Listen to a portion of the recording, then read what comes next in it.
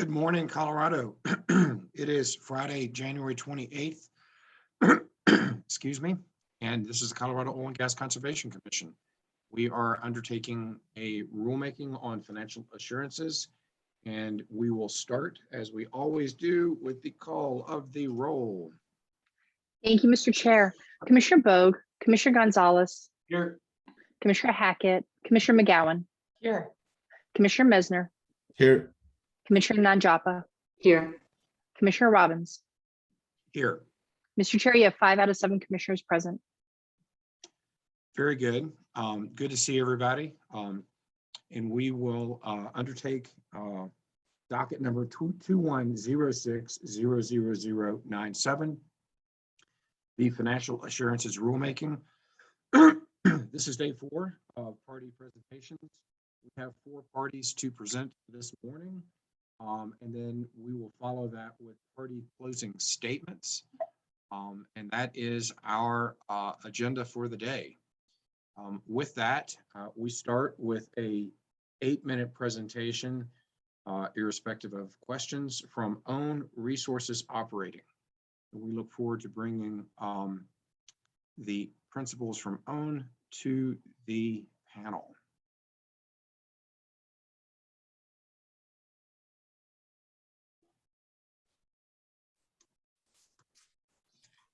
Hello, can you see me?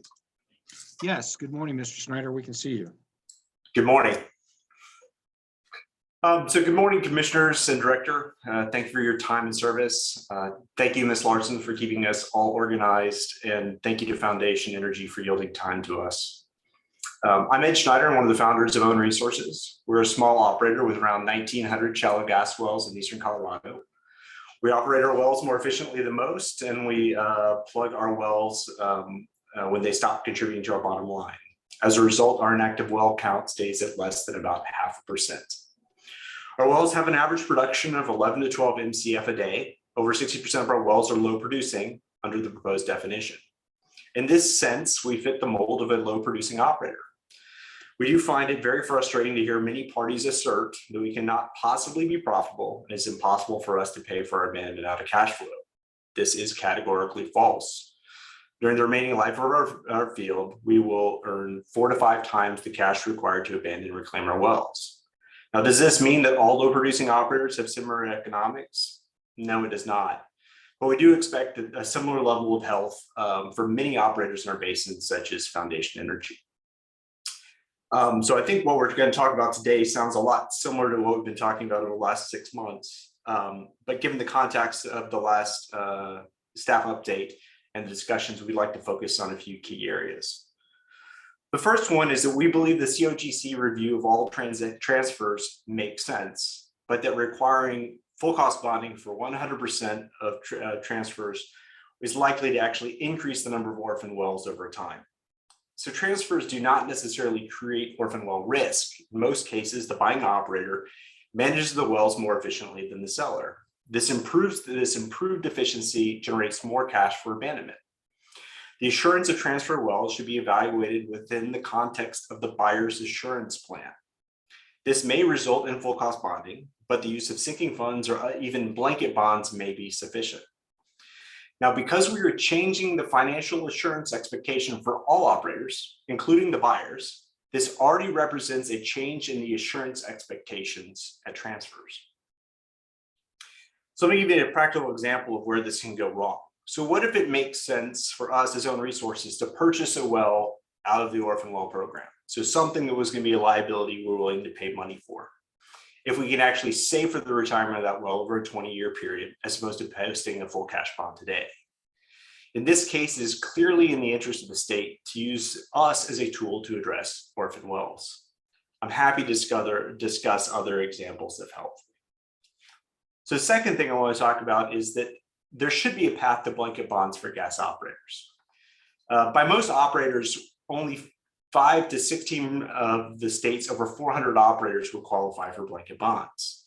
By our estimates, depending on how they use the out of service well list, not even Chevron would qualify for a blanket bond.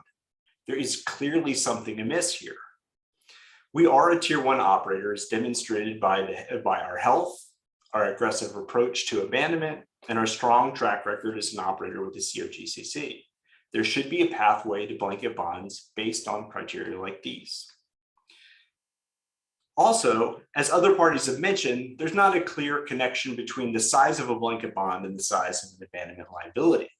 While the bonds scale with well count, there's no adjustment for the actual abandonment cost. So for example, a tier 1 operator with 1,000 wells would need to post about $3,000 a well in blanket bonds. In Eastern Colorado, where P&A runs about $10,000 to $15,000 a well, the operator is posting a full 20 to 25% of single well assurance cost. While based on the matrix, an operator with deeper wells on sandy soil and abandonment costs of $80,000 a well are posting only 3 to 5% of their actual P&A costs as a blanket bond. This discrepancy doesn't make sense, but it could be solved by giving operators the option to post 10% of the abandonment liability based on financial well assurance. And then I think the third piece I want to talk about is that eventually we think a sinking fund could be the right form of financial assurance for own resources. It's a model that could work, but requires a set of pragmatic changes. In our pre-hearing statement, we go into considerable detail on 6 important points, but allow me to highlight 3. So first, we should continue to allow operators to use demonstrated cost. We understand the benefit and the attractiveness of having averages and tables to fill in the gaps for estimates. But as many parties have attested here, they're often a very poor substitute for actual experience. For our last 50 wells, the P&A reclamation costs of around $10,000 to $15,000 a well. This is a very long way from the $45,000 in the matrix, the $92,000 orphan well average, or the higher numbers proposed by other parties. By requiring assurance of 4 to 10 times the actual cost, it pretty much makes any form of assurance unworkable. This is one way in which the regulation could not reveal, but actually create orphan wells. The second point on the sinking fund, time to funding matters. Planning for field retirement is a lot like planning for one's own retirement. Our field has nearly 50 years of remaining economic life. The average remaining life of our wells is over 30 years. Most people who have 30 more years to work before retirement could not increase their savings rate to fully fund in a retirement account in the next 5 years, 10 years, let alone 1 to 2. Or another analogy is that setting a short timeline for sinking funds is very similar to asking operators to pay off a 30-year mortgage in 1 to 10 years. Most people cannot afford to pay off their mortgage in full today, but that is a very long way from saying that most people are behaving irresponsibly. The funding period for a sinking fund needs to reflect the remaining life of the field. And the final point on sinking funds is we need to create a way that incentivizes operators to actually plug wells today, as opposed to just save for plugging them in the future. So the current sinking fund structure prevents operators from spending money on plugging until they've paid into their commitment into a sinking fund. So for example, we spend about $250,000 a year on abandonment. Based on the latest draft, each year we would first need to contribute $2.3 million to a sinking fund, and then use our discretion and to actually abandon wells after that. This creates a strong incentive to delay abandonment. Instead, we think we should allow operators to physically plug wells first. So in our case, spend that $250,000 on actually abandoning wells, and then contribute the balance to the sinking fund. This will result in accelerated abandonment, which I think we can all support. Similarly, there needs to be a way or a mechanism so that once the sinking fund is full, the operator can actually tap into those savings to abandon their wells. Thank you for your time. And with that, we're happy to answer any questions.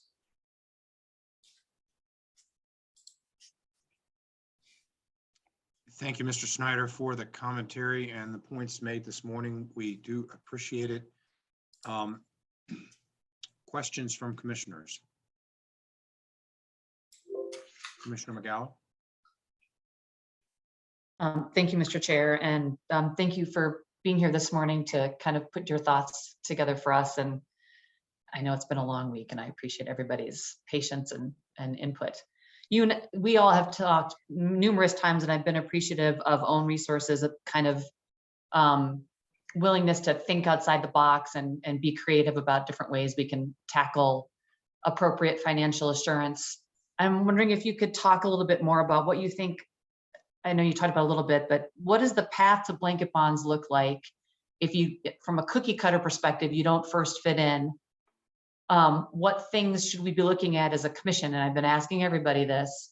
What things as a commission should we be looking at if we were to consider some sort of a path to a different tier for an operator? Sure. So I think to put some context around the tiers, and I think what's made them very kind of difficult to figure out, right? So first, I think some credit to Director Murphy, because we've been talking about different solutions for like all the 135 parties here, but we after half a year, but we still keep coming back to blanket bonds and sinking fund, right? And so I think that's been laid out pretty clearly. I think what makes this challenging is that the regulation for financial assurance is just an order of magnitude different than anything we've tackled recently. So if we look at Braden heads, we spent about $300,000 to $400,000 kind of getting ramped up to comply. This is just the testing part, right? For this, in the initial draft, we were basically being asked to put $14 to $18 million a year into a sinking fund, right? So there's orders of magnitude difference, right, in the consequence here, which means that with Braden heads we can get it wrong by a factor of 10. With financial assurance we can't, because if we get it wrong, we kind of kill the patient. So it's really big.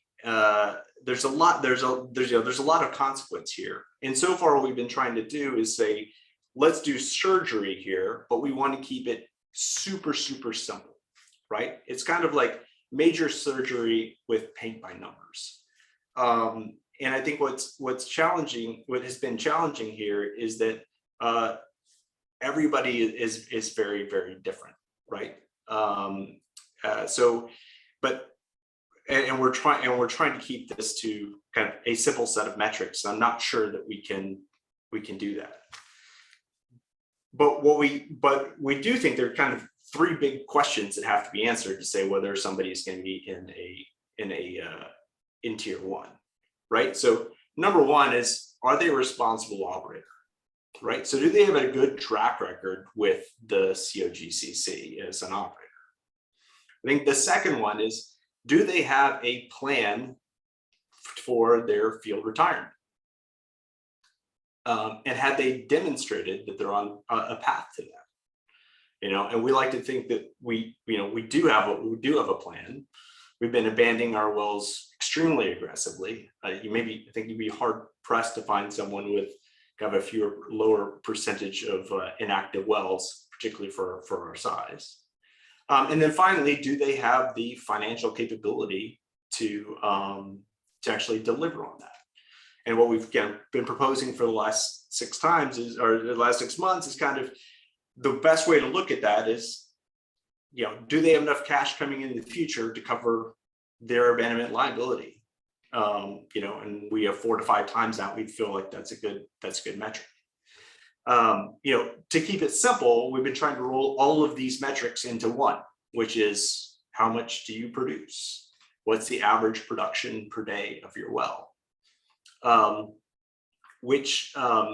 Whenever you try to boil it down to one simple metric like that, you end up setting the bar just ridiculously high. So you end up with, 5 to 15 operators falling into that bucket. But I think it really comes down to, are you a good operator? Do you have a plan, and can you prove you're actually working towards that plan? And does that plan match the smell test around your ability to deliver from a financial perspective?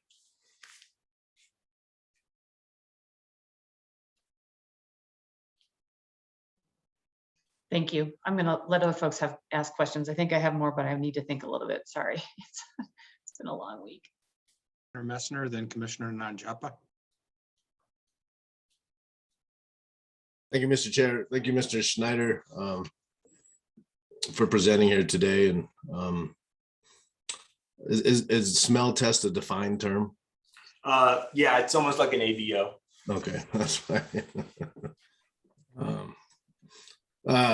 Yeah, so I appreciate your pre-hearing statement and the amount of thought and detail you put into your sinking fund or your plug and play concept. I think that was really interesting for me to go through and read and see how it could potentially apply. And so I want to give you a lot of credit for putting a lot of thought into that.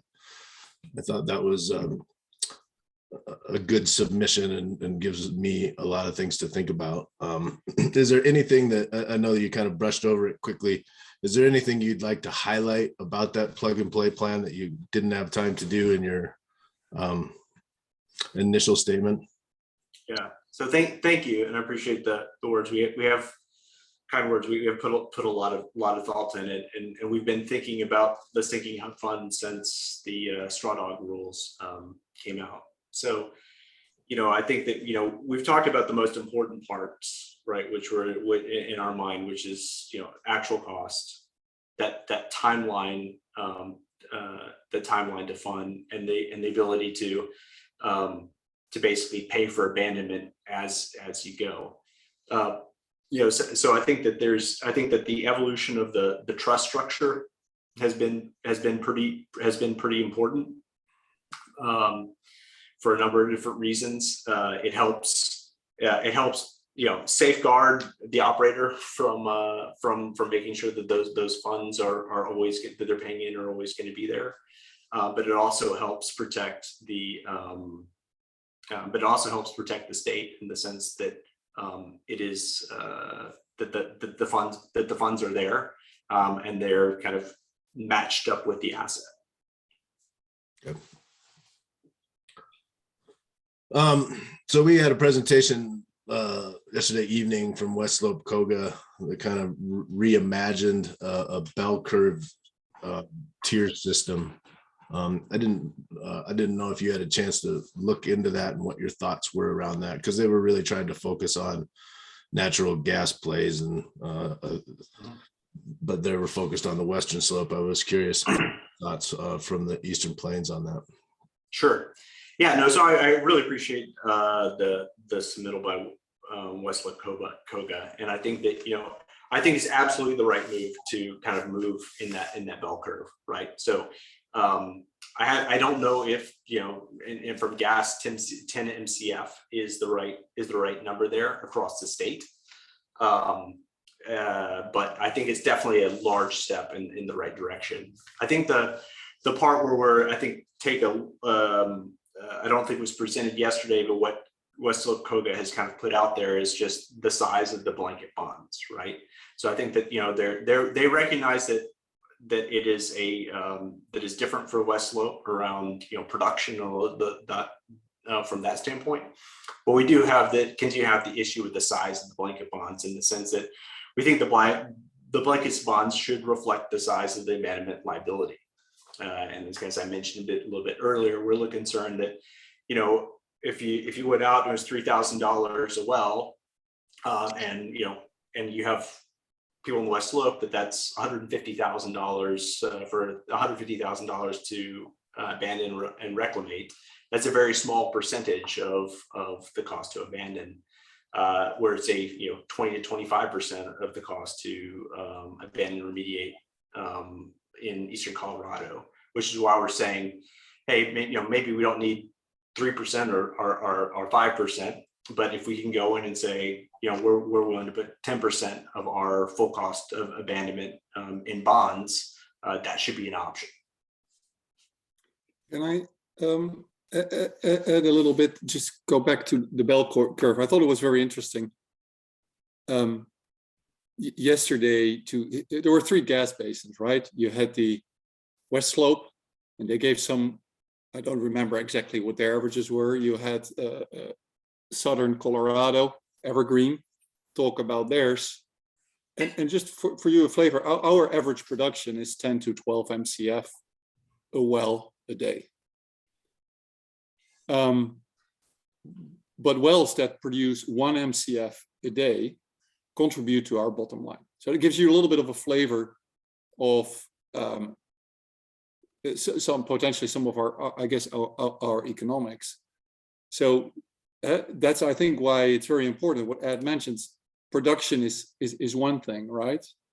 But I do think you need to look at some of it to get into blanket bonding at other metrics around good operator, a plan that you actually, and we shared our plan with all of you, and you guys can be the judge whether that's a good plan or not, but share the plan and the proven track record of actually doing it, and the ability to pay in the future. So I think even though the bell curve, I think, is a good idea, you need to think about your different basins in your state and figure out what is the right number. And maybe it's oil and gas, right? But maybe it's something even a little bit more granular. But we would continue to push for, think about some other metrics to get you into that number, into that tier 1 blanket bond. So in West Slope, COGA's submittal there, I mean, tier 1 was designed to be kind of a smaller percentage of overall operators, and the vast majority were in tier 2. I guess as I'm looking at that, and I'm thinking about your concept around the plug and play. I mean, can those two things work together? Do you imagine that there's a tier where the plug and play option could logically tie into a tier structure, a bell curve tier structure, something similar to what Western Slope COGA proposed? Yeah, I think that it's most, and I think this is kind of where tier 3 starts coming in. Mm-hmm. In that, you know, people, I know there's a lot of uneasiness around what's going to come out of tier 3, right? But I really think that what's going to come out of tier 3 are probably something that looks like combinations of tier 1 and tier 2. You have some operators that don't meet all those metrics because we're trying to keep them very simple to make it into blanket bonding. They'll be able to come in and demonstrate that they are meeting all their criteria and that a blanket bond of some level is appropriate. I think on the other end, you're going to have people that fall into the sinking fund, and those metrics and the timelines don't work, and those will get customized in tier 3. But I can easily see a solution coming out of tier 3, where it's like, for all your low producing wells, you need to put those into a sinking fund. It's time, right? And so you have the sinking fund portion of that, and then you say, but you've got all this, these other wells that don't really need to go into a sinking fund yet. So we'll do a blanket bond for that part of the portfolio. So I think you could see a merging of these of the blanket bond and the sinking fund thing, but it's probably going to come through something like tier 3. And I think I heard you say that you're, if you were designing a tier structure or blanket bonding structure, that maybe dollar amounts may not be the appropriate application, but rather a percentage of overall anticipated P&A remediation reclamation costs. So instead of, I'm making numbers up, but instead of 3,000, it should be 10% of whatever the costs are for plugging, abandonment, and reclamation. Is that what I'm hearing you say? Yes, and we're trying to think about, because P&A and reclamation vary in cost so dramatically across the state and the well type and those sort of things. If you just go in with a kind of a dollar per well, it ends up being very, very different, providing the state with very different risk protection across the state. And we think that kind of a simpler way, or not simpler, but one way to equalize that would be to kind of have everybody put up the same kind of percentage. And I think that's a little bit the problem with the one approach fits all. Right? It makes it simple, but it's if we actually as an operator are a little bit out there, right, with low average production, but we feel great P&A and great economics. We basically get almost whacked on, or treated differently on average than a lot of operators on almost any dimension of this thing, whether it's the wealthy, whether it's in set bond level, whether it's in production level cutoff. And I guess we're probably the ultimate example of where we feel one size fit all doesn't work. We believe in strong regulation to make sure that we clean up our that we leave Colorado with any scars in Yuma County, right? But it should be done at least in a consistent way, thinking about different business models, and that's why maybe some of our suggestions makes things a little bit more complex. But I think that's probably what's needed. We would never have to P&A aside for $300,000. I mean, we don't even produce oil; we just have gas and some water. And so, some of that you see in other locations quite often would never happen in Yuma County, and has never happened in Yuma County, even though we have P&A'd 50 wells. Foundation have P&A'd wells. We've looked at what Foundation's costs are for P&A'ing, and it's very similar to ours. Got it. Appreciate the information and the presentations today. I don't have any further questions right now. Mr. Schneider and Mr. Pfaff, just can I ask kind of a blunt question? I hear from you and your operating approach, and it's viable and it works. But if you try to create a tiered system, you fall into the wrong tier, right? I mean, unless we create, I guess what I'm getting at is like, aren't you a good example of why we should create the tier that is sort of the bespoke or choose your own adventure? And you come into the commission and you say, look, this is where we are. We're doing good. And we, the commission, say, we agree. And we bless your financial assurance plan. Is it that? Or, I mean, and I read your pre-hearing statement, or is there an ability to create tiers that fit all the relevant disparate good producers? And I don't even know if there's a question mark behind that statement. So I fully agree, and you don't hear us complain about the tier 3. Well, we will show up, and I've always said at day one, I'm happy that tier 3 is there. That's probably where we're going to have a conversation if you want to have things very simple.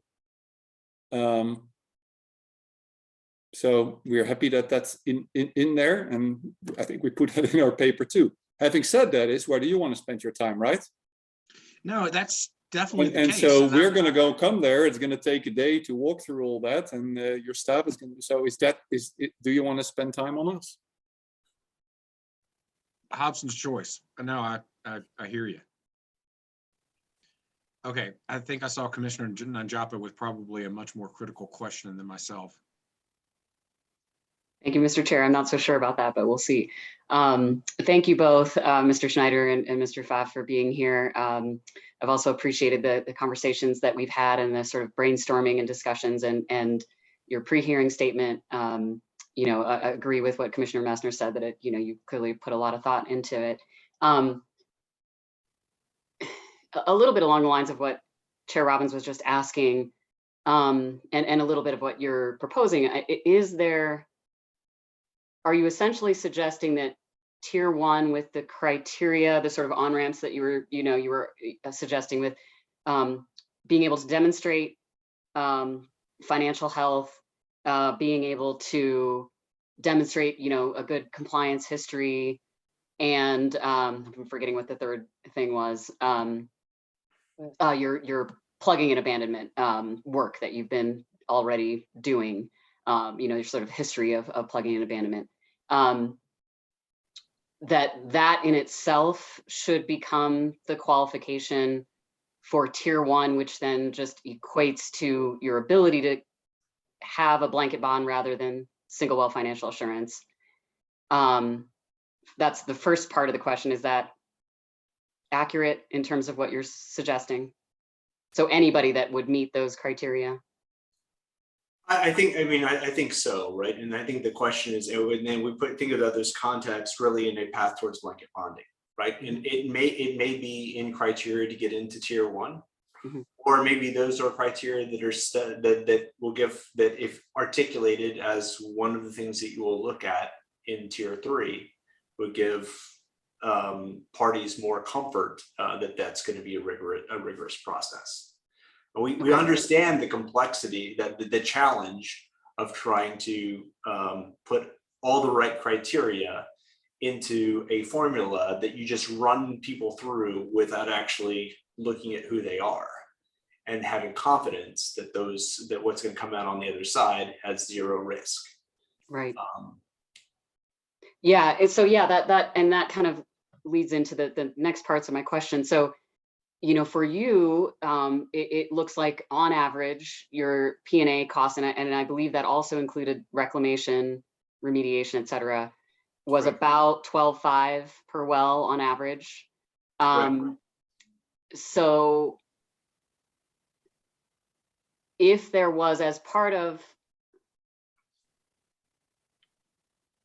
demonstrating your plugging and abandonment history, if you could prove up your average costs, your typical costs, then would that become the foundation for I think you're suggesting 10%, and correct me if I'm wrong.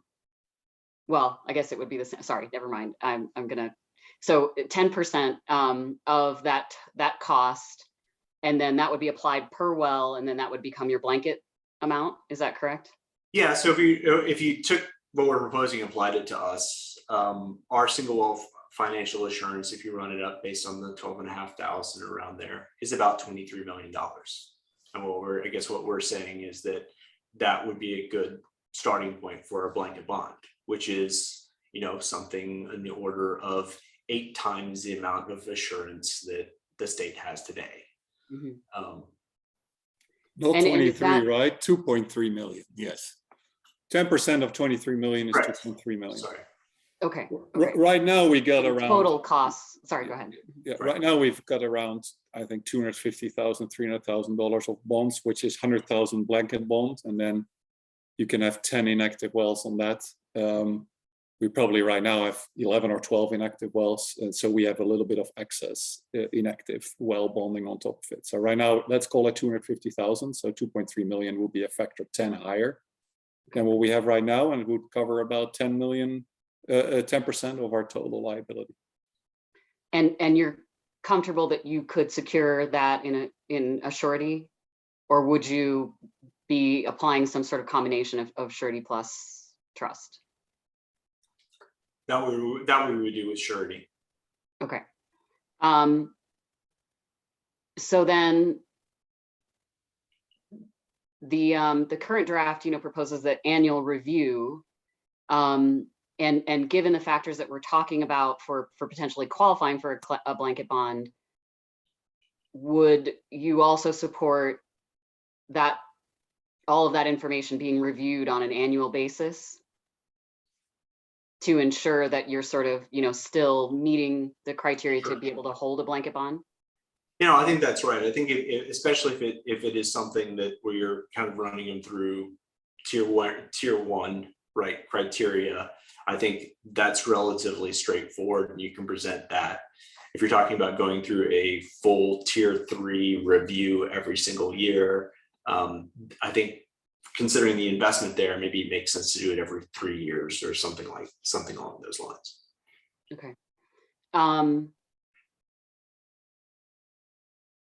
Okay, I think that's it on that particular piece. But the next question I had, and I just want to make sure that I was clear. I did read your filings, but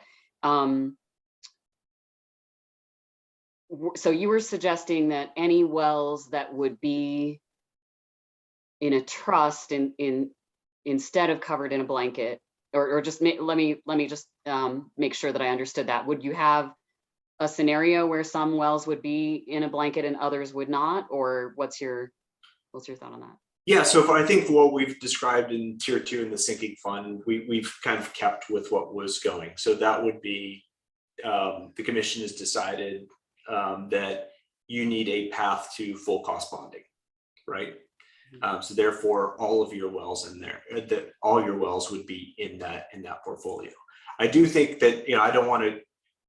I think there are a lot of creative solutions that can come out in tier 3, and I think if somebody goes into that tier 3 negotiated path, I could see a world where people go and put a portion of their wells, their lowest producing wells, in the sinking fund, and they do blanket bonding for other wells. Okay, yeah, that was my question. If maybe there could be a production threshold also as part of the criteria for the blanket, and thinking through that in terms of, to ensure that it's equitable for the gas operators. If you sort of meet those criteria and are above a certain threshold, then or your wells are, the wells that are above that threshold would be in the blanket, and then the other wells that are either inactive or lower than that would be in a single well financial assurance that would allow for a trust. In your view, I've asked this question a few times, a single well financial assurance the same as full cost bonding or not? I think as proposed, it is. It's just as opposed to saying you have to put it all up today. There's a time, there's kind of a phase time to fund that retirement. So you would but it is all based on single well assurance. So you would support the idea that if there were wells that are below a certain threshold, that their production is below a certain threshold, that those could fall into a category of full cost bonding, but could be paid over time through a trust. Yeah, conceptually, yes. I mean, I think that's what's articulated and that's I guess less stringent than what's articulated in the tier 2 sinking fund right now. Right. Okay. I think I had another question, but I'm forgetting the specifics on that related to the sinking fund. But I think oh, okay, sorry. Yeah. So the other piece of that was if I understood correctly, then if you're paying into a sinking fund, were you suggesting that anytime you were going to plug and abandon one of your wells, you could pull money from that or get reimbursed from that? And if that's correct, then would you need to have a certain threshold first before you could pull out, or would you, what's your view on that? Yeah, so what we've done is we think about it in the sinking fund in 2 time horizons. There's the time where you're kind of filling it up, and then there's the time when it's fully funded and you're drawing it down. And while you're actually filling it up, we're not saying that you would take money out, but if you spend money on abandonment, you wouldn't have to necessarily put in as much that year. So if you spend 250,000, you need to put in $1 million, then you put in then you spend 250,000 on abandonment, but you only put in 750,000 to fill the fund that year. Now, once the fund gets full, what we've been proposing is a reimbursement model, right? So after you've P&A'd the well and you get the 6 sundry back that says that what COGCC says, yes, that well is plugged, then you can apply for a distribution from that, from your savings account. Okay, thank you. That was a little bit unclear to me before, but that really helps and that makes sense. Let's see. Okay, so then the last thing is that you mentioned a little bit about purchasing wells out of the Orphan Well program. Could you just add a little bit more to that, or just elaborate further? I think you just kind of barely touched on that, and I just want to make sure I understood what you were proposing there. Right. So I think that I think really it was in the context of transfers, right?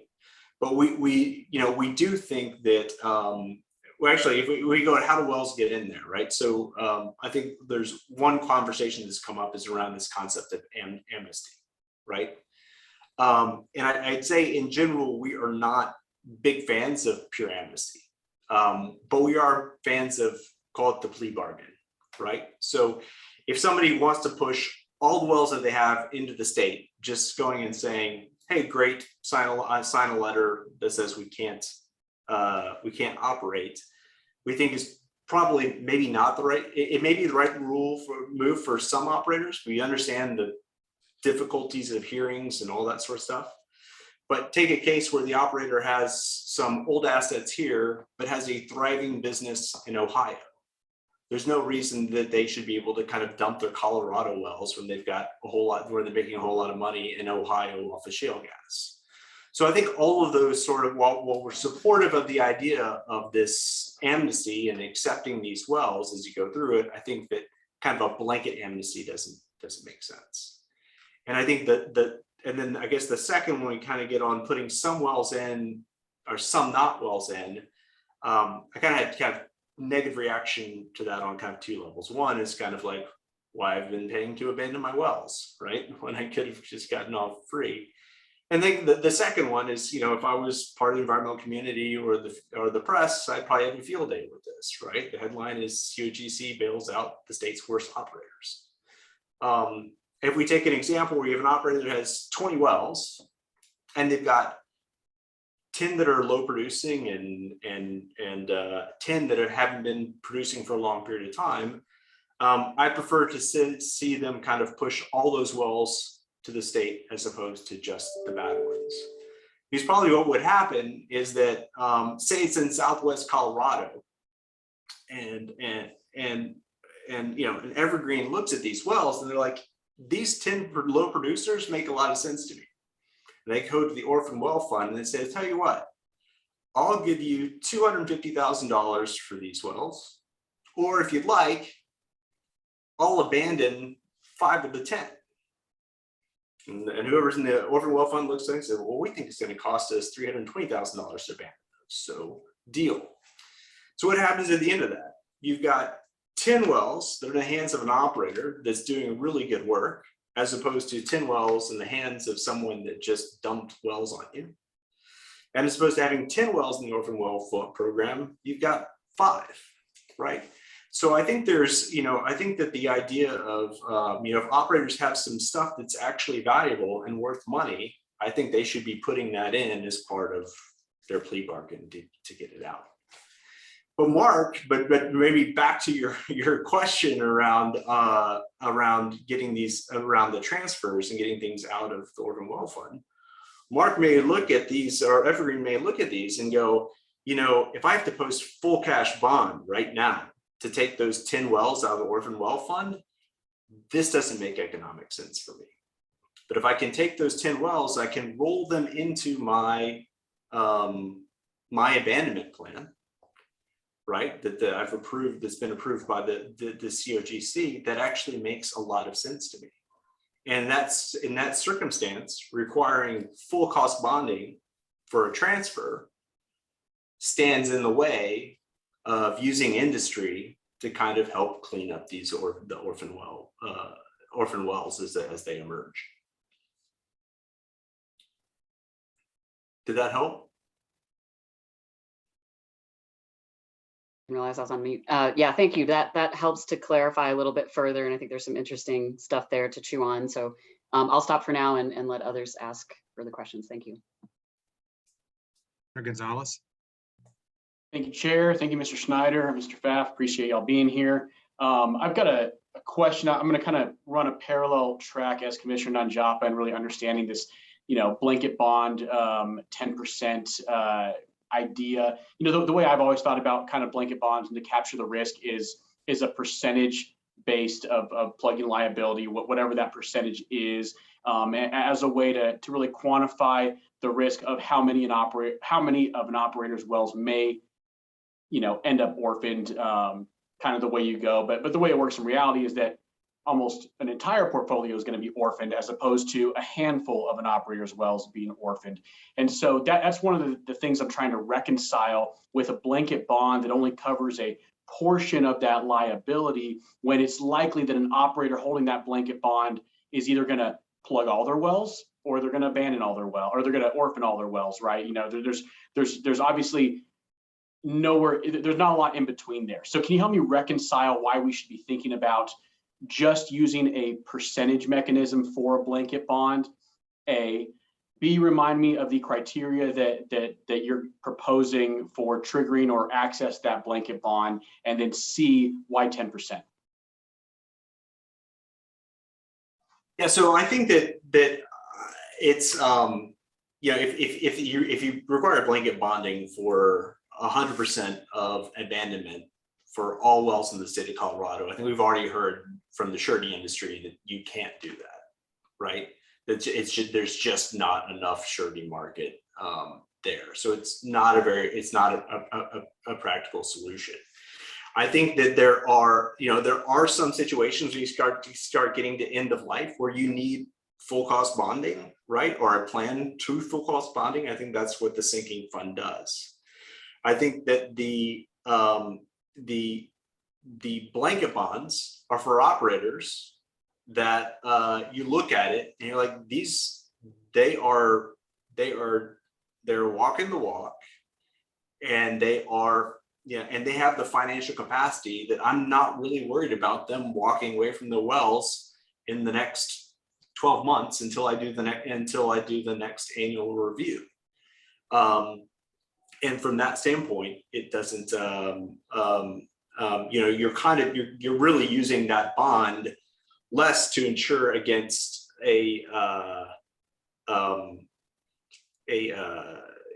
people completely kind of turning everything over, and more to keep them at the table on a whole host of things, right? One thing is abandonment, but the other is being responsible when they transfer their wells. Is they can't, you guys have control over who can transfer wells or not. And if they can't find somebody to take their wells, they don't get their surety back. I mean, there's a lot of other purposes for that surety. So how did we look at 10? Why 10%?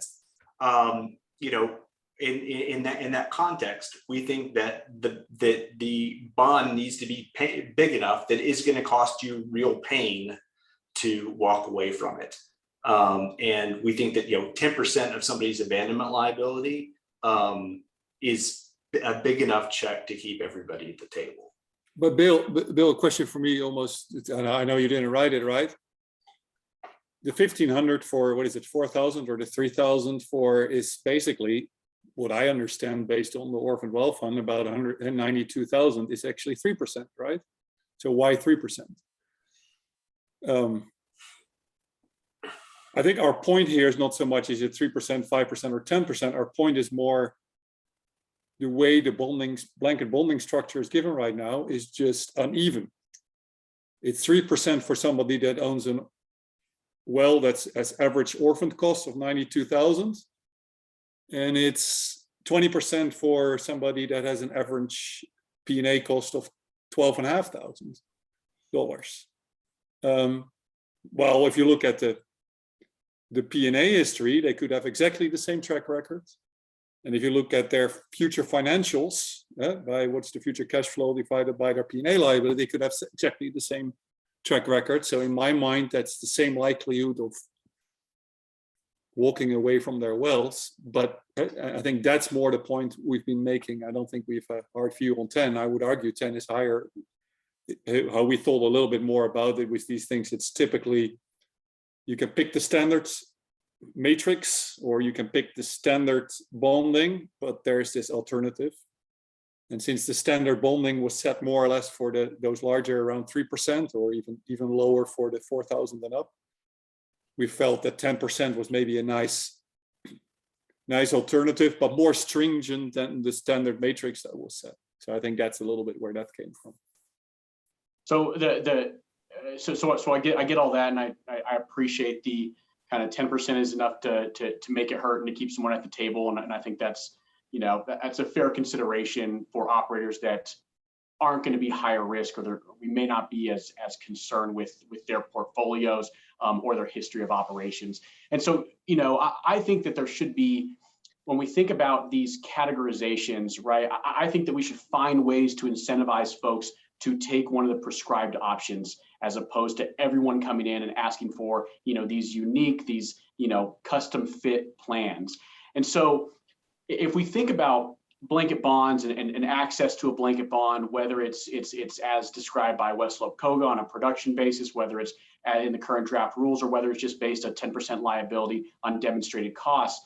You mentioned maybe some of those criteria would be compliance record, plugin track record. I think Commissioner Najaba asked you about a production threshold. I don't recall if you answered that clearly or if I got that in my notes clearly. Could you let me know what you think about finding some bright line to say, hey, here's a way that we can capture the right operators in here, and they can come in. Part of the plan is you demonstrate your costs, and then once you've done that and that demonstrated cost is approved, then it's basically 10% of your total liability on a blanket bond basis. But how can we encourage people to find these bright lines and to choose that, as opposed to coming into to more of a bespoke, couture type plan?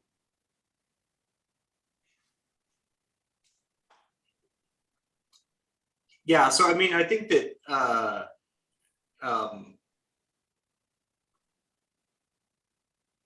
I think what the industry said, what kind of one thing that they value is just the predictability of things. So I think that in general, people are going to have a bias towards trying to pick something that they can look at that works for them. I think the biggest challenge to people looking at this and looking at these tiers and saying, I see myself in these tiers, is this, that are written so much as the one size fits all, right? That there's not, and that they don't vary for the different economics in different basins. They don't vary for the different track records. They don't, as far as an operator, they don't vary for, are people on top of their abandonment or not abandonment? And I think in order for people to choose those tiers, they need to be able to look at them and see themselves kind of fitting into them, which is, unfortunately means that there's probably adding a layer of complexity around these metrics that try to kind of capture the different operating models in different regions in oil versus gas. So what about a production metric? Yeah, so I think that, the problem with the production metric is it's very, very crude. And I think that there is, I've heard people say, well, production is one level from revenue, but revenue is still a whole nother level from profit after cost, right? And cost vary quite dramatically. And that's where what I think has been going on is, because production is a crude metric, but it's really simple to get your arms around. We set that production level very, very high, right? And I could see something where, you have a relatively high production threshold, and that at least takes a big chunk of people through. But if people want to go in, and maybe it's still through tier one, to go through and say, I have 5 times the amount of cash that I need to abandon, therefore I'm financially sound, maybe there's a way to go through tier one through through a staff review in which they say, yes, they're meeting these more detailed criteria. Okay, so tier one in your mind kind of sounds like almost a custom approach in terms of the factors that you're presenting to be allowed into a blanket bond type regime. Am I kind of piecing that together? I don't want to oversimplify it, but it really sounds like there's not any bright line way of determining who's going to get a blanket bond and who's not. I guess what I would say, yes, I think that's correct. There could there's probably a bright line for people that you just go in and say, based on a few metrics, I have no concern about. But there is going to be a batch of operators that you're going to have to take a closer look at the next level down as far as the metrics. And whether that requires a full trip through tier 3, or you're saying, hey, I need to look at some financial metrics, which are going to be confidential information, and there's a way to kind of check those through staff. I could see a path like that. Sure. Okay, I'm going to move on from that. We got one last, or I've got just kind of another question I'd like to ask. Maybe not my last one, but maybe. You'd mentioned, you kind of glossed over it, maybe in one of your answers, maybe in your initial presentation, but it's something that I know has weighed on not only Own Resources, but on the Small Operator Society, is the well registration fee and the equitable application of that. Do you want to give us a little bit of background on what you're thinking in that regard? I know that your written filings proposed, a per well fee based on total measured depth, so to include the lateral length. Do you want to make a pitch for that? Help us understand what you're thinking about. Certainly. And Neil's, this is very close to near and dear to Neil's heart, so I'll let him field this one.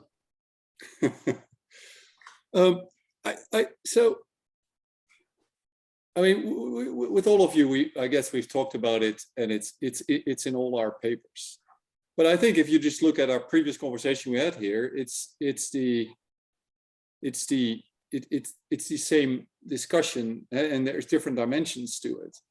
One is, and I know we're not talking 200, 300, right? But this number could be going up. So I think it's important to set it up right. We haven't brought it up as our main point anymore, but in my mind, this could be something very important in 4 or 5 years. And there's different ways of thinking about it. The first one is, again, comparing from a cost perspective, right? You got a $100,000 wells to be P&A'd here versus a $12,000 over here, and we're all paying $200. Even though the P&A costs are 6 or 7 times lower here than over there.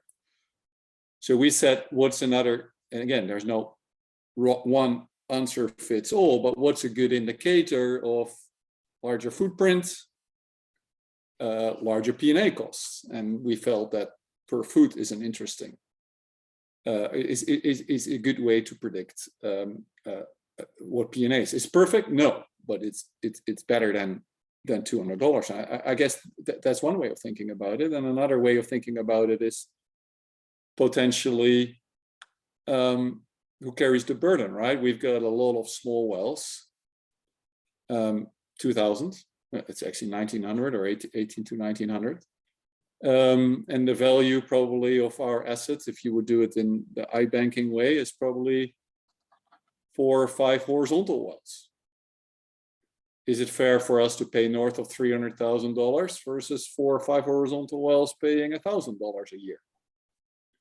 And so I think we've said in some of our papers, if we pay $300,000, right, and let's say we P&A our wells over in 10 years, we would have paid $3 million, which extra on top of everything, which is 15 to 20% of our total P&A liability. And so you can then translate that for those 6 wells.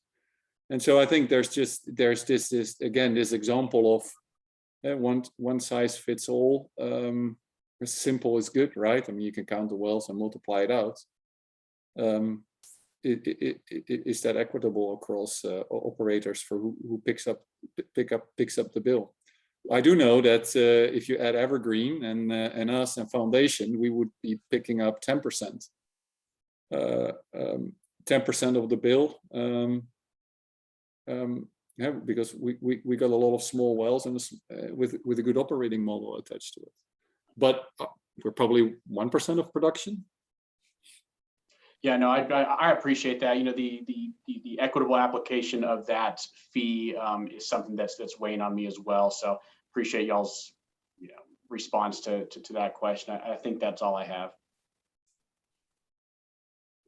Commissioner Najapa.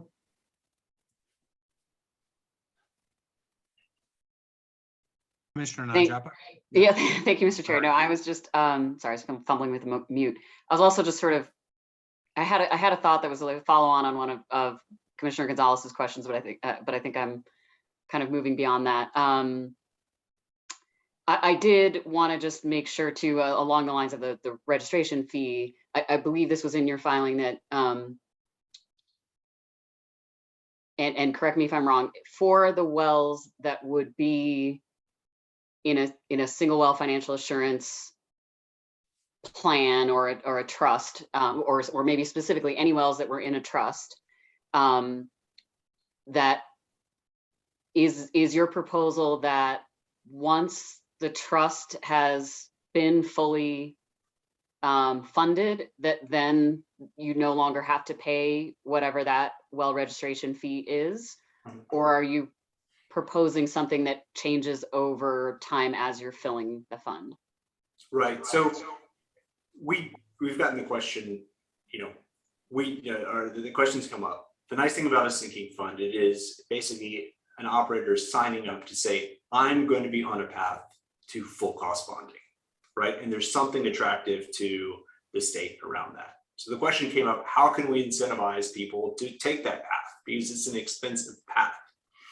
So what we have proposed is that whenever you start funding that account, there's a 50% discount on your on basically that orphan well fee, right? And then in order to incentivize people to fill that account as quickly as they can, we're saying once that account is fully funded, that you would be relieved of the burden of the orphan well fee. Okay, I think that answers the question. Thank you very much.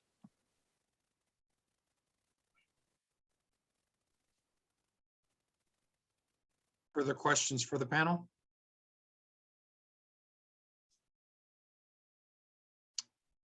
Okay, seeing none, thank you both very much. We do appreciate the work you've done with the commission, the presentations, both written and oral here this morning. Thank you. Thank you. All right, we are going to the Magpie Group.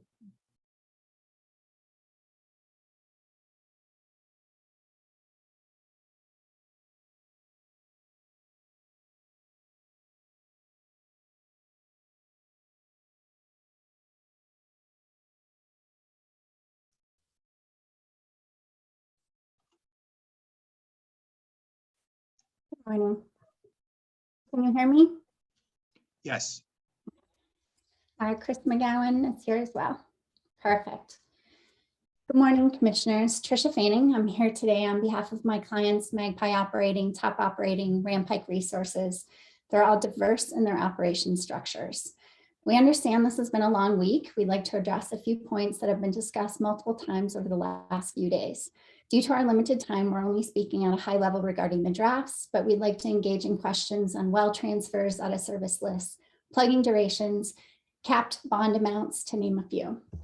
As mentioned by commission and staff, the mandate of the act is to consider various options to update the commission's financial assurance to ensure adequate resources are available to cover current and future obligations.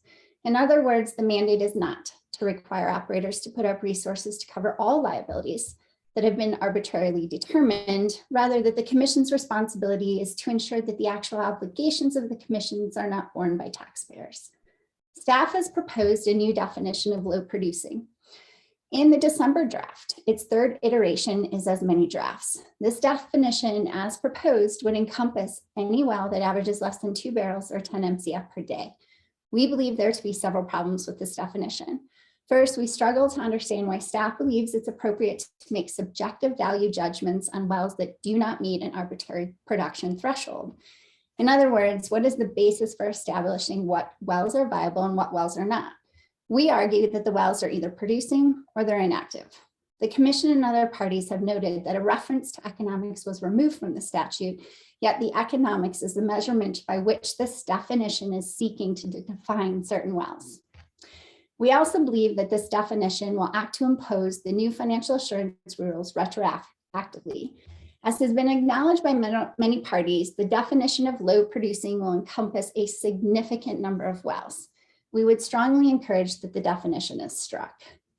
Much has been made about the possibility of requiring single well financial assurance for new and transferred wells. However, we believe that this misses the point of the act. New and transferred wells should be evaluated in the context of an operator's financial assurance plans, as opposed to simply determining that each well poses an issue at its outset. Based on the current and proposed rules, an operator's financial assurance will be reviewed on a yearly basis. The current Rule 702 allows the director at her discretion to request the commission to consider a bonding increase in the instance of significant change of an operator's status and other metrics. We also believe those provisions to be adequate in ensuring appropriate bonding is put in place for current, new, and transferred wells. New well bonds should also be reflective of the development type and proposed disturbance area.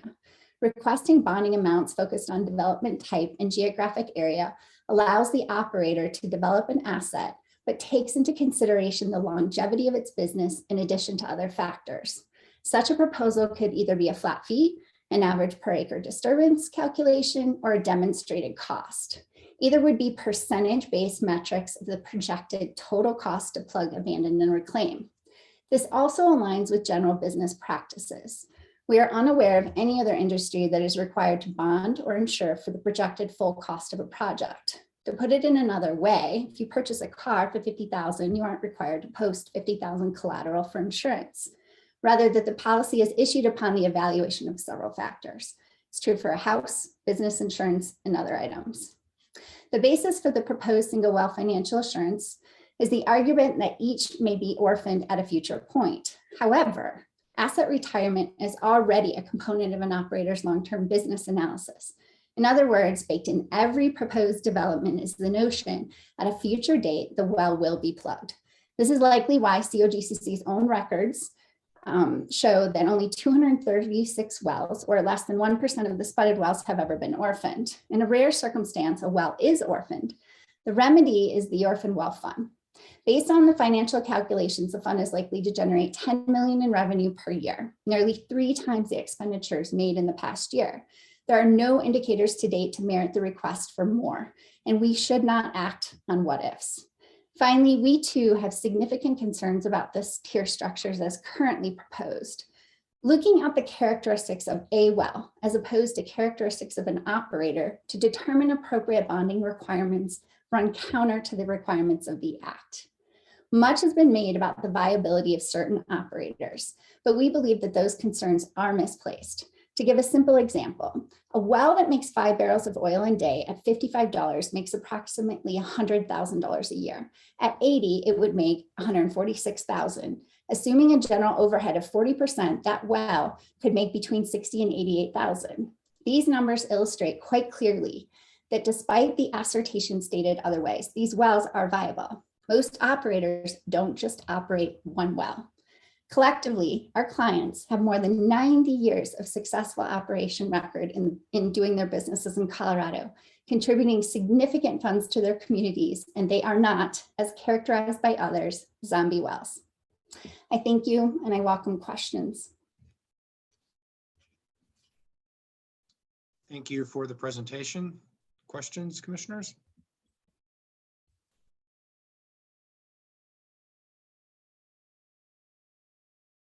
I would definitely love to have some questions. Thank you. Bill. We're getting there. Commissioner Gonzalez.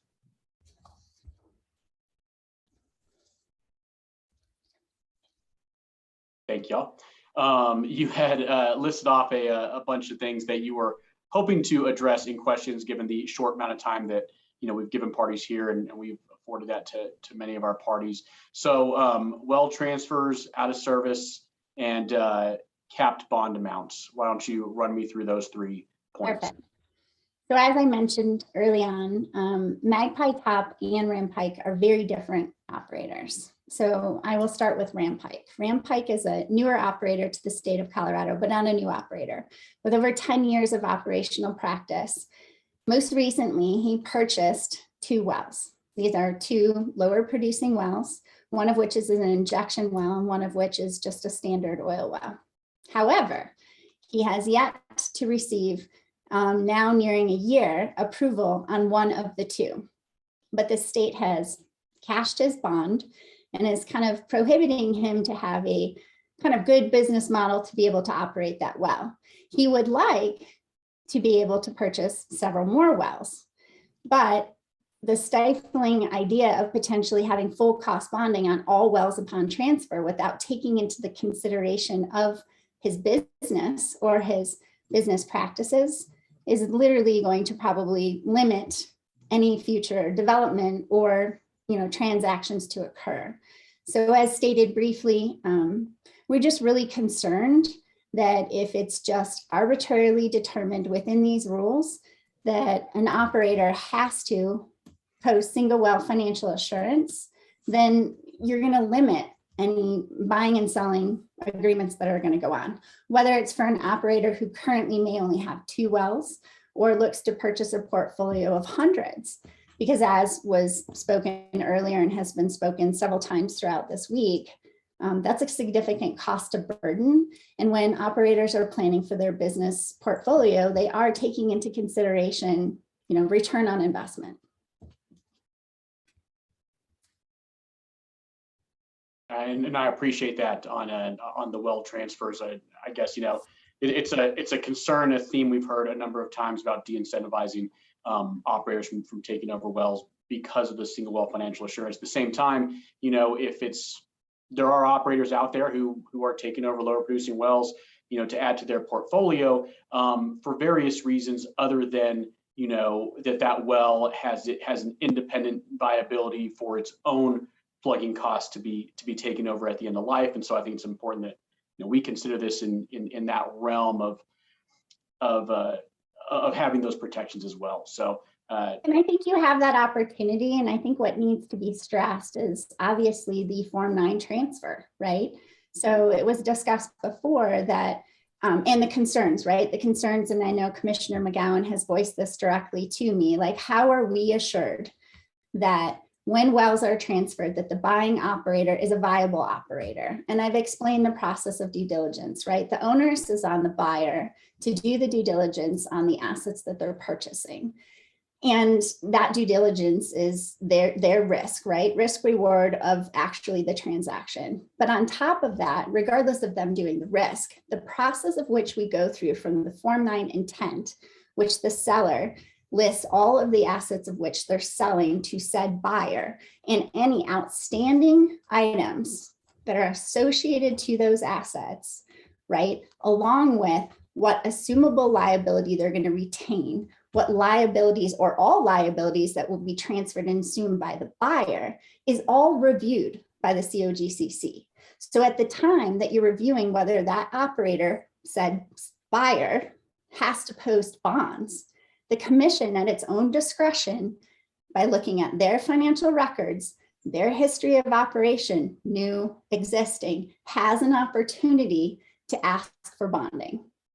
And I understand that. I kind of think the way our Form 9 process works is, it is protective, and I agree with its intent. It creates a clumsy deal-making structure, and I think that if we have kind of this open-ended, that the commission may or may not impose some level of financial assurance anywhere from 0 to 100%, that's a lot of uncertainty too, and I can't imagine that would add any that would smooth out the process anymore. In fact, I think that would make it a whole lot more clumsy if buying operator had no idea what they'd be facing. So I'm trying to find a way to have some certainty around that. And again, I appreciate your concern about this may lead to wells being orphaned as opposed to being transferred to operators who may have beneficial purpose for them. So I appreciate that. The other thing to note on that too is to remember that at the point those wells are transferred and that operator has bonded, right, for those wells upon transfer, once those wells are transferred, that operator under its operator license has to act and perform within the compliance of the rules of the state. So immediately there's a mechanism that tracks the progress and the compliance, right, actions of the new operator. And again, don't forget, financial assurance, even today, currently under our rules, is reviewed annually. So regardless of the new structure going forward, the COGCC reviews an operator's well status, financial status, as well as insurance annually. Yep. And I appreciate all those points as well. I'm going to move on to out of service wells. Correct. So with regards to my operators, for instance, as was discussed by some of the upper echelon operators, right, that have the most amount of inactive wells in the state, especially those that are low producing or inactive, regardless of the definition. The concern would be the same, the duration to plug, right? So right now, if it's stated at 3 years, and based on the definition of inactive being, it becomes inactive at 12 consecutive months Now it's deemed inactive. Within 6 months of the definition of inactive, right? The well is now inactive, you're to P&A the well. Okay, so we would definitely agree that all reclamation cannot be completed in that time. We've got plenty of data that shows geographically throughout the state that that's difficult. For my operators, they have different areas, whether it's cropland, pasture land, within a city structure, or very remote areas, grasslands. Grasslands usually take longer. And again, I'm speaking more in the DJ Basin Front Range area. Magpie has been actively plugging wells. They have a diverse portfolio. They don't only just have vertical wells. They are in horizontal well development. They're currently taking their legacy wells and they're developing they're on their 3rd pad. However, even though they have plans to plug probably upwards of maybe 30 wells, to be able to do that in 3 years for an operator of their size with less than 100 wells is kind of a big feat. Just last year, I think they plugged 6 or 7 wells, and the year before 5, and maybe 3 before that.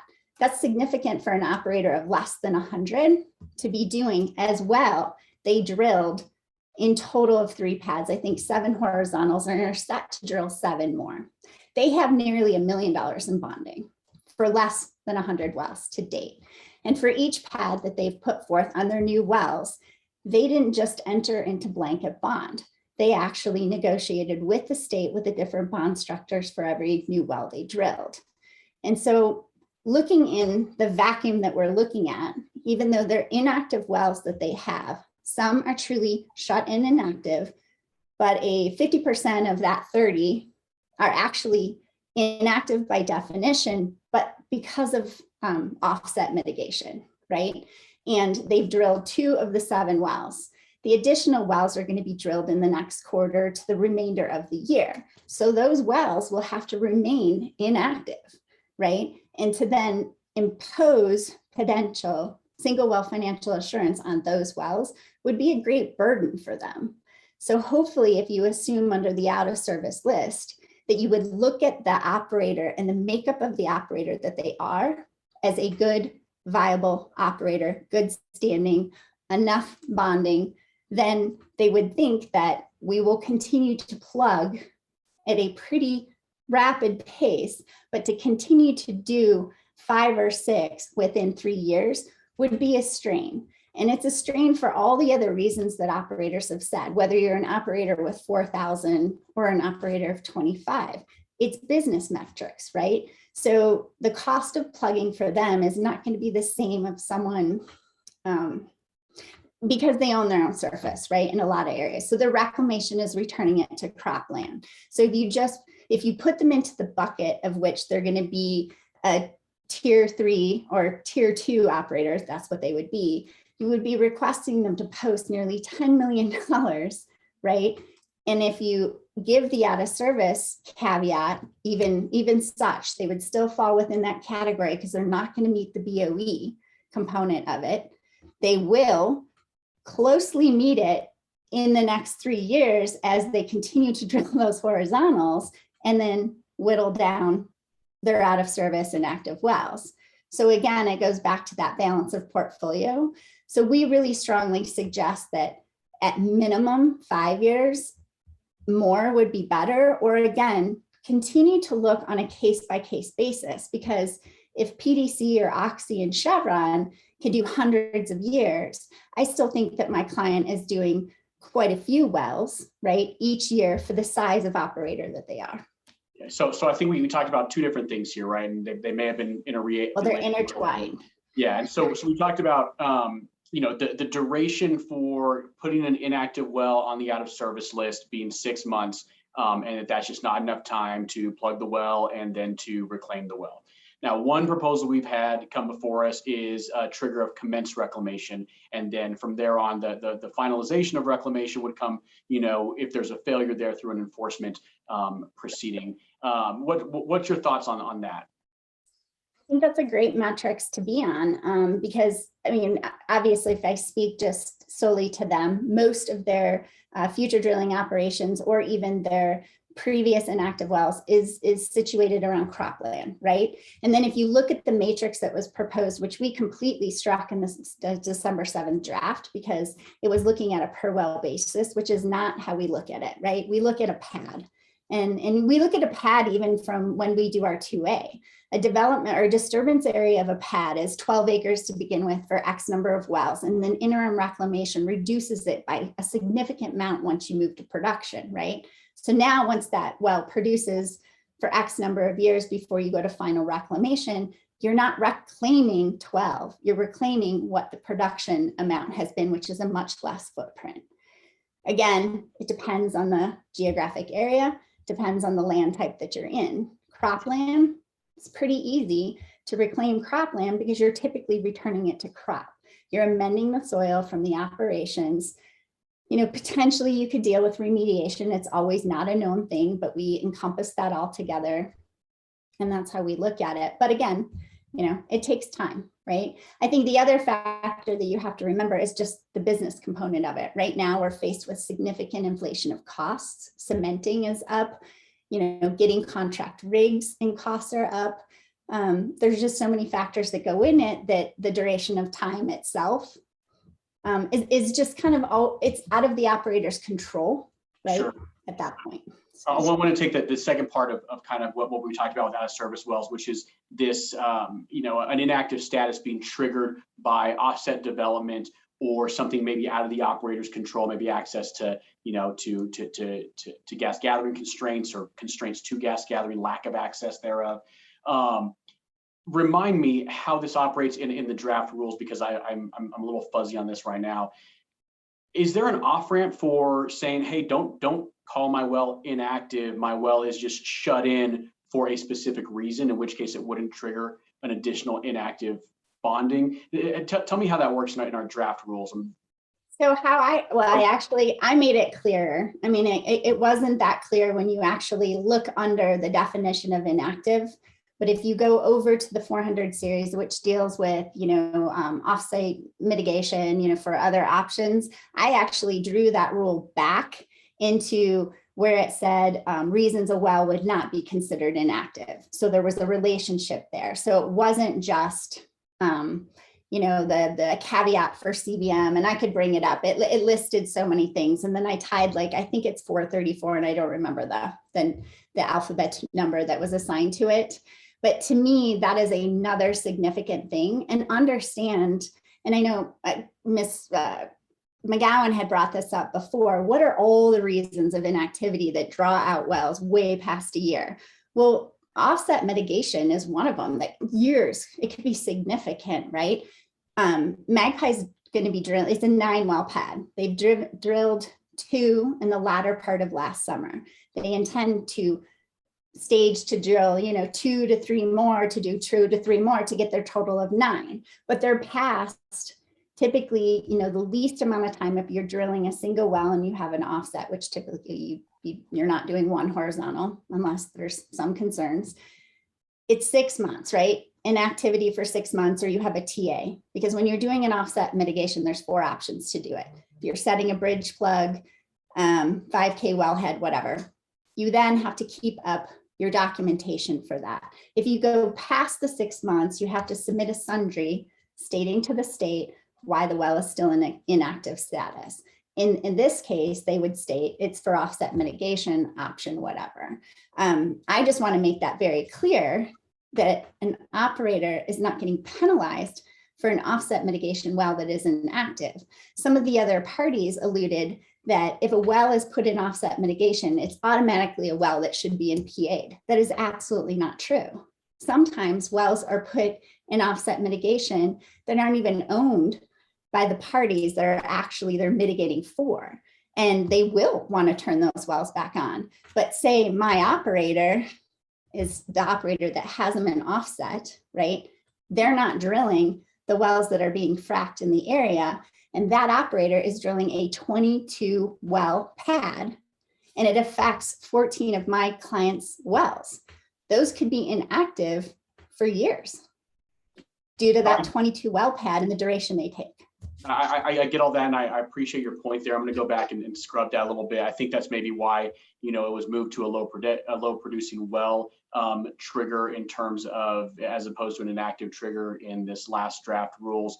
But inactive kind of loops into the low producing wells, and so if you're low producing for a year because you're shut in for whatever reason, yeah, I'm gonna go back and study that a little bit further. So I appreciate your commentary on that.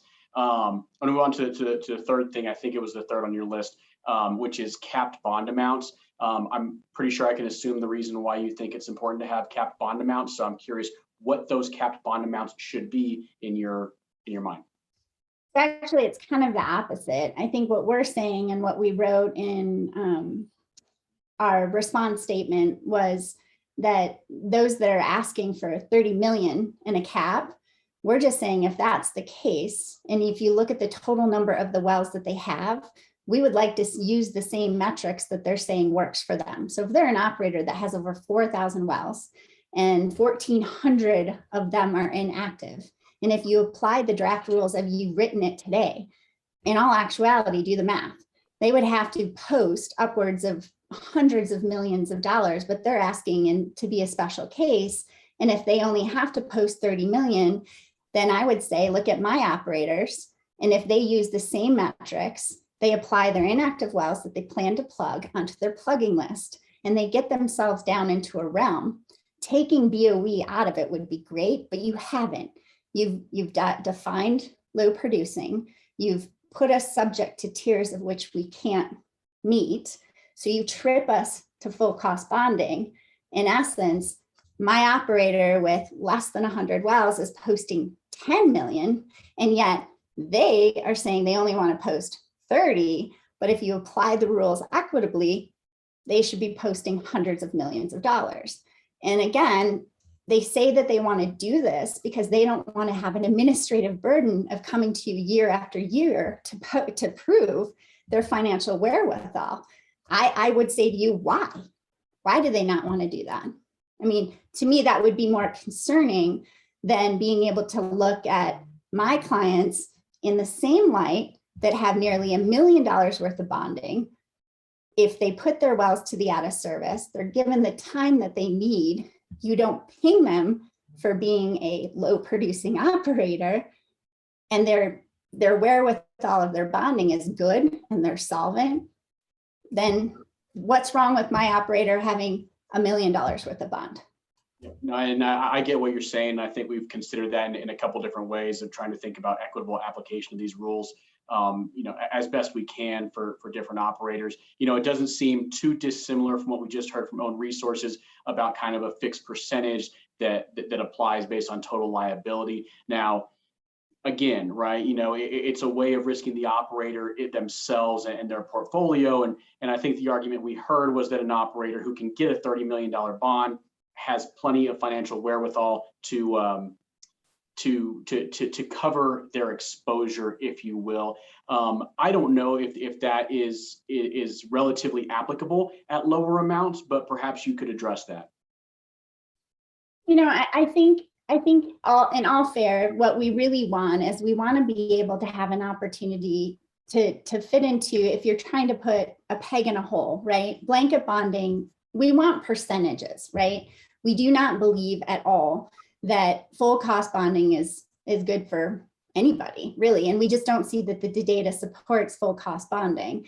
By adding the definition of low producing into these rules, you've now applied it retroactively, right? And the Act asked you to consider financial assurance for new wells and wells upon transfer. So what you've done is you've put the burden on operators those who have been operating compliantly at a stressful risk for their business, right? So I think that's how we want to be considered. And again, it goes back to your earlier discussion with owns and others. If that means that we have to come before the commission to show our wherewithal, we're hoping that doesn't have to be a hearing for 400 operators who just choose to do this adventure own or ski, whatever we're calling it, right? Our own plan. We'd like to think that if you actually did your review of those operators with significant bonds already in place, or if you put tiers somewhat I tried to quickly run the numbers associated to West Slope COGA, right, for my clients. If West Slope COGA, and you think on the bell curve, and they potentially could fit in what they're calling tier 3, which was, I believe, 52 or 58% of the operators in the state, it may be fine that they could, and they would already probably meet it based on their total number of assets active, given the use of the out of service list on the blanket. But the metrics of which they decide to describe reclamation doesn't really work for my operators. My operators have used the state's own reclamation metrics that was put together by Denise Arthur over the last 5 years to determine specific bonding amounts for all of their new pads. And those are done with depreciation values. So each one of them have approximate acreage, vegetation habitat, mob, demob, reseeding per acre, types of reseeding, right? Decompaction, fertilization, sampling, amendment, mulching, crimping, perimeter, fence removal, all of this stuff, but you don't do it at 100%. It then becomes a depreciated value of the total cost of the disturbance area of the pad over time. And it continues to depreciate, right? And when I'm saying depreciate, it's a percentage of the cost based on, let's say it's 200,000, and then it's reduced by 45%. And then you look at total acreage coverage. I think that's a better matrix than the matrix that was proposed in the December 7th draft. First of all, that was a per well, and the lowest value that it gave was 25,000, but yet the operators that I work with, it's not going to cost them 25,000 if they're in cropland, right? It's going to be so much less than that, regardless if it's a 5-acre pad. So imposing, single well financial assurance because they don't fit into this peg, and then on top of it, a base 25,000 plus another discretionary topsoil is missing. Even though we as good operators, or my clients as operators, segregate topsoil, these wells operate for 20 to 30 years. Topsoil is usually not still there. It's either eroded away or blown away, or it's been treated with fertilizer that it's no longer viable topsoil and it has to be amended anyways. So there's other factors. So I just feel like we keep trying to put it into one box, and there's very few of us that fit in that box, right? Seems like every operator is a round peg and every rule we have is for a hole. So we're trying kind of, but again, that uncertainty, and Ed, Schneider spoke to it, and I'll speak to it again. That is why so many are coming forward with trying to throw a dart at a dartboard, like what's going to work. We can only say what works, and I can only say what works for my clients, right? And I have 3 that I'm representing that are at multiple different tiers, right? The beginning of the life of their operations in Colorado and want to continue to be successful, but happen to really like vertical, low producing wells, right? Would love to continue to have the opportunity to look at wells that are on the Orphan well list and be very similar to someone like Mark Sexton, who takes those wells, recompletes them, and still potentially has 20 to 30 more years out of that well, making a very viable income as a small business. Thank you, Ms. Fan. I appreciate all your answers and all the testimony today. Thank you. Thanks. Great. Further questions, Commissioner Nanjapa, then Commissioner McGowan.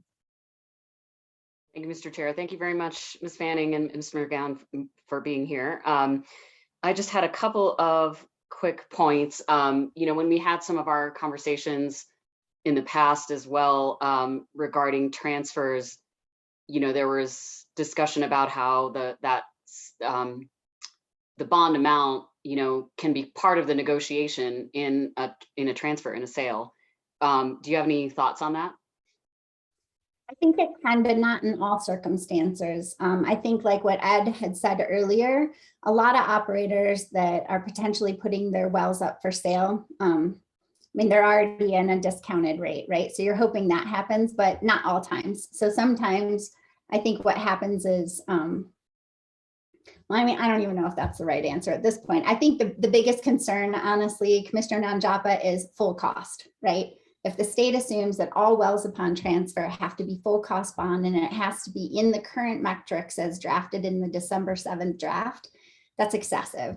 So to me, if it's going to be based on applying that if it's greater than 3,000 feet, it's 30,000, and then it's an additional 70,000, and et cetera, and that's 105,000 or more.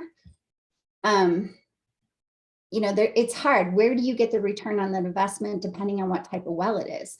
If it is a vertical well and it's going to a vertical well operator that needs or looks at it with a potential to do horizontal development, then maybe the price point is higher. If it's someone like Rampike Resources that's looking at a vertical well that maybe at this point is producing less than 5 barrels of oil, but he as a petroleum geologist knows that he can true up that well and get the 10 to 20 more years, maybe. But I mean, if you add another 100,000 on that for him to have to pay on a single well, for every single well, if he was going to buy 10 wells, it's not equitable. And he wouldn't be able to get the return on the investment in order to cover his operating costs to do the work that he wants to do. And you just taken away, you know, the viability of his business model. So, go ahead, Mr. McGowan. Okay. Oh, I You're can't hear you. Something's going on with the audio. Can't hear you. It might be at the bottom on the Zoom side, Chris.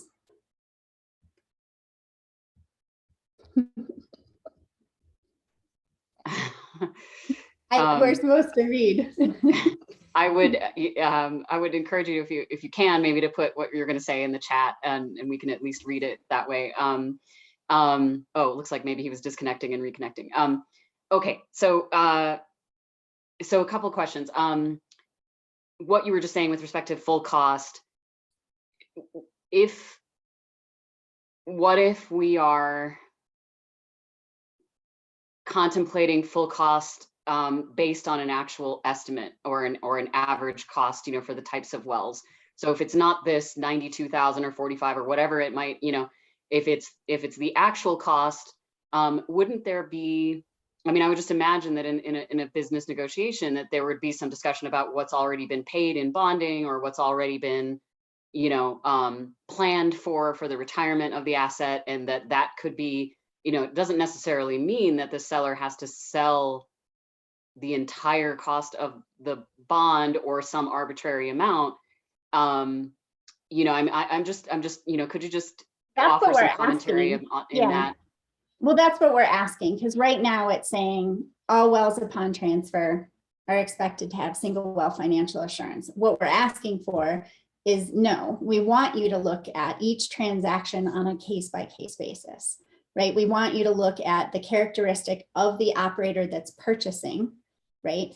You get to look basically at the purchase sale agreement, because the transfer of the Form 9 is going to represent to you the seller, right? You're going to see in the subsequent Form 9 from the buyer all assumable liabilities or liabilities that aren't being transferred, which I'll give you a for instance. Maybe the selling operator had a outstanding remediation on a single well. The well may be transferring to the buyer, but the remediation project, just one, is going to be finalized and finished with the selling operator. That liability stays with the seller. Along with that, that selling operator has to maintain his or her bond with the state until final reclamation is met and signed off, and they can ask for a bond release. So out of that picture, you're on to the buyer. Let's say the buyer is in good standing with the state. They're already existing operator. They have $500,000 worth of bonds or more. They're buying 2 or 3 wells. If you put 2 or 3 wells transferring over and you ask for 100,000 or more for each one of those wells, but yet the selling operator was going to fail, and these enter into the portfolio, like say Owns, right? And they can take it on. Would you really expect someone like Owns or Evergreen or whatever, who has the characteristics of an operator that can take that on, ask them for 350,000 for 3 wells?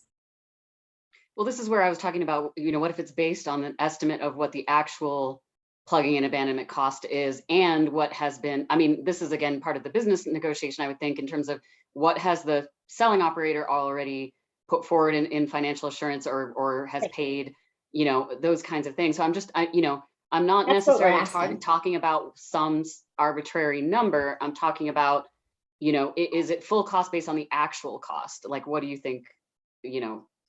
What do you Well, think? and I guess I worry about semantics and those terminologies. I would prefer actual, right? Actual or projected, or a percentage of projected cost, kind of like I said. So if you had to look at each individual well, again, it should be a percentage. It shouldn't be, I mean, it could be projected cost, but you have to understand you're looking at the metrics associated to the well. Like, is the well a brand new horizontal pad with 3 horizontals? What's the longevity of the well? I believe Commissioner Messner said that he was painstakingly, you know, trying to figure out, when does the life of the well expire? Well, I mean, it's different for every type of well, right? So to me, you have to take that into consideration. And again, this goes back to, it should be with the staff, right? I don't think it should end up coming to the commission. So you're painstakingly trying to figure out the engineering of the type of well,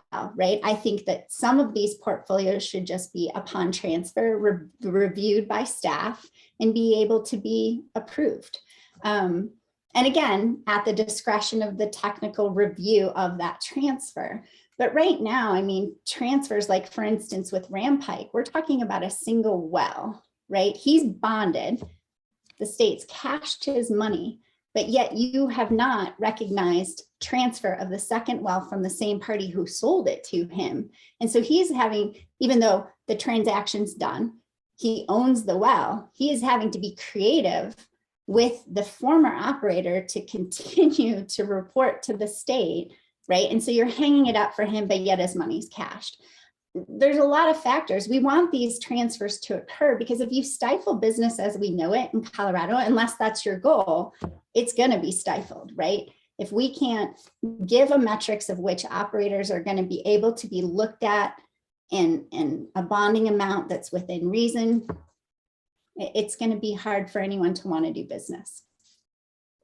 So I would like it to be as demonstrated, right?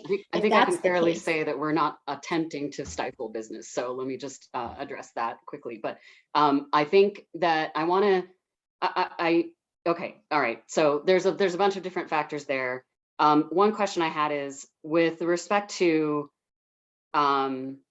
wells that are inactive for reasons that maybe are due to another operator's decision, are you suggesting that those should be excluded, or there should be a different bond amount consideration for those in that category?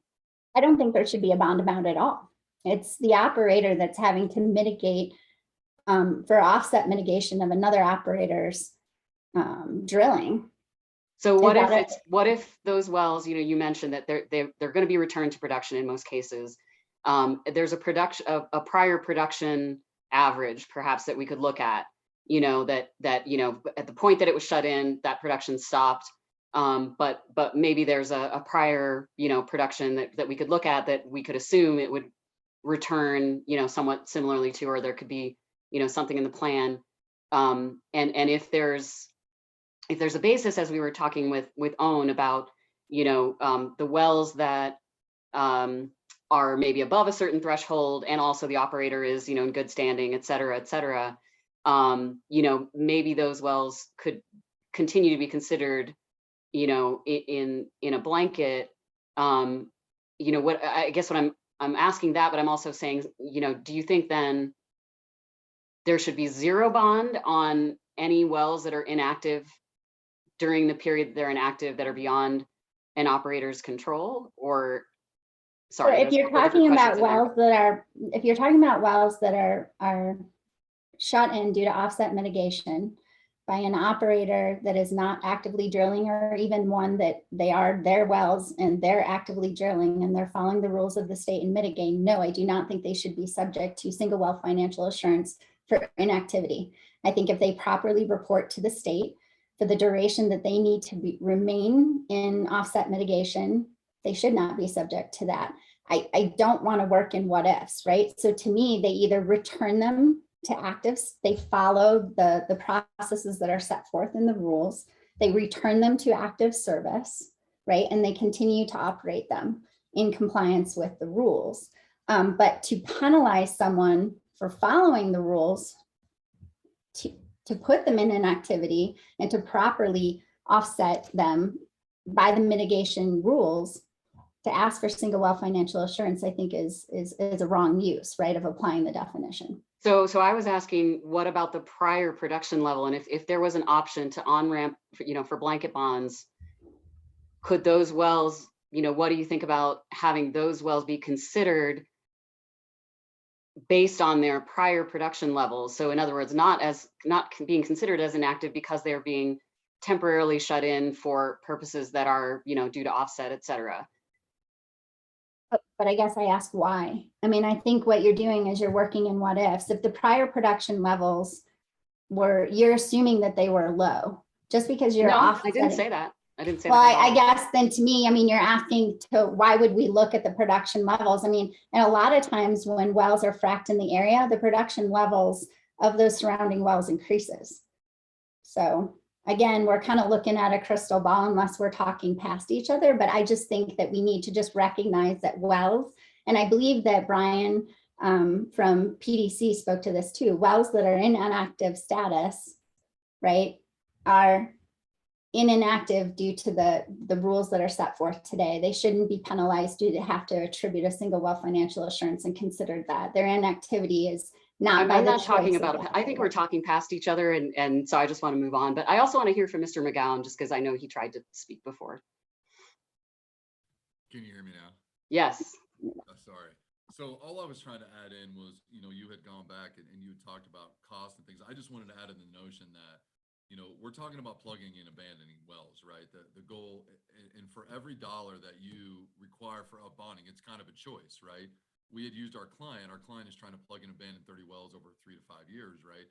For it's a choice, right? You either allow our client to invest the capital to achieve the goal that this rulemaking is trying to set forth, right? Is plug and abandon wells that are no longer productive or useful or what have you, or they have to post bonding with the state and it eventually goes to the state. So I was just trying to make, to your former question, to note that, for every dollar that a client or any operator, right, whether they're big or small, for every dollar they put forth in bonding to solve a problem is a dollar they're taking away from actually solving the problem, right? You have wells on, and I would argue at the risk of getting myself in trouble here, is that what makes the COGCC better at plugging wells than, say, our client who has his own equipment, has a plugging and banding schedule, is willing to invest the money he has, as opposed to putting it up in bonding and taking away their ability to do just what they're asking, right? If we take everything else, it's a health, safety, and welfare standard. I believe that allowing our client to commit to their schedule and invest the money that they otherwise have planned for, right? Again, one of our argument has always been, people seem to have this notion, a lot of the folks are saying, well, there's zombie wells or this and that. They're taking away from the fact that every single well drill, it's a life cycle. These operators take into consideration, hey, we've got to plug and abandon these wells when they're done.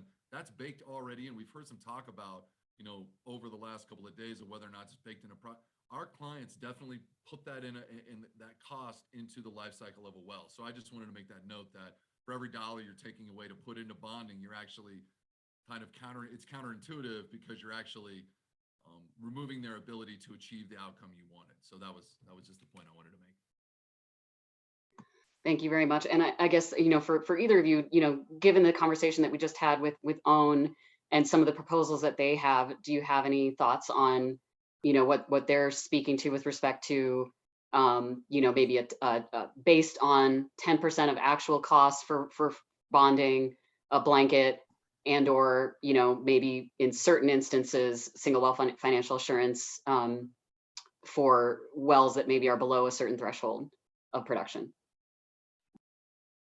I think our clients' intents, right, with their low producers, for the most part, are, with the exception of Rampike, right? Rampike would be looked at right now as less than 10 wells. And I think, for them, they want a percentage of single well financial assurance at the draft that's proposed now, right? They don't want it to be 105,000 a well. It wouldn't work economically for them to continue to on their business plan. For Magpie, on the other hand, I think it's more concerned around the fact of setting an arbitrary BOE of which currently, right, if you look at their total portfolio, is not going to be 60. But if we use the example of the bell curve of West Lobe Koga, they might fall within what Ana Gutierrez put forth as maybe a tier 3. Could it be workable? Yes, but not within the metrics of what they put forth, you know, assuming what the costs are for the reclamation on the West Lobe. But if they were to be able to put as demonstrated along with fitting within a blanket, then, you know, it works. It's feasible, right? If you take into consideration where they're already at. Again, if they're allowed the duration of time that's fair to the type of operator they are, greater than 3 years, to plug the number of wells that they would like to plug as they're continually permitting for additional well pads. So, you know, they're also hindered now by local jurisdiction rules, right? So they're mainly in Larimer County. They do have assets in Weld as well, but we have an uphill battle there to now look at the assets that they plan to drill on existing locations due to land use ordinance changes. So that's another reason that their wells, you know, that are there, that are inactive, is they're having to rescope their whole business plan due to that. Okay. All right. Appreciate all of that. And I just wanted to note again, you know, I never intend to be adversarial in these conversations. We all are talking about what ifs, you know, we're talking about what ifs in terms of, could we do this? Is this feasible? You know, so I just wanted to make that comment as well. This is a conversation, and we're just trying to, you know, bounce ideas off each other and figure out what, you know, what works, what doesn't work, and why. So anyway, but thank you so much.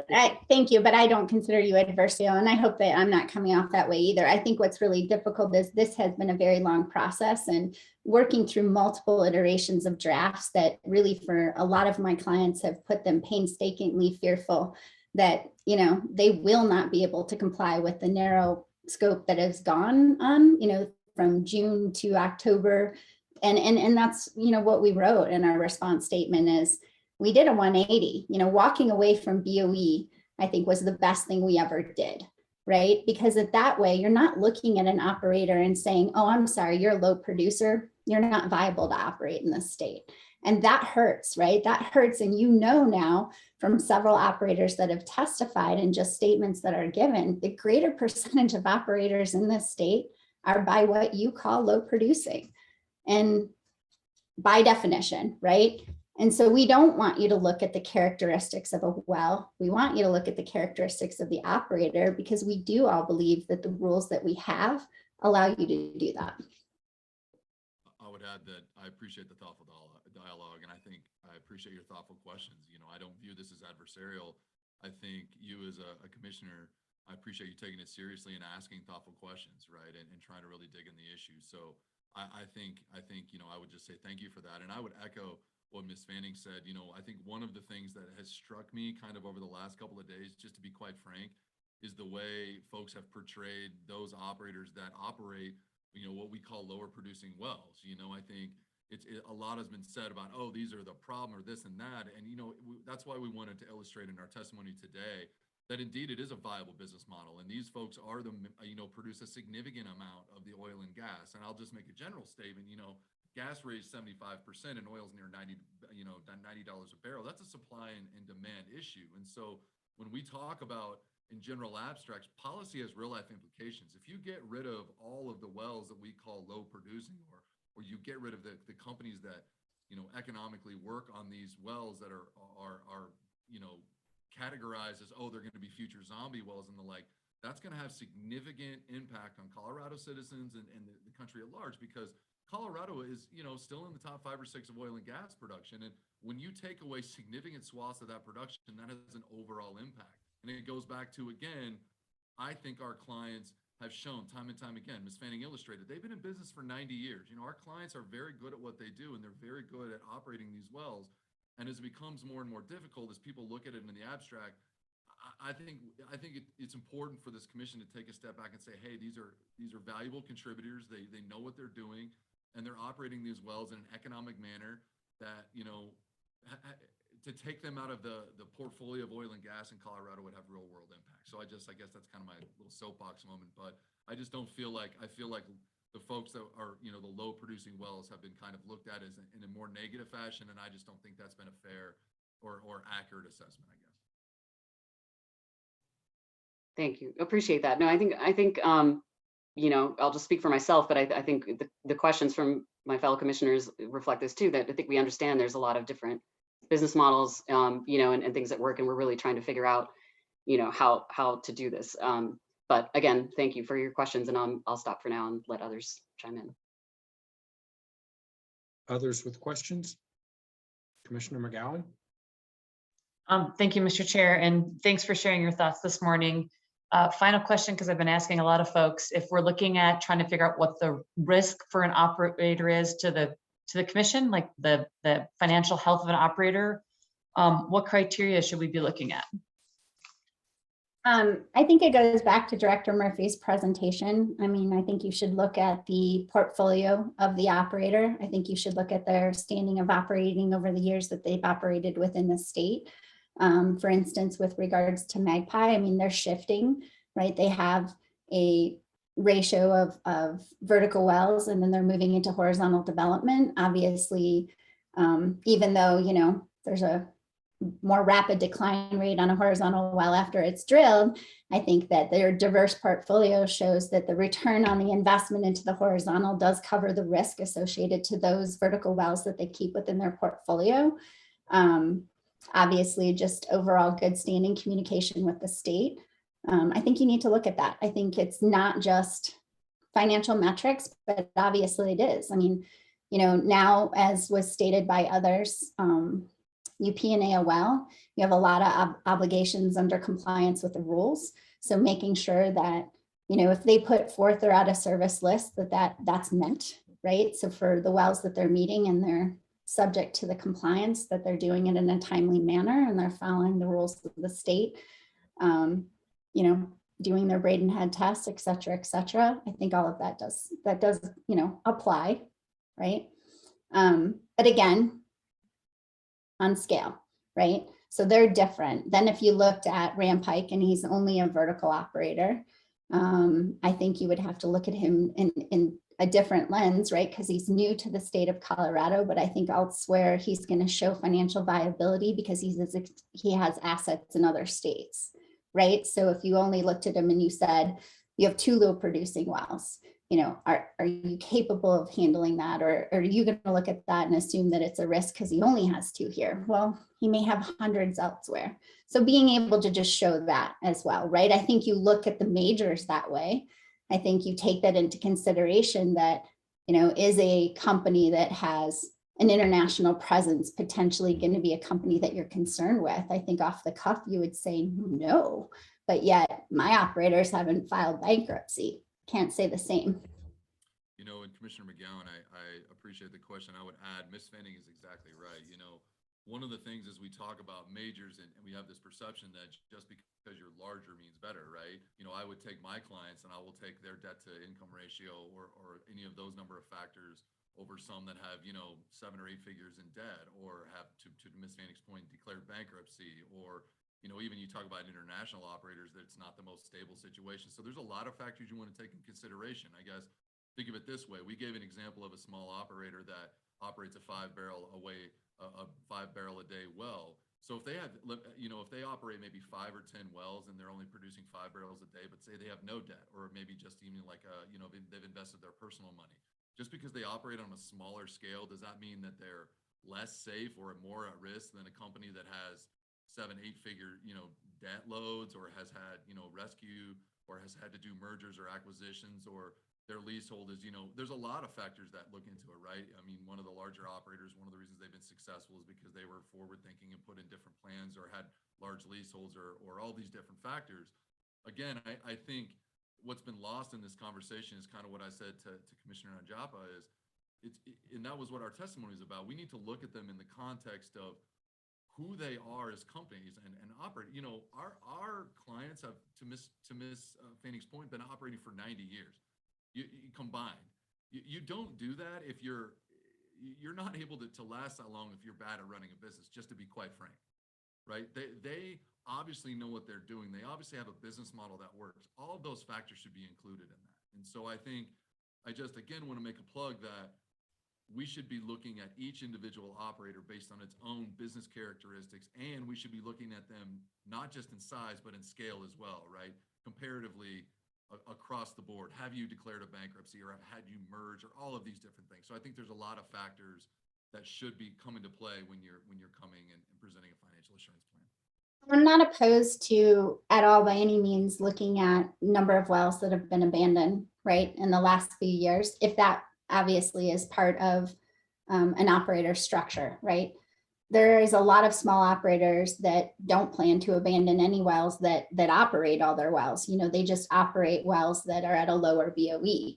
So, and I believe Ed has testified before to you, or even in communications with, you know, one-on-ones, owns portfolio, they operate a well right up until they P&A it, right? Whereas others might, as they're tapering off for other reasons, not always operate that well right up to it. So looking at asset retirement in that spectrum is definitely another metrics to consider.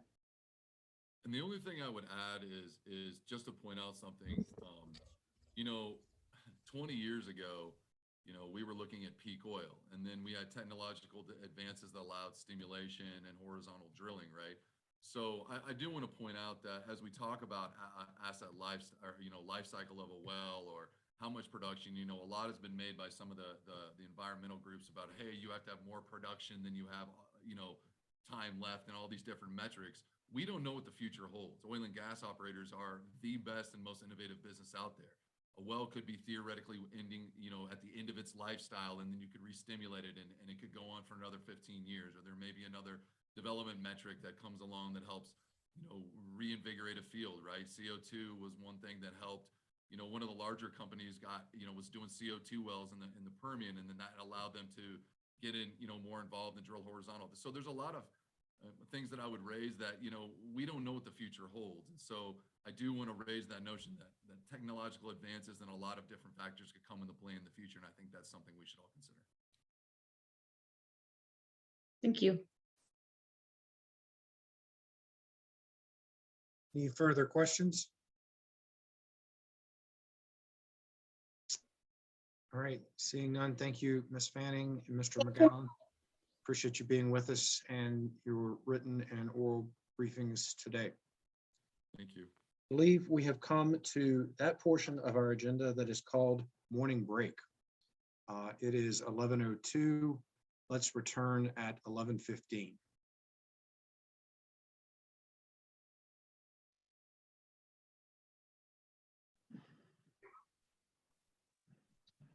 Okay, it is 11:15. This is the Colorado Oil and Gas Commission. We are back in action. We now have a presentation from Small Operator Society for 7 minutes. Thank you, Chairman Robbins. My name is Rob Willis. Can you hear me okay? I'm just not sure if I'm plugged in correctly. Thank you very much. I just have a short presentation. Maybe this is an opportunity, and it's mostly just a statement, basically. Maybe part of a conversation if you want to have it, on behalf of my client, Small Operators Society. You know, I've been listening on and off intermittently over the last several days. I understand that the commission has been giving thoughtful consideration to what's in front of it right now and the task at hand. I thought it might be helpful for me just to maybe talk about myself a little bit, which is, of course, always dangerous, I guess, because no one really wants to hear about yourself, but about themselves, and others don't. But I grew up in Laramie, Wyoming, and when I used to drive up and down I-25 as a young man in the 70s, I hate to date myself, but I will, used to see quite a bit of agricultural development and oil and gas activity. I used to wonder what the pump jacks were, what their business was. Eventually that whetted my appetite to go to engineering school up at Laramie. I did that. I got a degree, came down to New Mexico where I got a job. I worked for a small operator there who had operations south of Farmington, New Mexico, also in Kansas and Oklahoma. And about a big portion of their portfolio dealt with the operations in the Bisti Badlands.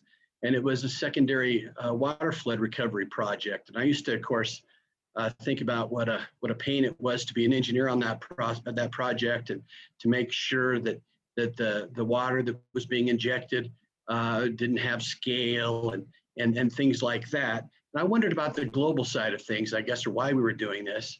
But then I came to appreciate that the revenue which was generated from that project gave rise to capital which could be reinvested into the ground, and wells were drilled in Kansas and Oklahoma, which were new oil wells. And that gave a very viable business model to the company I was working for. So then I decided I'd try to get a little bit smarter. I went back to law school back at Wyoming again, and thought I'd become a regulatory oil and gas attorney. Eventually I came back to oil and gas after doing something completely different after law school. And I've had the pleasure of both working and practicing in front of the Oil and Gas Commission over the last decade and a half. When I was introduced to the Oil and Gas Commission back in 2004, I think is when I signed on. There was a very small pamphlet of rules, maybe 20 pages front and back. We've now grown that rule book for various reasons and various political agendas, and certainly the concern was there, which gave rise to the new rule books we have, and we open them up on occasion, and we address the needs of the constituents of and the citizens of Colorado. And when I talked about coming up and down the corridor between I-25, between Wyoming and Denver, there was a time when urban sprawl wasn't a big concern, but obviously it is now. And people have moved to the top of the oil and gas field in the greater Wattenberg area. And the reason why I think it's important to take notice of that is that there is that these operators that have these operations, especially small operator society, whose most constituents make their existence on low production wells, really are on a very thin margin. And if there's any deviation to the rules, which increases the regulatory burden on them to comply with it, it obviously is a big sea change for them. Maybe given rise to solvency issues of the business itself, and maybe electing to plug and abandon certain wells that are on the margin. And when they do that, it's not just their business that feels the impact of that. It's even the global structure of how much supply of hydrocarbon is put into the economy for cost of goods and energy needs of the citizens, especially those citizens that are on the margin. I was supposed to have Sam Bradley, who has been my principal contact with SOS, was to be here today and to handle technical questions. He's more of the technical expert. He's advised me that he's not able to be here today to respond to questions. However, given the fact that I've been listening pretty intently for the last several hours, I think you've heard a lot of the stuff that perhaps he would talk about, either be Tricia Fanning or Own Resources, or even Renegade coming up behind me. They've poured more effort and understanding into the process, certainly, than I have. But when I guess at the end of my comments, I just like to say, when it comes to the reason why we're looking at the 700 series right now, which has been, somewhat untouched since it probably was enacted, at least the time that I've been working at the commission and monitoring things as a practitioner. I haven't seen the 700 series disturbed very much. This is a big planned disturbance, regulatory disturbance, and it may be necessary. And obviously the Senate bill, which was recently approved, or I'm sorry, enacted, gives rise to why we're here today. And the reasons, even in that rule, or in that, in the act, where now we have to look at bonding for new and transferred wells. And there's the annual fee piece of that, and then there's the tiered approach, which is also proposed in the third revised rules. And it's my clients position that we just need to be very thoughtful and considerate as we're moving forward with whatever comes out of the rulemaking here and how it impacts existing wells and businesses that are viable businesses now, which are going to have to bear that economic burden. I feel like I've flowered as much as I can right now. I know that you're in a position where you want to move forward and catch up on your agenda and your docket today. I appreciate you listening to me today. I understand that you're giving very thoughtful and valued consideration to rules. However, on behalf of SOS, again, I would just say, if you would just to move forward, if you are going to move forward on these revised rules in a very thoughtful and considered manner, if you need to defer for a period of time to collect additional evidence or information, including financials, or have conversations about what the matrix for plugging costs should be, I certainly I think you should do that. And Mr. Willis, I'm sorry. Thank you. That took the full 7 minutes. I thought I was going to take 3. So I don't have anything else to offer right now. But if you want to question me, if I can provide answers, I will. If not, I'll take them back to my client, or obviously just search the record to see if I could point you to a direction to where they might be able to answer any question you might have.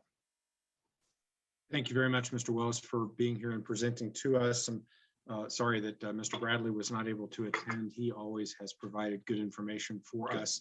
We do have your written filings over the course of the last year, so we will be able to rely on those as well.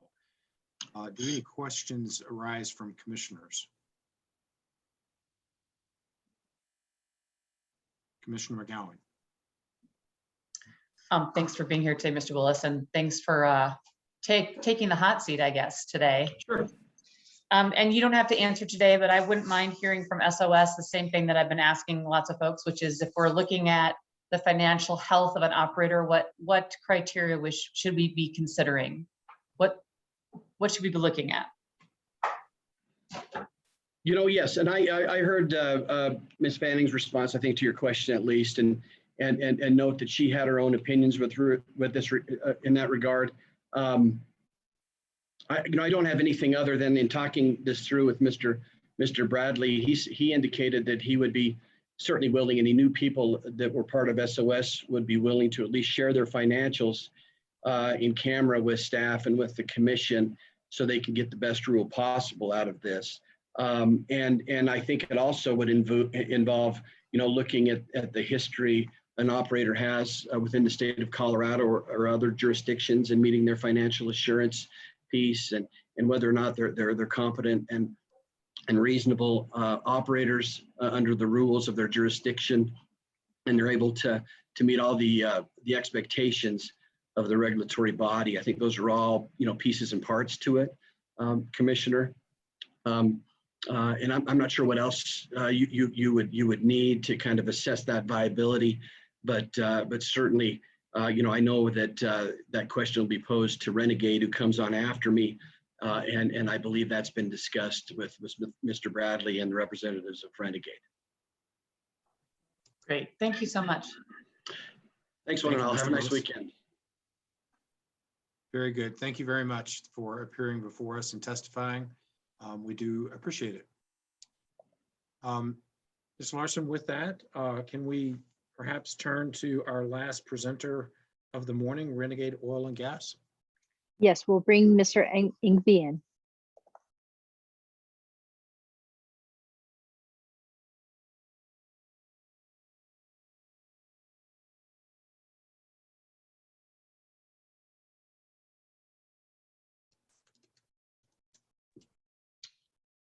Let's see here. Okay. Can everybody hear me? Yes, sir, we can. Okay. Before I even get started, I would like a slight opportunity, maybe at the end, to address what I believe was a defamation yesterday or 2 days ago by Greg Dean up in Adams County. If I could so be privileged, I would appreciate that, but I can wait till the end on that. It's your 5 minutes, however you don't.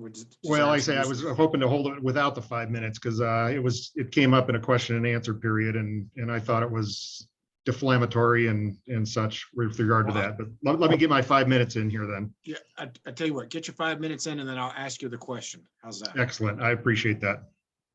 Good morning, commissioners. My name is Ed Ingvey. I'm a petroleum engineer and I own Renegade Oil and Gas Company. I have operated in Colorado for over 35 years, primarily focusing on stripper wells, and bring my unique perspective as a 35-year operator. First, a little bit about Renegade. Prior to Anadarko shutting down the Third Creek gas gathering system, Renegade was a thriving small operator. We own and operate 178 wells, of which 149 were producing. We had cash bonds posted for 100% of our excess inactive wells, with a total bonding right now of 580,000. We produced 533 barrels of oil equivalent per day, or 3.6 barrels equivalent a day per producing well. The 533 barrels equivalent of oil a day at $50 oil made me almost a $10 million annual gross revenue company. At $75, it would be over 14 million. Annual revenue or royalty payments were in excess of $1.5 million, and another $750,000 million went to county taxes. We had 5 full-time employees, and on any given day, we employed 15 to 25 subcontractors. Our success was based on acquiring old wells from larger operators, giving those wells a little TLC and increasing production and value. In general, large operators spent very little time or effort trying to optimize their stripper wells. I have never purchased a well thinking I could just operate them cheaper, but believe that the only way the purchase would work is if I could increase the well's production. As an example, one of Renegade's best wells prior to Third Creek shut down was a well I purchased 35 years ago from a large operator who was about to plug it. The well has made over $10 million in revenue since I bought it. Also, 15 years ago, Renegade, at the encouragement of the COGCC staff and inspection and engineering staff, bought 24 wells out of bankruptcy in an area that I operated that would have gone into the orphaned well program. Most of these wells are still capable of production today. Most of the wells I produce are 40 to 50 years old and were purchased as strippers 20 to 25 years ago.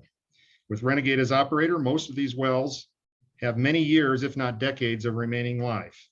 Colorado seems to have decided that stripper wells need to be eliminated and only large players are allowed to participate in the oil and gas industry. Small operators with will be disproportionately impacted and decimated with this current proposal. Orphan wells will follow. Cumulative impacts of the last 10 to 15 years of COGC rulemaking, and in particular Senate Bill 181 rulemaking, has destroyed the economics of stripper well production and any market for stripper well divestitures. You consider this regulatory takings, which possibly has deprived me of enjoyment of my property. If I'm allowed to continue as an operator in Colorado, the COGCC will become my business partner and de facto board of directors. Annually, I will have to come before you and beg for the survival of my company. Hardly an ideal way to feel comfortable about spending capital necessary to put Renegade back together. Investment decisions will have a huge cloud and will impact my desire of going forward. Now some details about Third Creek. I contend that Colorado does not have an orphaned well problem. It has a Third Creek gas gathering problem. The majority of the wells being added to the orphaned well program today are a direct result of Third Creek being shut down. The Third Creek shutdown was unprecedented, involving over 500 wells. I assert Oxy is the largest contributor to orphaned wells in the state.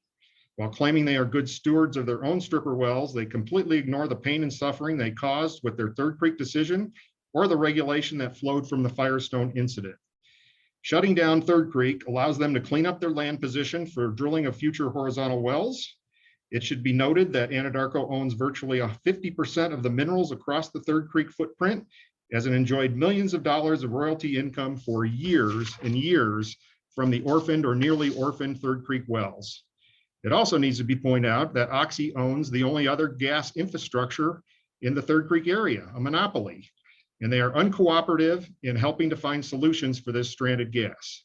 I have hounded the COGCC and the commission for over 4 years to help facilitate a resolution to this issue and have received very little traction.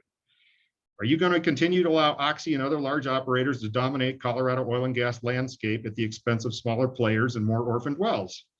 It appears that smaller operators are getting thrown under the bus yet again with the help of the COGCC. In conclusion, if the goal of this financial assurance is a mechanism to eliminate stripper wells in the state, which we know is the stated goal of the environmental communities, then pass the draft and prepare for thousands of new wells to the orphan well program. If the goal is to protect small businesses and not create orphan wells, step back and see how the federal funds play out. Perhaps implement the small $20 well registration fee, although I would advance that a conservation levy type fee would be more appropriate. And then seriously think about the effects of the complete upheaval the new bonding requirements will be. I think this is especially relevant when Colorado citizens are digesting 30 to 40% increases in their home heating bills this winter, and the $4 to $5 gasoline prices they're likely looking at this summer. And that kind of concludes my prepared part. Thank you very much, Mr. Open to any Ingve. questions. You desired a question concerning something that was stated by Mr. Dean. Yes, and I don't know, I know in front of the regulatory body that actually controls me, he stated that I had been uncooperative with Adams County and a bad operator in their county. And I completely reject that. We've been in very good cooperation with their inspector. We addressed the inspection items as required in a very timely manner. And the big issue that we are in dispute with on Adams County is their methodology for charging for those inspections, and whether they have the right to, and how they calculated that. There's situations where they'll come out for an hour and 20 minutes and I'll get a $2,400 bill. So that's where the impasse has been. It has not been a cooperation level with regard to dealing with the inspection items cited, nor any me questioning their inspector's ability and authority to advance Colorado oil and gas rules and regulations on my wells located in Adams County. Okay, thank you for presenting that. It's somewhat outside the scope of what we're doing, but Correct. we've now made your record. Does anybody have questions for Mr. Ingve that are within the scope of the financial assurances rulemaking? Commissioner McGowan. Good morning, still. Thanks for being here today. I'm wondering if you heard the testimony from Ms. Fanning about how the commission might be or should be able to address financial assurance for wells that are in situations that happen beyond their control. So I think the example she was using was wells that have been shut in to allow for horizontal development in the same basin. And I think that you may perhaps be in a similar situation. I wonder if you've been thinking about that. Well, I did hear what she said. I almost need to replay it. She tracks pretty fast. I don't know, quite frankly, in my situation. I guess I can only comment on that for right now. You know, in my situation, I've got now a whole bucket full of inactive wells, and it was obviously not due to my own situation. And I, you know, there's lawsuits still going back and forth and things of that nature when it comes to Anadarko. And we kept thinking that there was going to be a possible solution, that maybe, you know, there would be some parties working to assist on that. And we thought that there might be a new purchaser. We knew they had their assets up for sale, and we thought that there would be maybe a much more aggressive party that might come in and operate that system. And that was completely unprecedented what they did out there. But with regard to that, you know, it's kind of you're trying to get the blood out of a turnip. They basically pulled the rug out from underneath me and other Third Creek producers, and you're seeing the ramifications of that now with all these new orphaned wells that are showing up on your plate. By doing what they did, and you know, you can request additional financial assurance, but quite frankly, when they basically cut off the lifeblood of your operation and your ability to do anything with it, you know, that request just might not, you know, I would not have any way to fulfill that request at this point in time for additional financial assurances on those particular assets. And those assets, like I said, are still, at least in my opinion, with gas sales, are viable producing assets.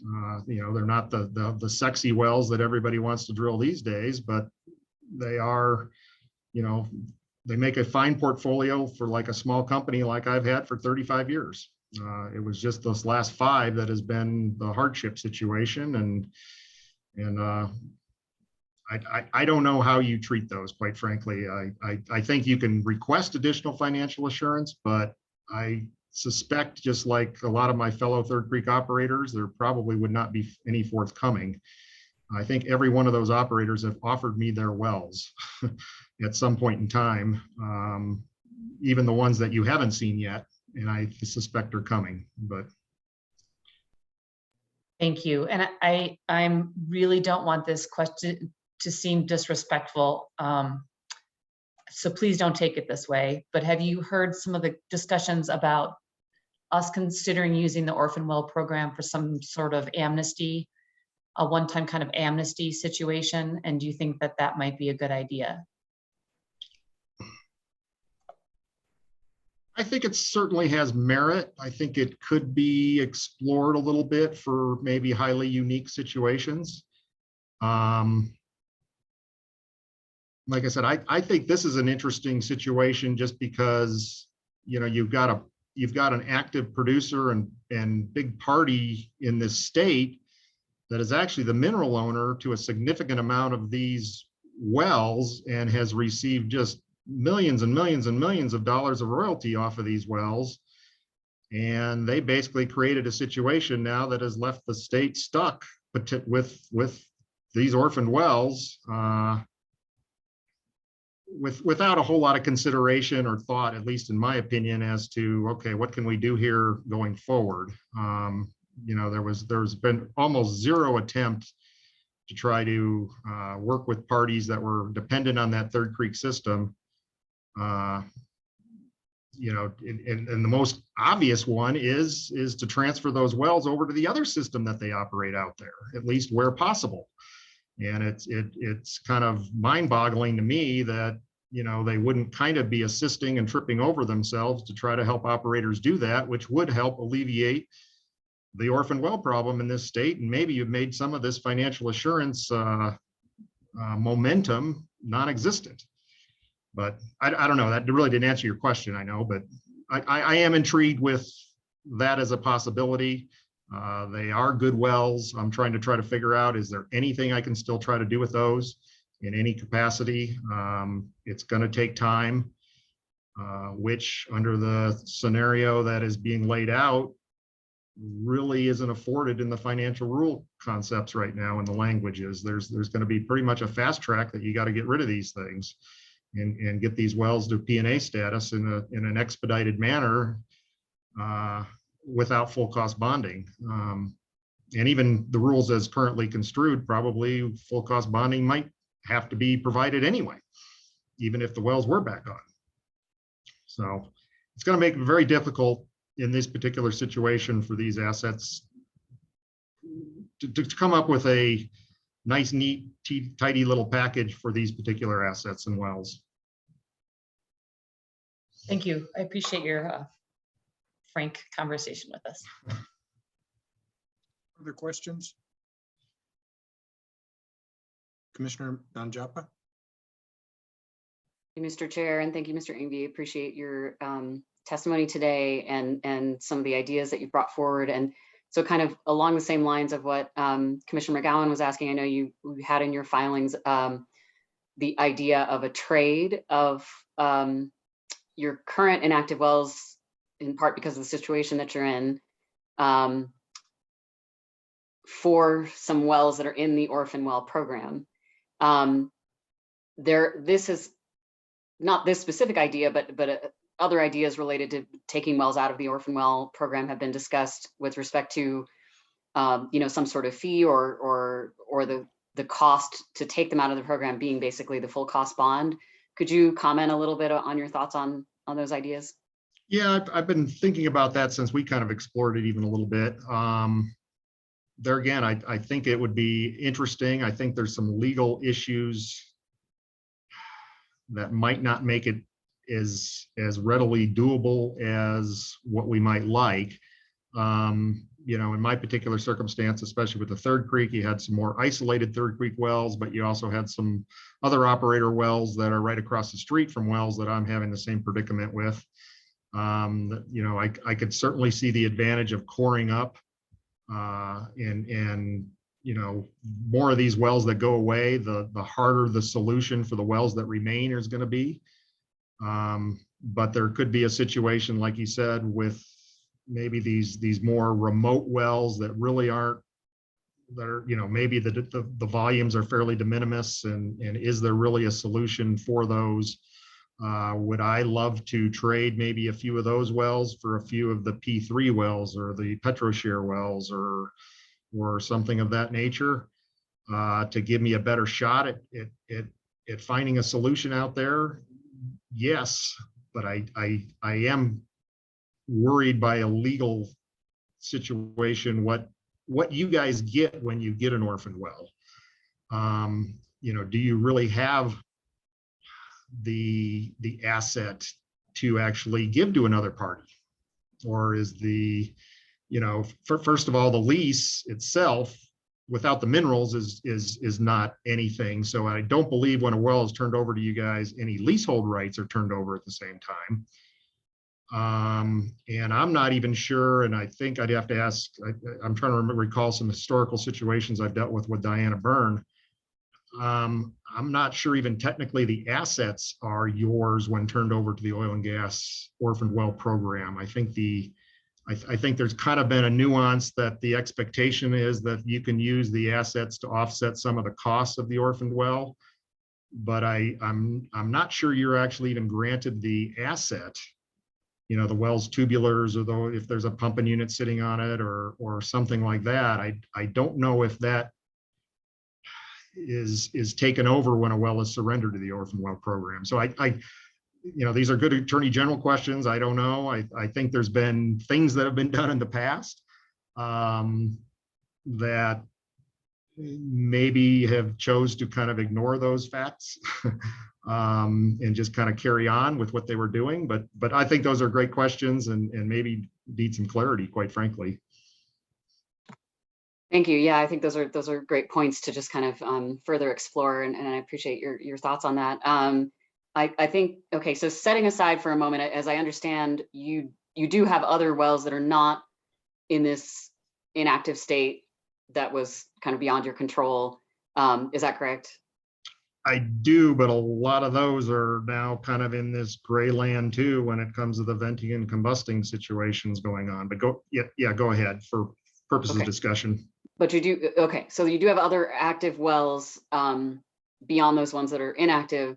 So, you know, per the conversation with Own Resources, you know, their proposal of, you know, if there was a way to demonstrate costs for plugging and abandonment, and then, you know, potentially in a certain circumstance, or, you know, especially being able to demonstrate some other factors, you know, where then a 10% blanket bond could be one option, or otherwise a long runway for full cost bonding, but based on this demonstrated cost, you know, with the assumption that not the assumption, but, you know, from what I understand, there's a lot of, especially the gas wells that tend to be smaller in footprint and therefore smaller in overall cost than what, you know, some of the numbers that have been in some of these prior drafts have been. What are your thoughts on sort of both of those proposals? Well, any avenue that you know ratchets it down from a full cost bonding situation, obviously I would be in full support of.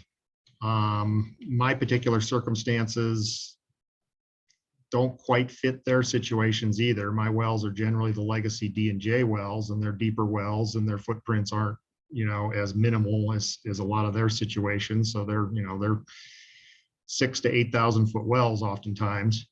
And the gas that I'm usually have affiliated with these wells, and the problematic part of it is or is also associated with oil and condensate production too. So they're usually pumping wells.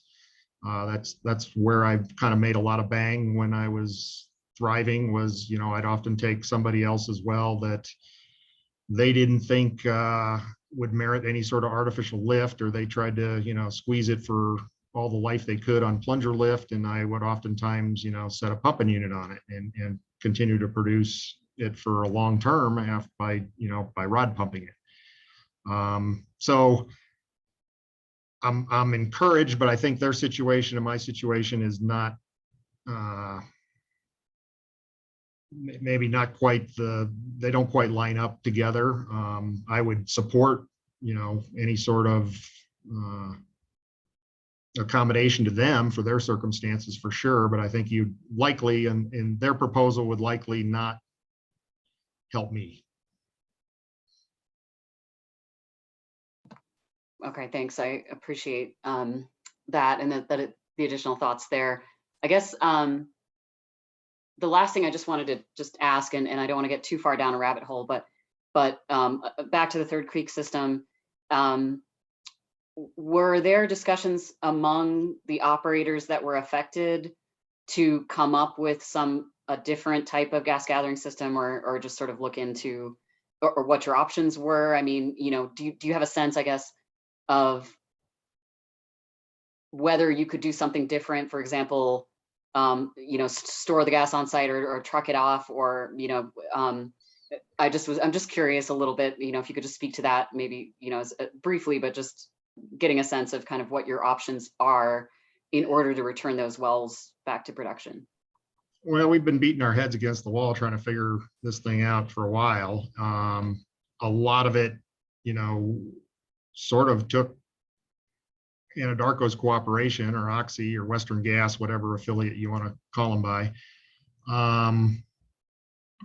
And we were not well received with any possible proposals. The most obvious one, like we said, is, or like we've all tried, is to try to get gas moved over to their Third Creek, or excuse me, to their Wattenberg system, which basically for about probably 50% in my case of my production would be fairly easy to tie into that particular system.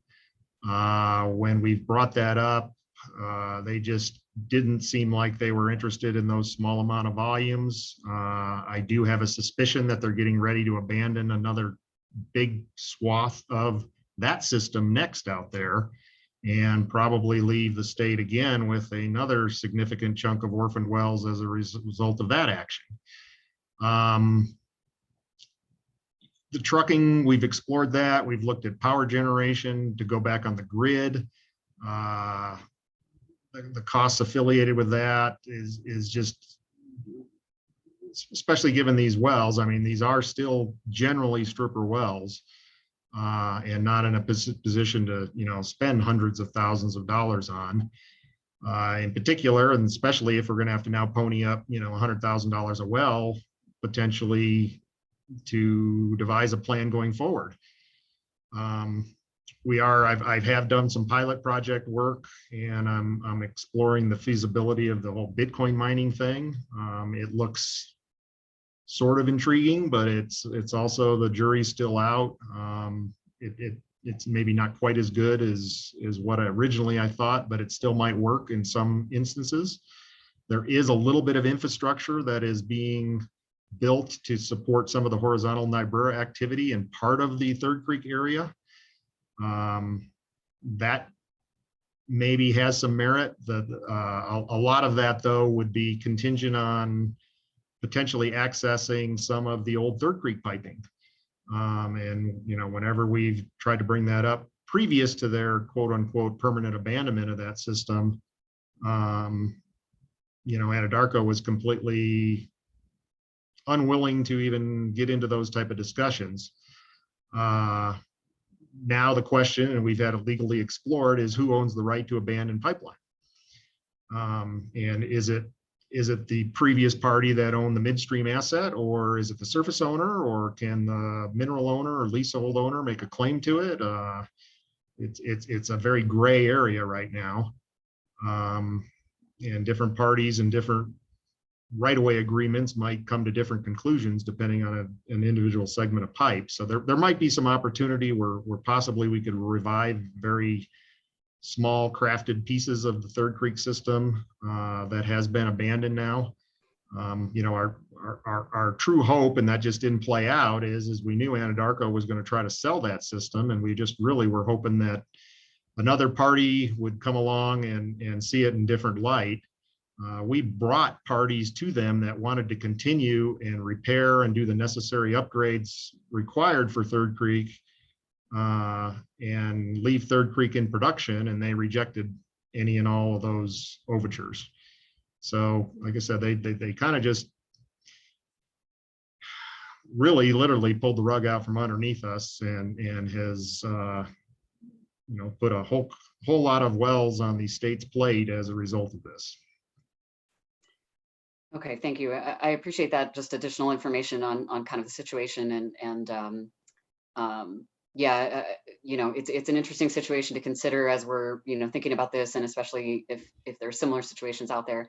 But yeah, I appreciate your candor and your responses today, and thanks for being here. You know, I'm sure I'm the poster child for your environmental groups right now as far as saying this is why we need financial assurance, but I can also tell you that that's a double-edged sword. If there isn't some sort of accommodations made in different places, that you're going to make the problem worse, not better. Any further questions, commissioners? All right, seeing none, thank you very much, Mr. Ingve, for being with us. We appreciate your presentation this morning. Okay, thank you. With that, I believe we have come to the conclusion of party presentations. We are set for a lunch break, and then we will hear the closing statements for those parties that had an additional time from their presentations. I understand that Hearings Manager Larson will be forwarding to all of us parties and commissioners a revised closing statement agenda that has party and time. So everybody look for that in your inboxes during the lunch break. And with that, I believe we are entitled to a 56-minute lunch break. Let's return at 1 o'clock.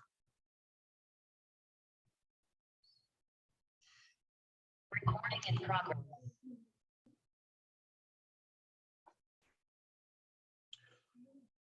All right. Good afternoon, commissioners. Good afternoon to our 82 participants. This is the Colorado Oil and Gas Commission. It is 1 o'clock. It is January 28th, and we are returning for the last component of the financial assurances rulemaking, docket 2106-00097.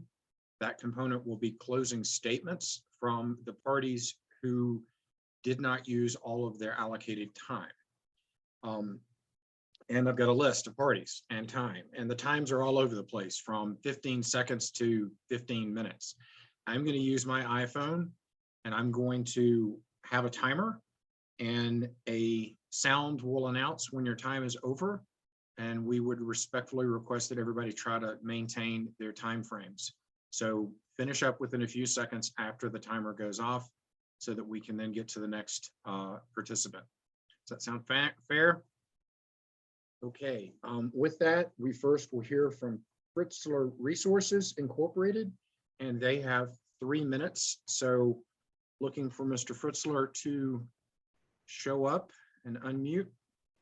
Okay, am I unmuted? You are unmuted. We can hear you. Okay, great. I'll start. Okay, appreciate the time. Senate Bill 181 expressly uses the word consider. We appreciate the commission that is clearly working to establish a dialogue to bridge across the landscape of stakeholders' beliefs, expectations, and reach an economic and equitable solution.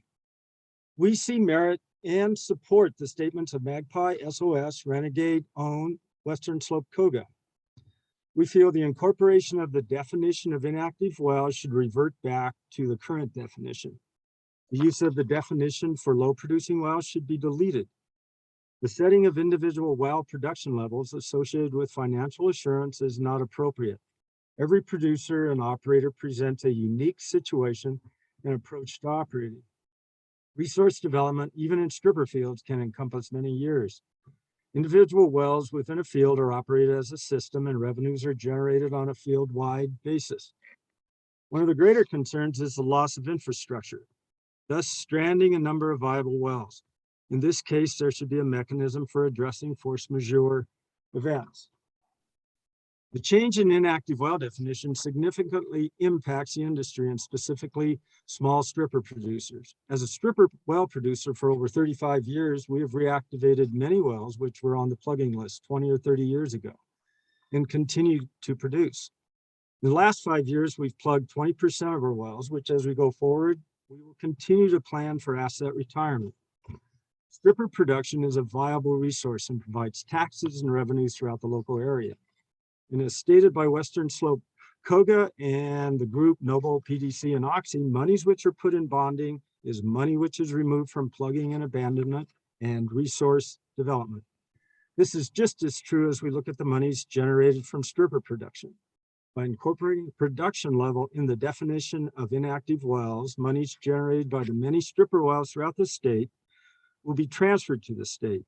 Local governments will lose the ad valorem taxes as well as the money spent on services which are provided locally. The vast majority of stripper producers will literally face very difficult financial choices if the rules go through as currently stated. The current tier structure, in our opinion, is inequitable, and from an administrative perspective, will create chaos and a backlog of cases as companies move to the current tier 3. The inequity in the bond amounts places a significant burden on small operators. The commission should consider a simpler and more equitable bonding structure. We have recommended a single amount of $5,000 per well. Success is not the elimination of small operators in Colorado. I'm finished. Good. You had 2 seconds left. Great work. God, I give away 2 seconds. Okay. Love it. Okay. Oh, by the way, give that to West WSLG.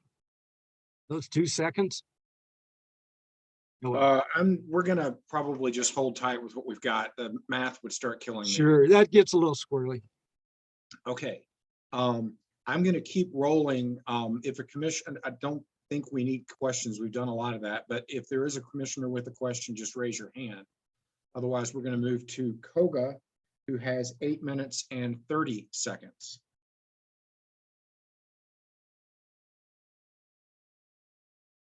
And we'll give Ms. Amaro and Hearings Manager Larson an opportunity to bring perhaps Mr. Matthews and Ms. Ryan back to the table.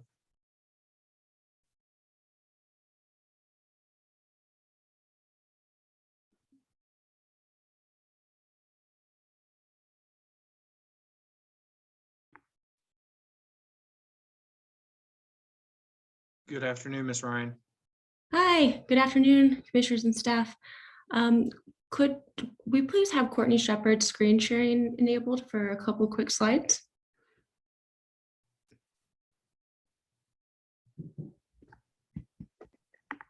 All right. Julia Ryan again for COGA, and thank you for the opportunity to return for closing. I have 3 issues to touch upon. I anticipate having about 4 minutes remaining, so if I could please give West Slope COGA 3 minutes. And also the Western Rural and Local Government Coalition reached out to us and other parties for time. We'd like to share 1 minute with them, please. Next slide, please. Okay, hold on just a sec. I'm gonna stop the time. Ms. Larson, are you gonna be able to keep up with the higher math of the time allocations moving around? I'm all over it.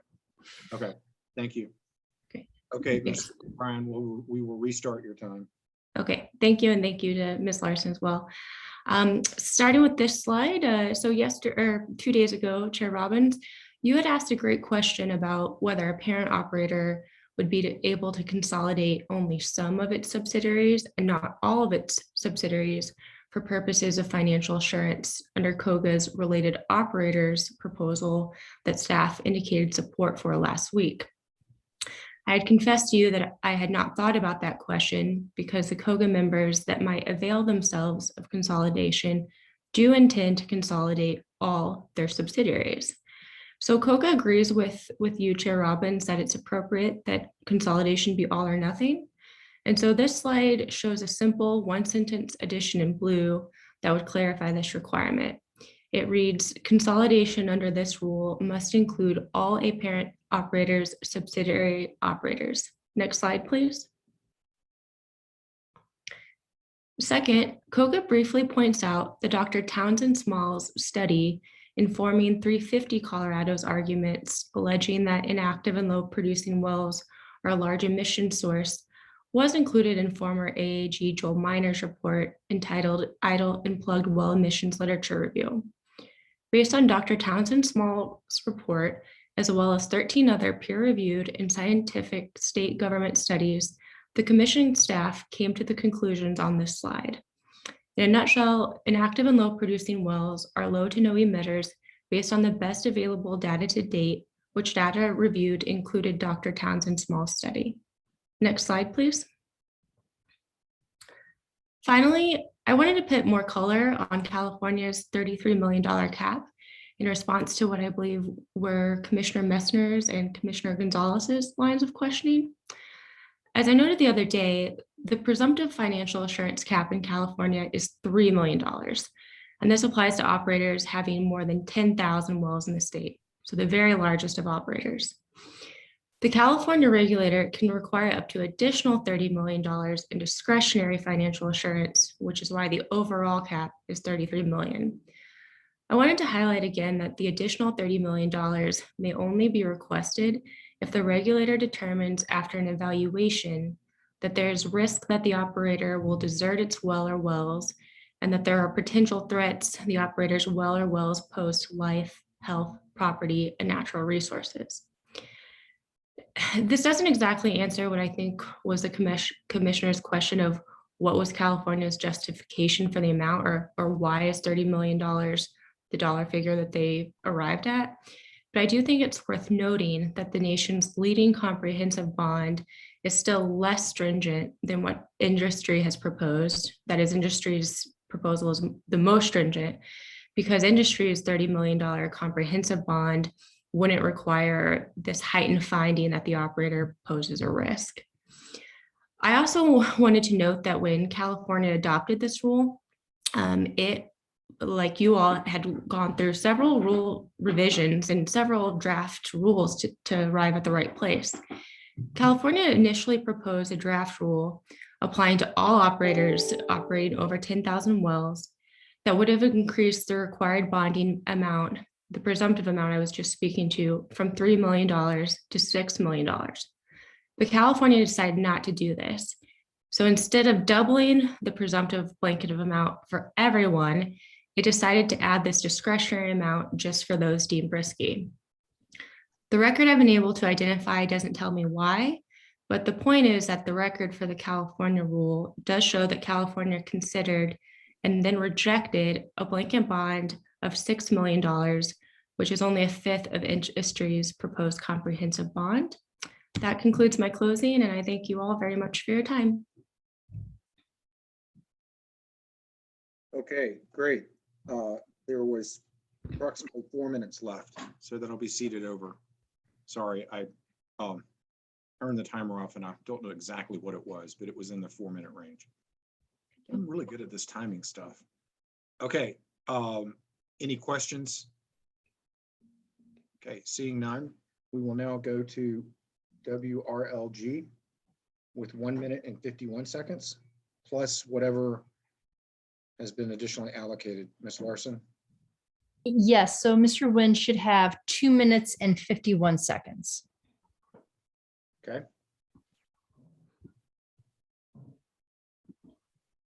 Let's zoom away Ms. Ryan and zoom in Mr. Nguyen.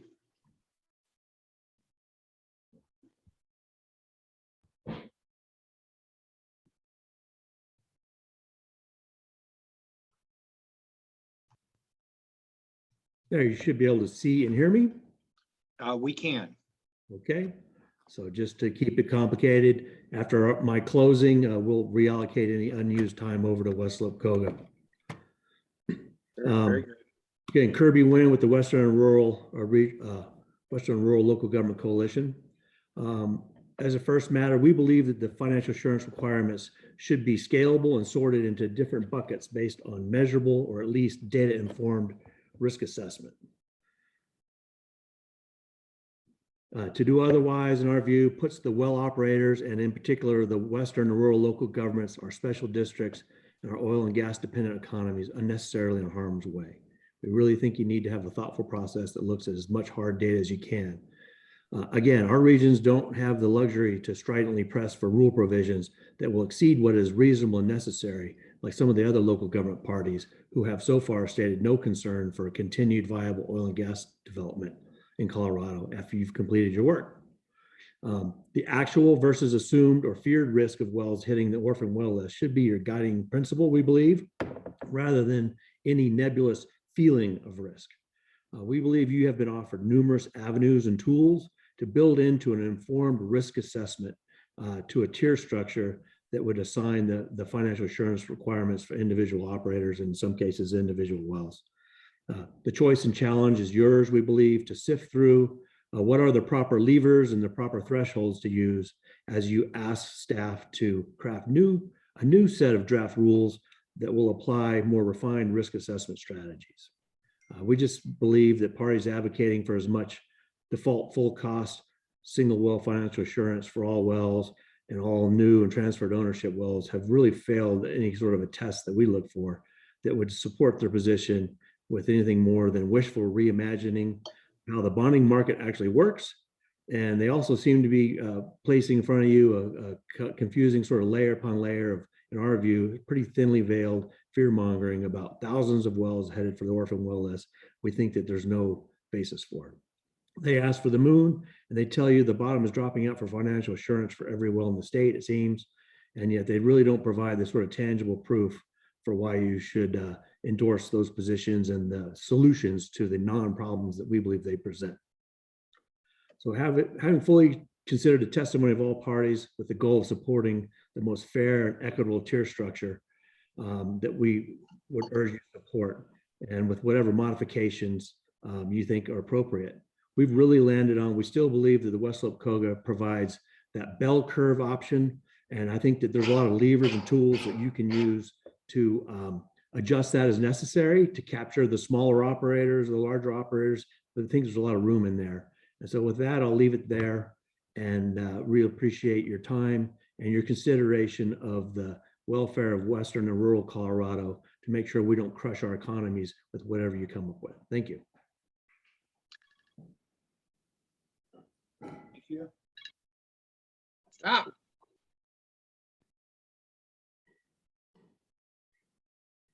Obviously, you used all your time, so there's none to cede. But thank you very much, Mr. Nguyen.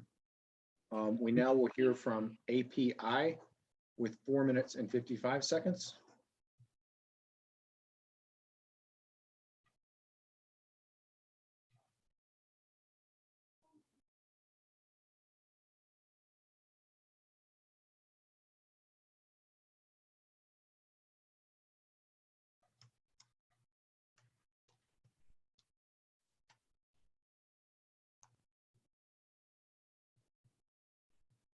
We cannot hear you, Mr. Martin.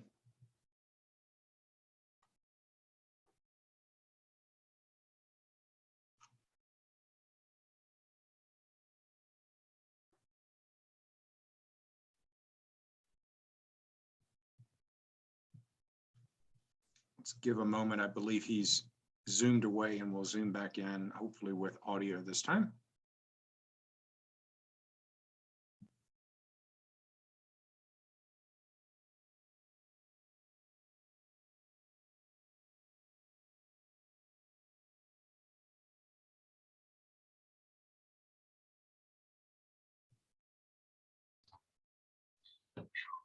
Chair Robbins, how did that work?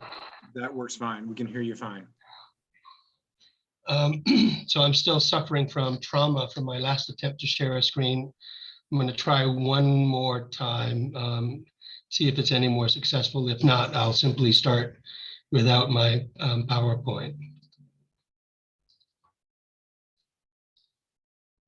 I hesitate to ask, but can you see that, Chair Robbins?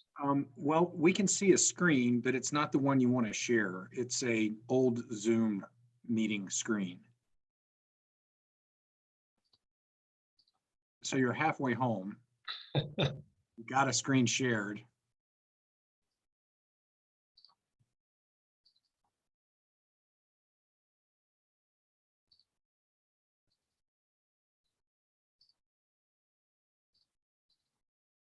How about that, Chair Robbins? Yes, we have API Colorado. It's not in screen share mode, but you might just want to go with it as is.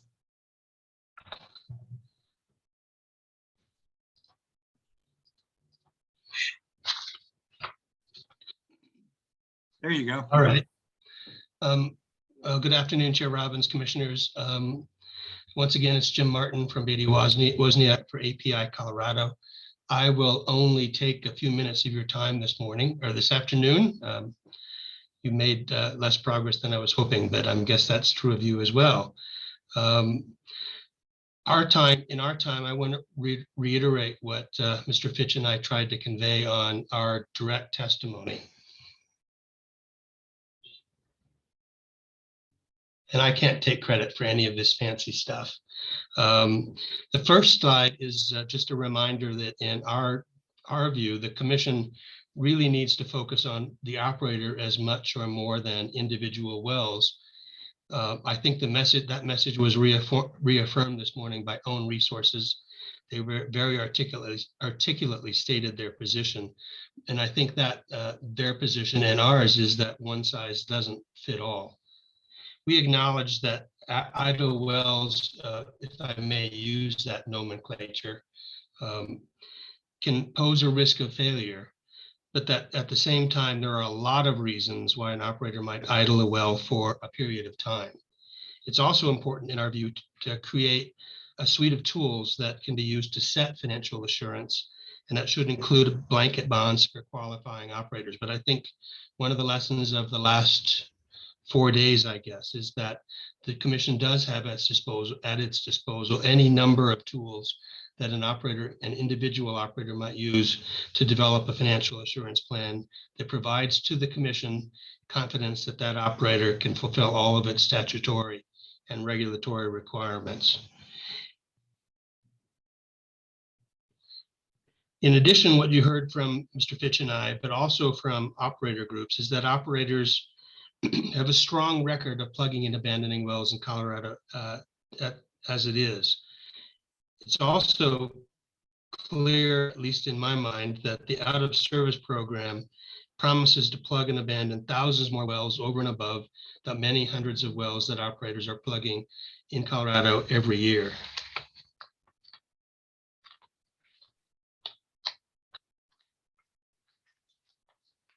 Plus, the commission, as Commissioner Messner pointed out, has a robust orphan well program as a backstop for financial assurance beyond that. And then I want to advert to something that Commissioner or Chair Robbins hinted at this morning, and that is that it makes sense as much for organizational purposes as anything to establish a set of tiers, but the commission should retain flexibility because, as I have said several times already today and others have said today, one size just doesn't fit all. Something we've heard a lot about from Own Resources, but others as well, is that there's a real necessity for flexibility in establishing appropriate amounts for financial assurance. So I guess that what that really means is that we're encouraging the commission to retain that bespoke alternative.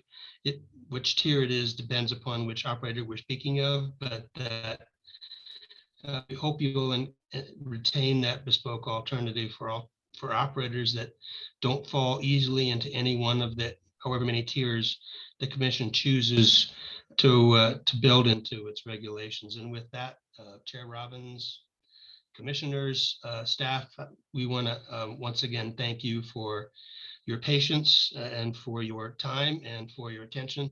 It's been a long 4 days. I think it's been incredibly productive. I hope you feel the same. And I, above all, hope you have a nice, quiet weekend with maybe a couple of naps built into there. And with that, Chair Robbins, that concludes our presentation. Thank you. I would remind the witness that we are going to go into deliberation on Monday. So I believe that the weekends will be quite full. There was a minute 12 left. Do you want to dominate that into anybody else, Mr. Martin? Chair Robbins, thank you for asking. And if I may, I donate it to West Slope COGA. Okay. Whom we will hear from next is West Slope COGA. They now have 7 minutes and 30 seconds. Actually, Mr. Chair, by my calculation, they are up to 10 minutes and 30 seconds. Well, then we'll go with your calculation. 10 minutes and what? 30 seconds, 30. I don't even know why I try to like run the math over Ms. Larson. So we're looking to bring in, yes.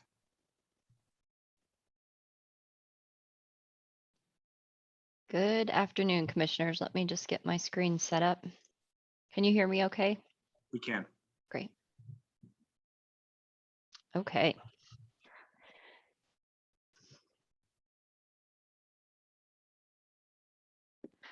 Good afternoon. Thank you all very much for the opportunity for closing. I know we know each other very well at this point, but for the record, my name is Ana Gutierrez with Hogan Lovells, and I'm here on behalf of West Slope Colorado Oil and Gas Association and Laramie Energy. I want to focus on what I see as the 4 most critical concepts in this rule package: the tier structure, transfer provisions, the definition of single well, and federal wells. Before that, let's, oh, can you not see my screen? I'm definitely not screen sharing. Yeah, we cannot. Okay, here we go. That's me. Got ahead of myself and got excited to jump right in. Now we can see it. Yes, a map of the United States with the idle wells. All right, so just flip through the agenda there. Before we get into the agenda, let's ask the question: what is it we are solving for? I see it as a twofold issue. First, the Commission's financial assurance program, it's due for an overhaul. We all recognize that, and we are here doing that. Second, we want to address the few orphan sites in the state and ensure that there is a strong state program in place to continue to reduce that count over the years. To the first issue, we believe we've put forward a tier structure that is drafted for the entire state, including the natural gas and other gas plays. I'm happy to talk through this proposal with you more, and I just want to add just a couple of notes I did not address yesterday. The OR here is really important. Looking at per well average daily production, or on the other hand, percent low producing well, is the same story through a different lens. If we compound them, then we're arbitrarily knocking folks out of a category that they should in fact be in. So to show our commitment to maintaining this as an elite tier and to bargain for that, or we are willing to go with a more stringent percent low producing, which is why you see the 25% here. I will add, for simplicity, we would be just fine with the only criteria being per well average daily productions, as long as we keep our 90 and TED. So if our numbers remain the same.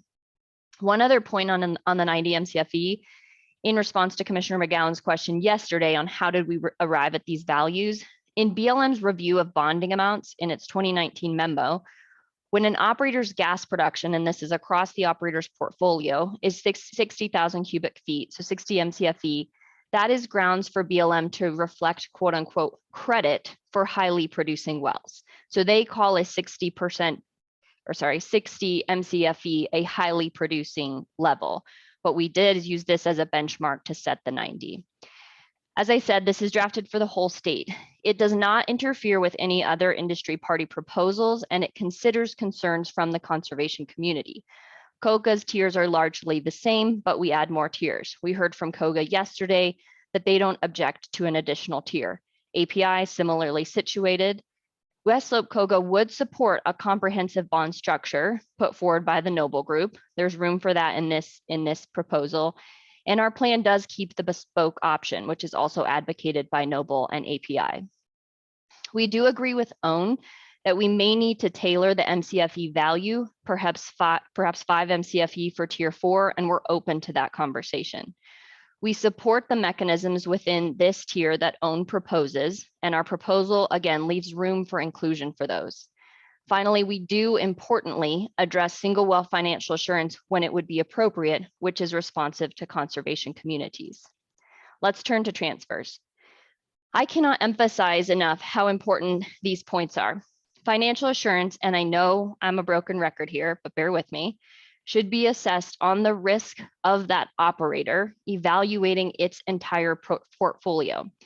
It follows then that we should not be looking at individual wells in isolation. There's been a suggestion and a lot of traffic around this conversation that transfer of low producing wells is a concern. I think you heard some really good comments from OWN and others this morning that that's not the case. Folks would suggest that categorically, every time those are a concern, we respectfully disagree. First, there's been far too much focus on a few negative events that may have happened around these types of transfers, but we do have to keep in mind, as OWN, Evergreen, and others have recognized, that there are many situations in which a transfer of a low producing well, it's a good thing. It's a good thing for the state, it's a good thing for the seller, it's a good thing for the buyer. Buyer comes in and they can take on those wells and they either have the capability to produce them or plug and abandon them. So there's two sides to the coin, and we have to be very careful not to disincentivize the positive side, or we will see ourselves with more orphan wells.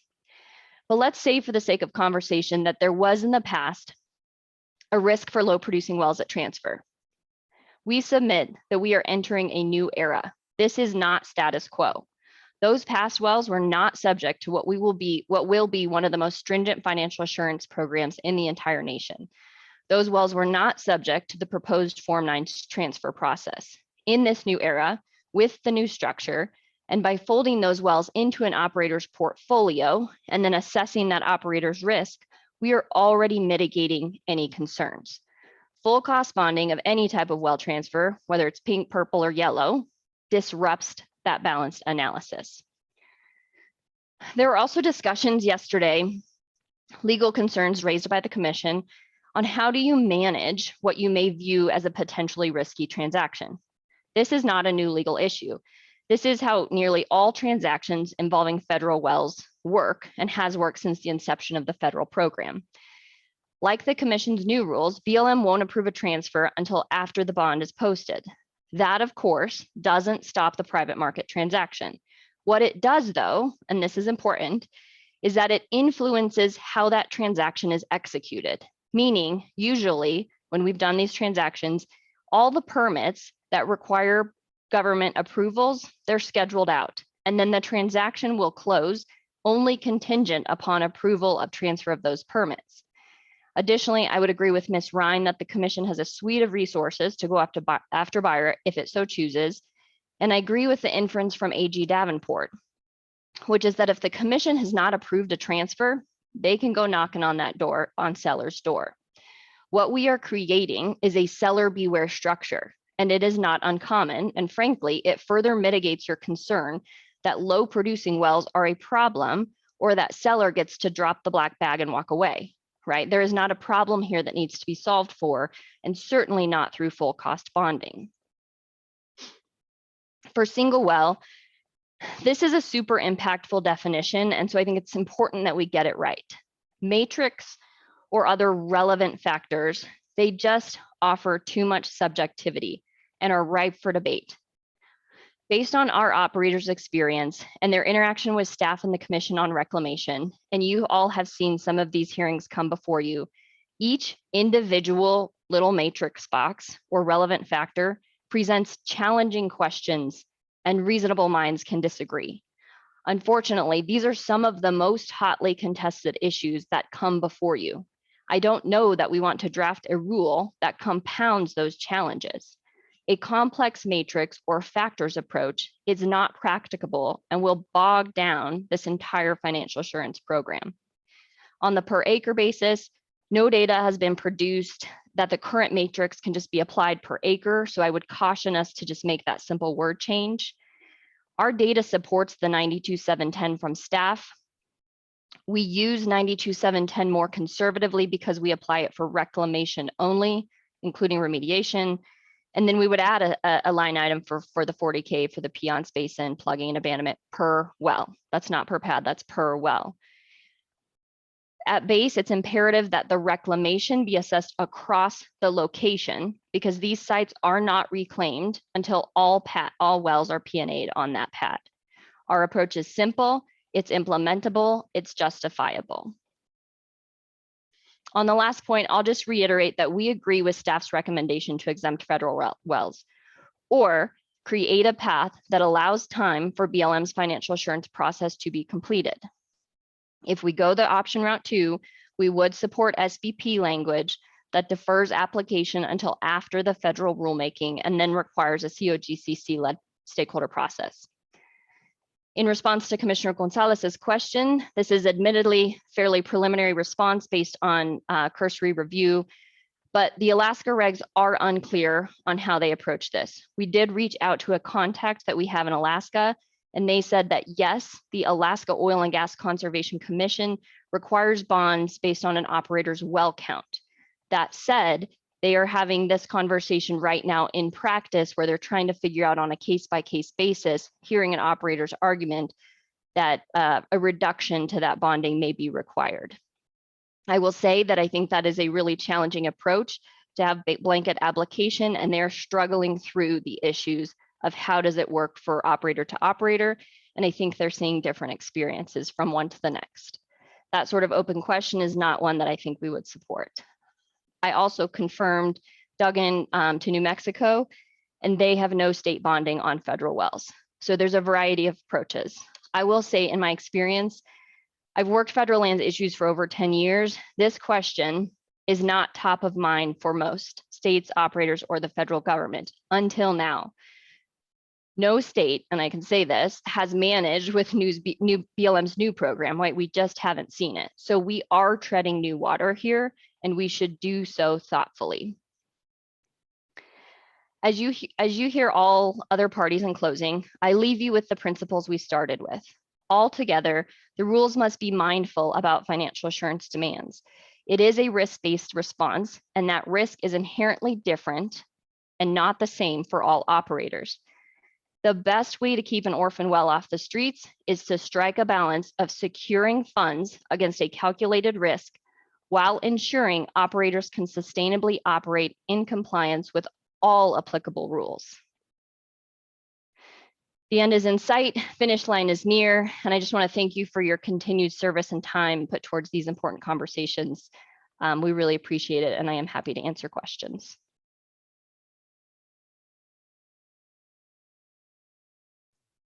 Thank you for the closing. You did use all of your time, and we do have a question. Commissioner Nanjapa. Thank you, Mr. Chair. Sorry, just a very quick question, and thank you so much for the presentation, Ms. Gutierrez. It's always, I really appreciate the thoroughness by which you kind of approach these issues. So just the one question was, you had mentioned about the wells transferred and not considering them with a single well financial assurance, but rather kind of rolling them into consideration of the whole portfolio. So in your view, would that then be sort of a trigger for a review upon a transfer, and then you would just reassess the entire financial assurance amount at that time? Thank you very much for the question, Commissioner Nanjapa. And yes, that's exactly right. Right. So at the Form 9 stage, as a part of your process, you are requiring that buyer demonstrate adequate financial assurance. What they would need to do is say, hey, here's my current financial assurance. I'm in compliance with it based on my asset portfolio. I'm about to buy these 100 wells. Some of them are low producing, some of them are not. When I roll those up into my current plan, it bumps me from tier 1 to tier 2. Here is my capability bond posted for that tier 2 amount for Form 9 transfer. And then just a quick follow-up is, do you have an opinion on some of the criteria that Own Resources was proposing, like some way to assess financial health, P&A history, compliance history, et cetera? As a way to get into a tier? Yes, or specifically to be able to qualify for a blanket bond structure? Yeah, so I think, so I want to be supportive of OWN because OWN has a very unique perspective, and I want to make sure whatever it is that we adopt collectively, it respects their business plan. I also think that we want to aim for simplicity, right? So there may be, I guess I would say I wouldn't oppose it, but I do want to balance that against simplicity, and we would probably aim for sticking with per well average daily production. I could see some of those factors. For example, if that put OWN into what is tier 3 for West Slope COGA, if they think that they are a tier 1 or something else, then they come under the individualized plan and say, here's my business model. It looks a little different in the state, and here's why. This is what the program should look like for me, right? But I am open to what that would look like for them, and I do want to support something that's workable for them. Thank you. And I'm thinking about this in particular with respect to this idea of reevaluating a portfolio upon transfer. Yeah. You know, with the new wells that are being acquired, you know, it's possible, I guess, based on some of the testimony we've heard, that the production per well, you know, could be different, you know, or projected to be different in the future, depending on what the new operators' plans are, et cetera. So I'm just wondering if, you know, some of these criteria may be a way for us to, you know, maybe based on what a tier they were already in, or what, you know, program they were already in terms of their financial assurance, whether they stay in that or do something different. Does that make sense? That does make sense. And I again, I wouldn't be opposed to it. I just think I want us to maintain as much clarity and simplicity in the rules as possible. Again, one piece, for example, Evergreen gave the example that they do take on really wells that are lower producing or inactive, and then they bring them into capable production, right? So they do raise that up, but that doesn't happen in year 1 when they take them on. They need some time, some runway. So I could see them coming before you and saying, whether under individualized plan or you set a different criteria where you take a look and you say, you know, projected out 10 years, we're going to be at this per well average daily production. We need time to get there, and we need these dollar bills in our pocket to put this plan into place and not lock it up into a sinking fund or a bond. Thank you. Appreciate those responses, and thanks to my fellow commissioners for allowing me the questions. Thank you very much. Okay, very good. Thank you. Commissioner McGowan has a question. Thank you, Mr. Chair. And I think I need some clarity from you based on the comments that a couple folks have made, which is risk should not be based on individual wells, but the risk of the operator. But then you're setting up the tier structure based on production, which is arguably based on wells and not financial risk of an operator, because you're using it as a surrogate for fiscal strength, I'm assuming. And so I'm wondering if you can kind of address for me what I feel like are maybe is a competing message. Thank you very much, Commissioner McGowan, for the opportunity to answer this question, because it's foundational, right? What we're talking about here is our goal is to look at the entire portfolio of the operator. How best do we proxy their health and financial health, I should say, and operational health? And the way we've done this is through per well average daily production. This is, I would submit, a very good proxy for that financial and operational health.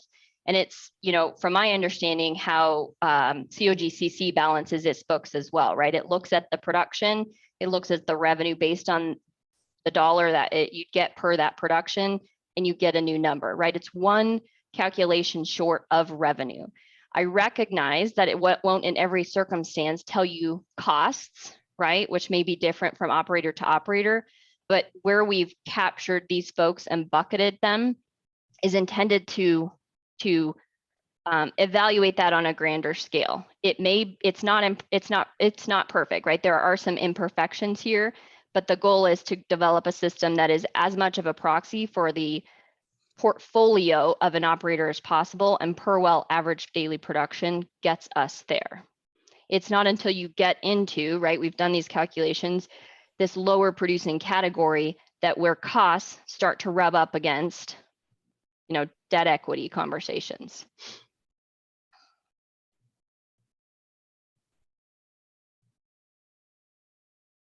Okay, I think we have finished up with questions. Again, thank you for your time. Thank you very much, commissioners. Ms. Larson and I realized we skipped Tara and Noble, so we're going to go back to Tara at this point. And Ms. Gutierrez, if you could stop the screen share, that would be great.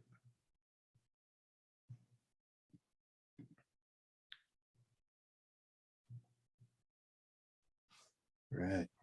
All right, Mr. Jewell, by my count on the list, you have 51 seconds. Thank you, Mr. Chair. And during West Slope COGA's presentation yesterday, Commissioner Messer asked what the metric should be for low producing wells. It should be paying quantities. Reverting the low producing well language back to draft 2 seems unlikely. So we would like for you to consider memorializing and understanding that the development and life of gas wells in the Piceance is distinct from virtually the rest of the state. If steadily below producing gas are deemed not useful, Rule 211, or if the proposals of local governments gains traction, Rule 434, gas wells can get slated for retirement ahead of their actual useful life that's valid under the law of their lease that they are drilled under. And the stage gets set for confusion. We can avoid this conflict of law. But we join West Slope COGA, Karis, and Laramie again in asking you to keep efficiency and clear governance alive by recognizing our substantial basin differences. Thank you as always for your tireless stamina, deep conversations, and attention to these details. Best wishes for fresh powder and relaxation this weekend. Thank you. Thank you for the presentation. That was 51 seconds long. We now will bring in Noble.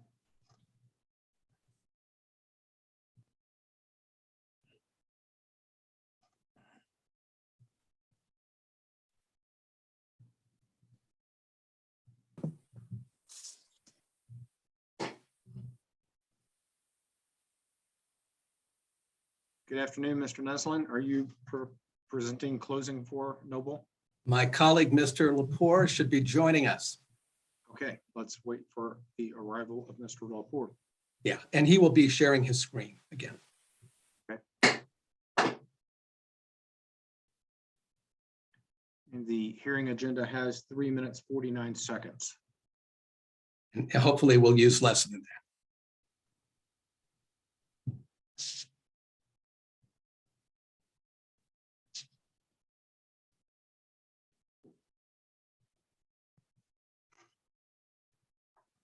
Good afternoon, commissioners. Can you see my shared screen? We can. Thank you very much. Commissioners, the last few days, if they have shown us anything, it's that financial assurance is complicated and challenging. There may not be a single perfect solution, and it may not be necessary to do absolutely everything all at once.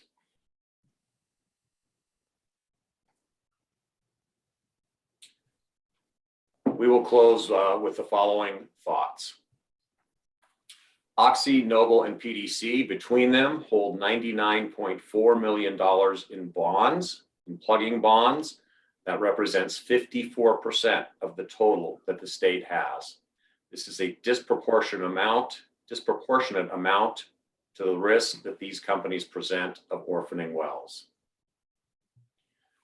These three companies plugged 70% of all the wells that were plugged between 2017 and 2020. 70%.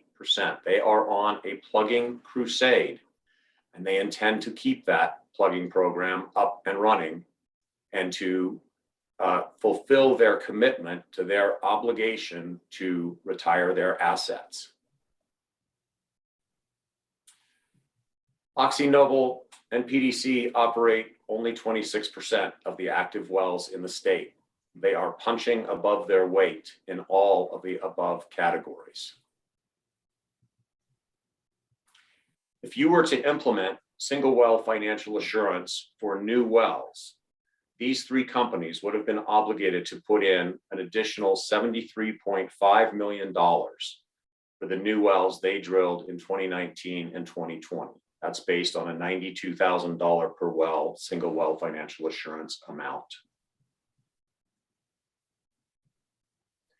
And statewide, for the wells that were drilled in 2019 and 2020, the total tab would be $235.1 million of additional financial assurance for those wells drilled in those 2 years. The single well financial assurance for new wells will simply replicate the currently disproportionate distribution of financial assurance, in which the lowest risk operators carry the largest amount of financial assurance. This misses the mark for potential orphan well issues you are trying to solve. As Mr. Neslin will describe, the company's recommended changes represent substantial, meaningful changes to put the money where the risk is and prevent future orphan wells. Commissioners, the December 7 draft rules responsibly address risk in several ways that the companies support. This slide notes a couple of them: the $10 million, up to $10 million annually for the orphan well program that should create a strong regulatory backstop, and the single well financial assurance requirement when low producing wells are transferred in a transaction that doesn't involve an asset exchange. The three companies have also suggested several changes to the December 7 draft in our filings and presentation to better address risk. I want to highlight the two most important changes. First, we need a predictable out-of-service process. This would encourage the closure of more than 4,500 low-producing wells, which would be a great accomplishment for the agency. For this purpose, we've suggested presumptively approving the orphan well list on submittal, incorporating the October 8 draft language establishing timelines and milestones and addressing reclamation and remediation, and leaving Regulation 7 interpretation and compliance to the APCD. Second, you should add a comprehensive bond for operators with proven track records who present no material risk of orphaning wells. This would simplify the process for larger operators like the three companies who drill and plug wells on a daily basis and present no risk. Thank you, commissioners. We give you back any remaining time, and thank you again for your service. Thank you both for the closing statement. So far, I'm not seeing any questions. You did use your time. We now will move to the next closing statement, and that is Citizens for a Healthy Community with 59 seconds. Morning, commissioners, or good afternoon, commissioners. Let me just share my screen. And can you hear me okay? We can hear you. Great.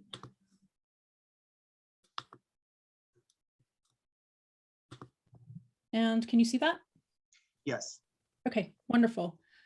Thank you again, commissioners. Natasha Leger, Executive Director with Citizens for a Healthy Community. I'm closing on behalf of CHC, Valley Organic Growers Association, and Terra Ditch and Reservoir Company. After listening to testimony these last 3 days, we want to reiterate the importance of a scorecard to evaluate the proposed rules to achieve meaningful rules that prevent financial risk to the state, ensuring trust and confidence in the commission, and compliance with the primary duty of SB 181.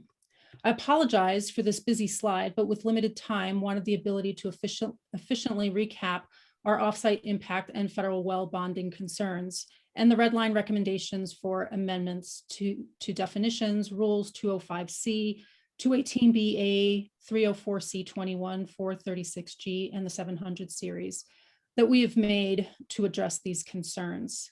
Thank you again for your consideration, and happy to take any questions. Thank you for the closing statement and for the slide.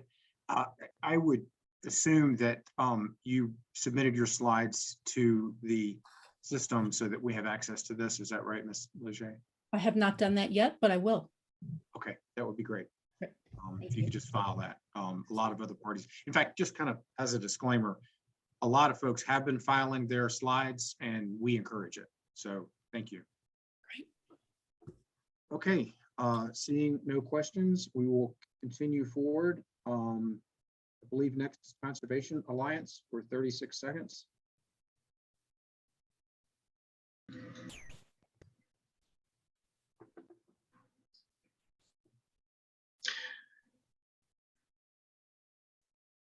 We can hear you, Mr. Sura, and we're dying to hear what you're going to tell us in 36 seconds. You're going to be so surprised how much I'm going to get across. All right. On your mark, get set, go. We ask that you act on the consensus positions that we've heard from local governments, surface owners, and conservation organizations to impose single well financial assurance for low producing wells, transfers, and new wells, and all wells owned by Tier 2 and Tier 3 operators. We ask you provide a timeline when out of service wells need to be plugged to ensure that you receive reports as to when the wells are leaking so that they will be prioritized for plugging, and to apply state financial assurance to federal lands, and to ensure the Orphan Well Fund is adequate to address the thousands of orphan wells that are anticipated in the next 2 years. Thank you.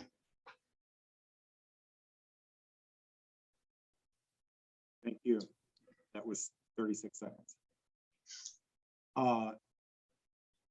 Any questions?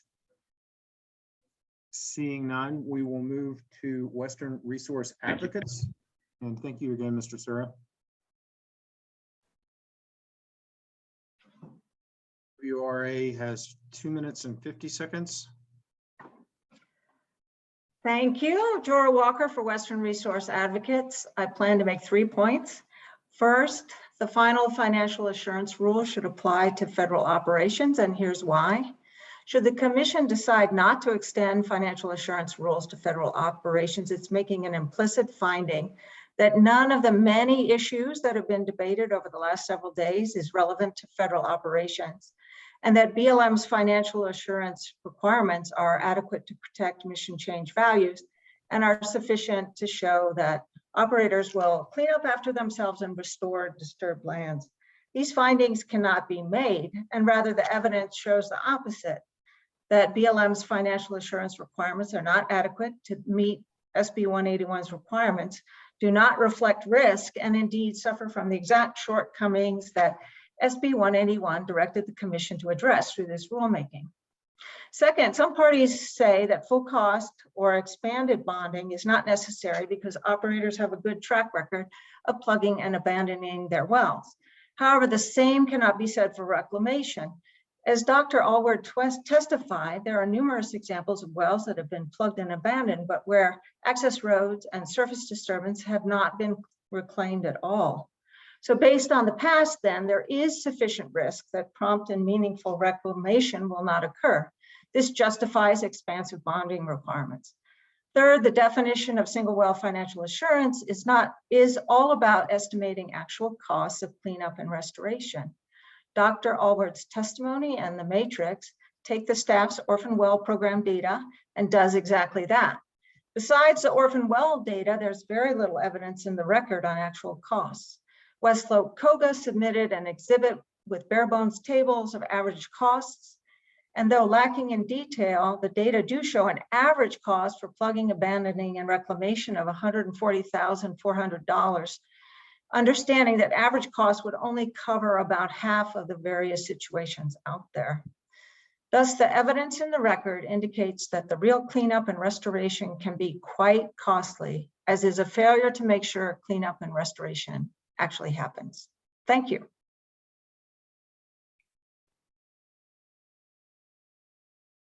Thank you. Seeing no questions, we will continue down the line. We now have Pitkin County for 46 seconds.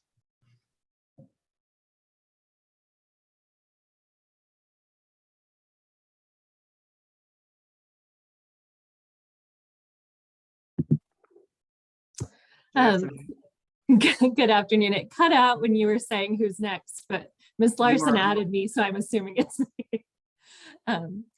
Laura Maker with Pitkin County. I'm here to address the orphan well issue on federal lands. The insufficiency of federal bonds is clear. 84% of the existing bonds for federal wells are insufficient. The average of bonds held by BLM is $2,122. There was much attention paid throughout this hearing about 36 of the confirmed orphan wells in Colorado being on federal land. Let me be clear, that is not insignificant. That's more than 1%, more than 5%, and more than even 10% of the identified confirmed orphan wells. I also want to provide Commissioner Gonzalez with a site for the Alaska bonding regulations, and that's 20 AAC 25.025. The Alaska bonding regulations require and assume there will be state bonding for all wells. There is a route to allow a decrease in that amount, but the assumption is they apply to all wells, even federal wells. I appreciate the commission's time and thoughtful consideration of these issues. Thank you. Any follow-up? I'm looking at you, Commissioner Gonzalez. We can't hear you. Is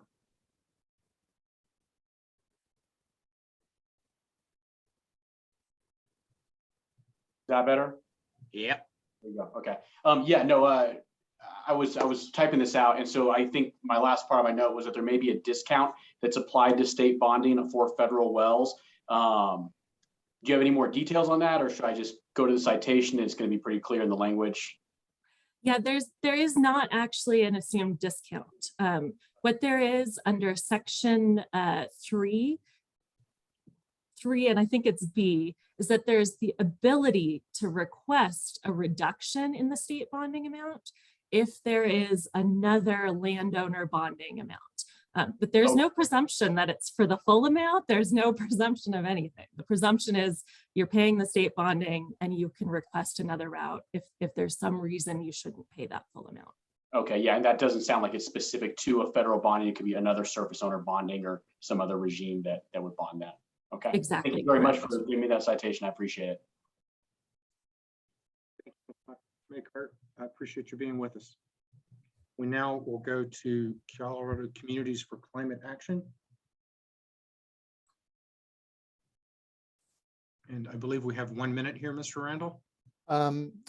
Thank you, Mr. Chair. I'd ask Ms. Larson to also add Tom Easley, the Senior Policy Advisor for CC4CA, and Sarah Judkins, so she can share screen.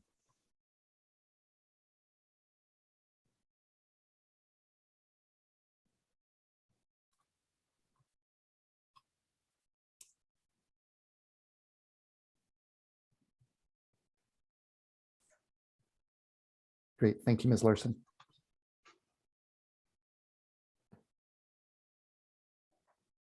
Okay, there we go. Now we're in screen share mode. Terrific, and we have All Mr. right. Easley. Good. Good afternoon, Commissioners. I am Tom Easley, representing CC4CA. First, we support the Rule 211 proposal that the Brighton Group will present during their testimony this afternoon. Second, we are following up on the interest expressed by Commissioners Messner and Nanjapa about rule language that would address our concerns about the need to engage DI communities when operators develop priorities for plugging wells in their out-of-service requests. We propose to add 2 provisions relative to submission of Form 6A out-of-service lists. These are based on a similar provision in the existing Rule 304 Form 2A oil and gas location assessment applications.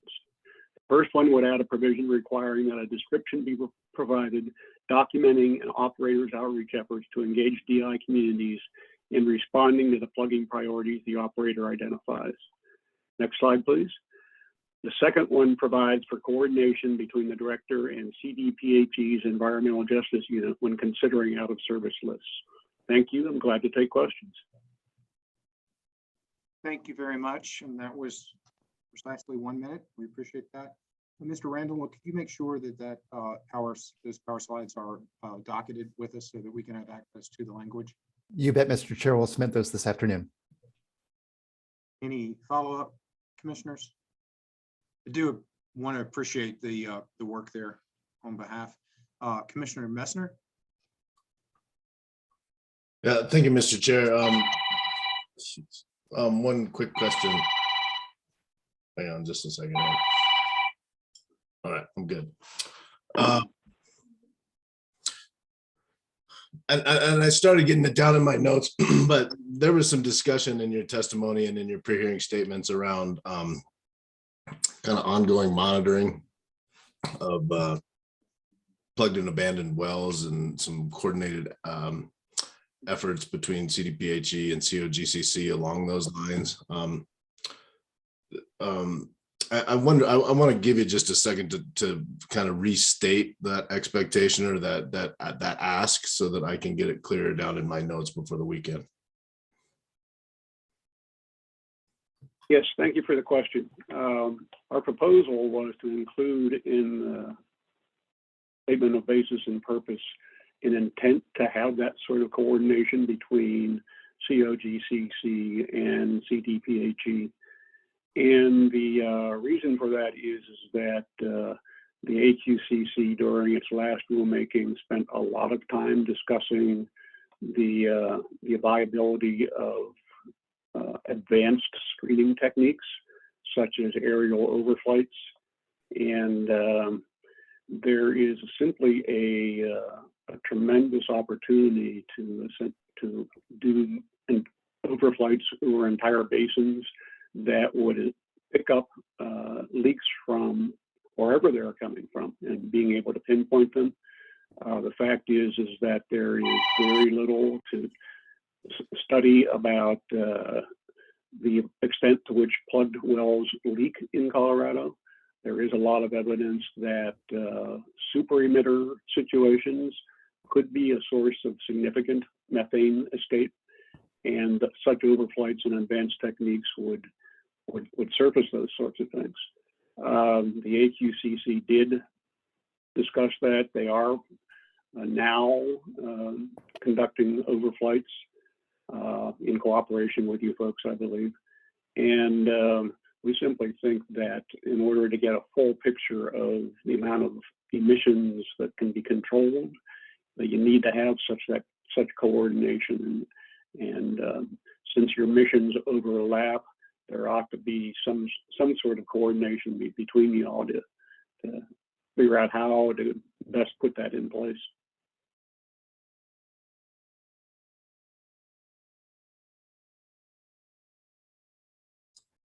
Thank you for that response, Mr. Easley. I appreciate that.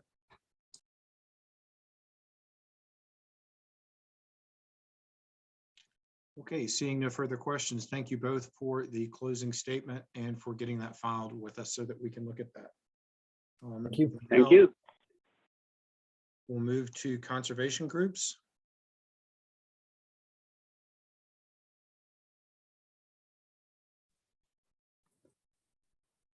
And I have 5 minutes, 17 seconds. Good afternoon. Can you all hear me? Yes, we can, and we can see your screen too. Excellent. Thank you. Good afternoon, commissioners. My name is Mike Freeman on behalf of the conservation groups, and with me is my colleague, Tom Delahanty. I'll try and hit quickly on 6 points this afternoon. First, with regard to federal wells, Ms. McCarr has given, and Commissioner Gonzalez's question, Ms. McCarr has given you the citation to the Alaska regulation. I would also note that we actually have spoken with the Alaska agency, and they confirmed that they do apply that regulation to give credit for bonds on federal wells. Second, as we mentioned in our earlier presentation, this commission should require full cost bonding for all new wells. New wells represent a relatively small number of wells each year, and full cost bonding for those wells amounts to only a very small percentage of the price to drill each well. And because they are new wells, there's no risk of creating additional orphans. Now, industry has argued that early in their life, wells pose little risk, but the commission needs to look at the risk over the entire life of the well, not just when the well is first drilled. You heard COGA's own surety expert make the same point, that in assessing risk, surety companies have to assess the risk over the entire life of the well. Waiting until a well becomes low producing or inactive to increase bonding is really the same approach that created the current problem to begin with. By that point, the risk posed by the well is much greater, and it's typically much more difficult to post a larger financial assurance. Third, with regard to blanket bonds, you've heard several industry parties argue that blanket bonds aren't flat out outright barred by the Act. But their arguments ignore the central requirements of the Act, and they ignore the point we're making here, which is that the Act requires operators to demonstrate that they are financially capable of meeting their obligations to decommission each well in a timely manner.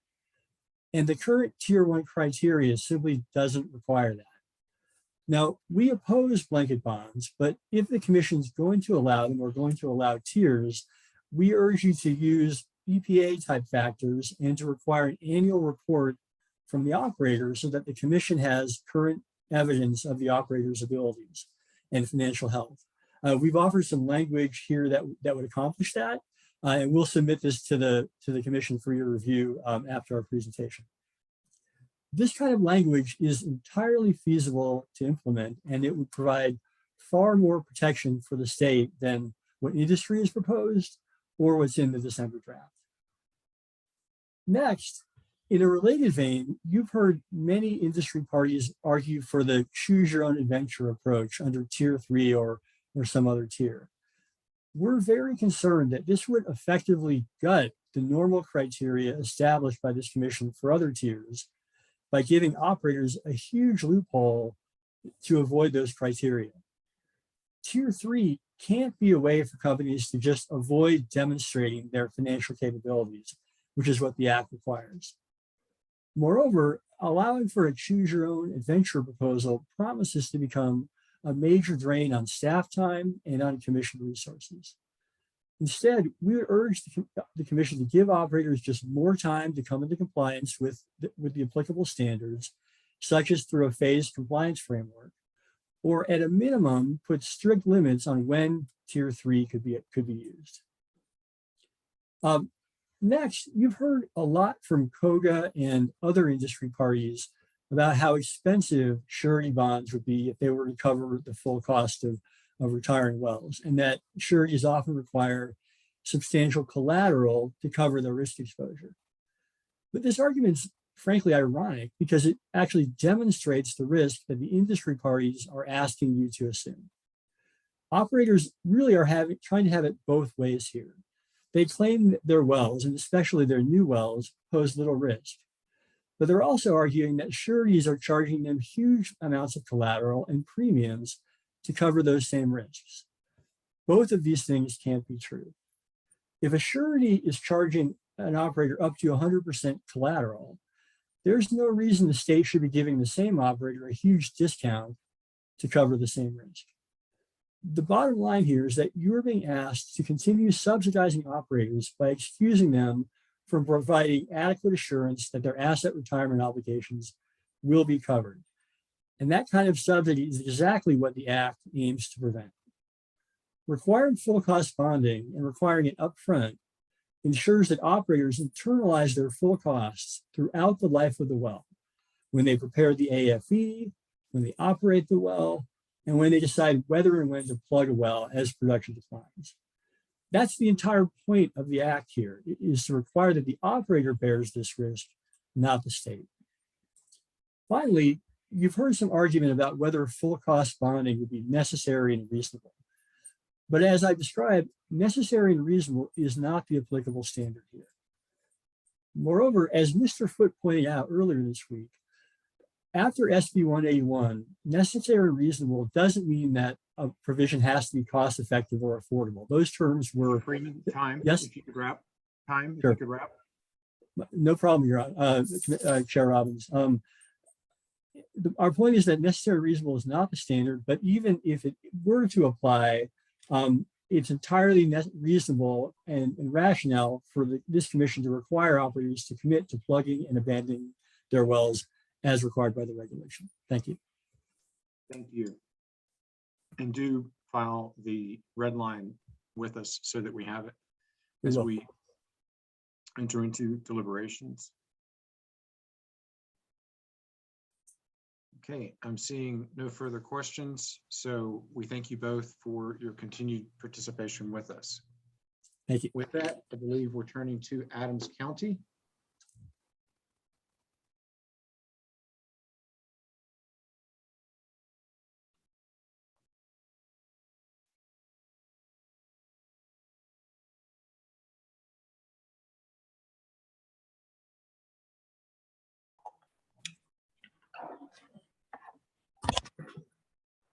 Good afternoon. We have our whopping 15 seconds. I just wanted to take this one last opportunity to thank the commission, Director Murphy and her staff, and the hearings manager Larson, and all the other stakeholders for this collaborative process and our opportunity to contribute. We look forward to the February 11th draft and our future party presentation. And as always, I'm available for any questions you had or clarifications on our testimony.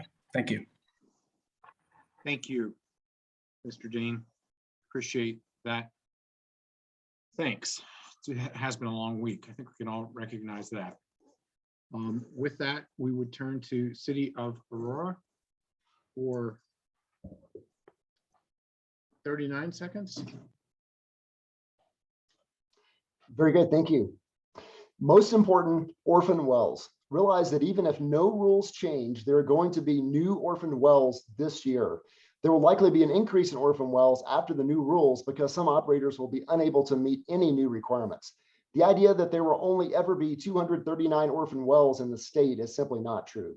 Also, I believe the focus on the surety bond market is misplaced. Operators are required to pay the full cost of plugging, not just a percentage. So if an operator must post a cash bond, then so be it. They are legally required to plug their wells. The question shouldn't be whether they will pay, but when. In the past, the industry has not demonstrated complete willingness to pay at the end of a well's life. So we need to require single well financial assurance for all new wells upfront. Thank you. Thank you for the closing statement, Mr. Moore. We do appreciate it. You're welcome. Okay, with that, we will go to the Brighton group.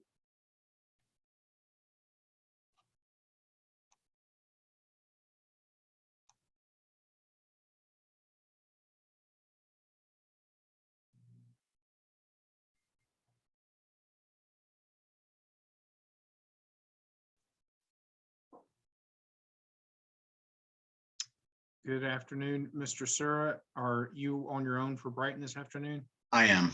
Thank you. Now, this time you've got 1 minute and 35 seconds, so I'm sure we'll get lots from you. That's right. Matt Sura, representing City of Brighton, Commerce City, and Larimer County. Based on the conversations we've had over the past week, the Brighton Group is offering this new language for Rule 503G12, which is also supported by Adams County, Pitkin County, the affiliated local governments, and CC4CA. The proposed red line makes the following changes. 1, it requires certification that the applicant has conferred with the operator. 2, certification that the well has been in low producing status for 3 consecutive years, which we have expanded from 1. And 3, information as to why the application meets the requirements of Rule 211, either because it threatens public health, safety, and welfare, or it is no longer used or useful. Heard today the concerns from low producing operators claiming that the state oil and gas industry, and in fact our entire economy, depends on the stripper wells and also on low producing wells. Just want to say that according to 2020 State Legislative Council memo on effective tax rates on oil and natural gas, stripper wells, that is above 15 BOE per day in 2018 provided only 7.7% of oil and gas production. And I was not able to find out what low producing wells would be, but it would have to be less than 1% given those low volumes. And I encourage you to ask your own staff as to what those numbers would be, but it clearly can't be more than 1%. Finally, we'd like to further explore the concept raised by Commissioner Gonzalez that would enable local governments and possibly even surface owners to petition for funds from the Orphan Well Fund to address orphan wells. Thank you. Thank you very much, Mr. Sura. If you can ensure that your slide deck is filed with us so that we've got that new language, that would be very helpful. Do that. Thank you. Okay, with that, I believe we will turn to Wild Earth Guardians. Mr. Sura, if you could stop the screen share. Thank you. Okay, thank you. Let me just pull up my PowerPoint. All right. So one of the final speakers spoke about driving up I-25 in the 1970s, looking out at the farmland and how the rules used to be only 20 pages. And it's true, Colorado has changed a lot since 1970. The rules are now 300 pages. And the state has more than doubled its population. Driving on I-25, you don't see a lot of pump jacks. You see houses, shopping centers, and lots of modern oil infrastructure. SB 19181 was meant to once and for all reverse the direction of this commission from treating industry like their client to treating the public as their client, prioritizing us, our health, our safety, and our welfare. I didn't hear one industry party admit there was a problem with having 11,000 shut-in and TA wells. In the October draft, which would save the industry $90 million over what they pay today, where 95 to 98% of all wells would be in the most favorable tier, they were still warning you about dire consequences. Amnesty was not in the rules you proposed, and there are too many ways for it to go off the rails for it to not get its own rulemaking. Full cost bonding on transfer, how's that going to prevent operators from dumping to shell corporations if you're limited to asking the shell corp for full fund cost bonds after the fact? In-house plugging is a great idea for all the reasons stated, plus you have the most incentive to get it done right the first time. I've been involved with this commission for years now, and I've literally never seen this level of public concern, even for mission change. I think we've probably had close to 1,000 public comments, mostly from folks I've never heard of. These weren't form letters and these weren't the usual suspects. The people are demanding that oil and gas industry clean up its own mess and do so on faster timeframes. It's not your job to ensure a 1 BOE well remains profitable, and it's not your job to ensure that a 1 BOE operator remains profitable. It's your job to change the status quo so that you'll never be in a situation where the industry is able to threaten you that it will walk away from their wells. Take back your power, take it back for us. Assure us that these operators will never have the opportunity to threaten us again. Thank you. Thank you, Ms. Merlin. On behalf of Wild Earth Guardians, we do appreciate you participating with us. If you could make sure you file your stuff you didn't have time to say so that we can read it as we deliberate over the weekend, that would be excellent. Thank you. Okay, the citizens groups are now going to be recognized.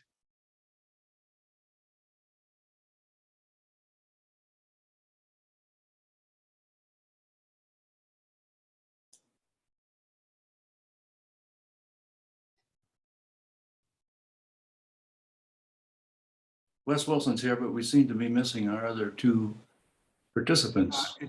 Mr. Wilson, it looks like we have Mr. Doe. Oh, there he is. how And about is there- Miss Barbara Mills Bria?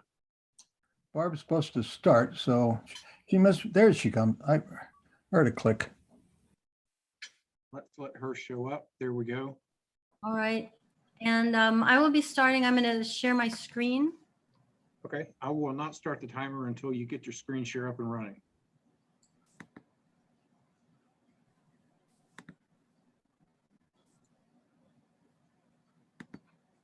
Is that good? Yes. All right. Well, I just want to thank you, Commissioners Nanjapa, McGowan, Mesner, Gonzalez, and Robbins for going through this laborious process.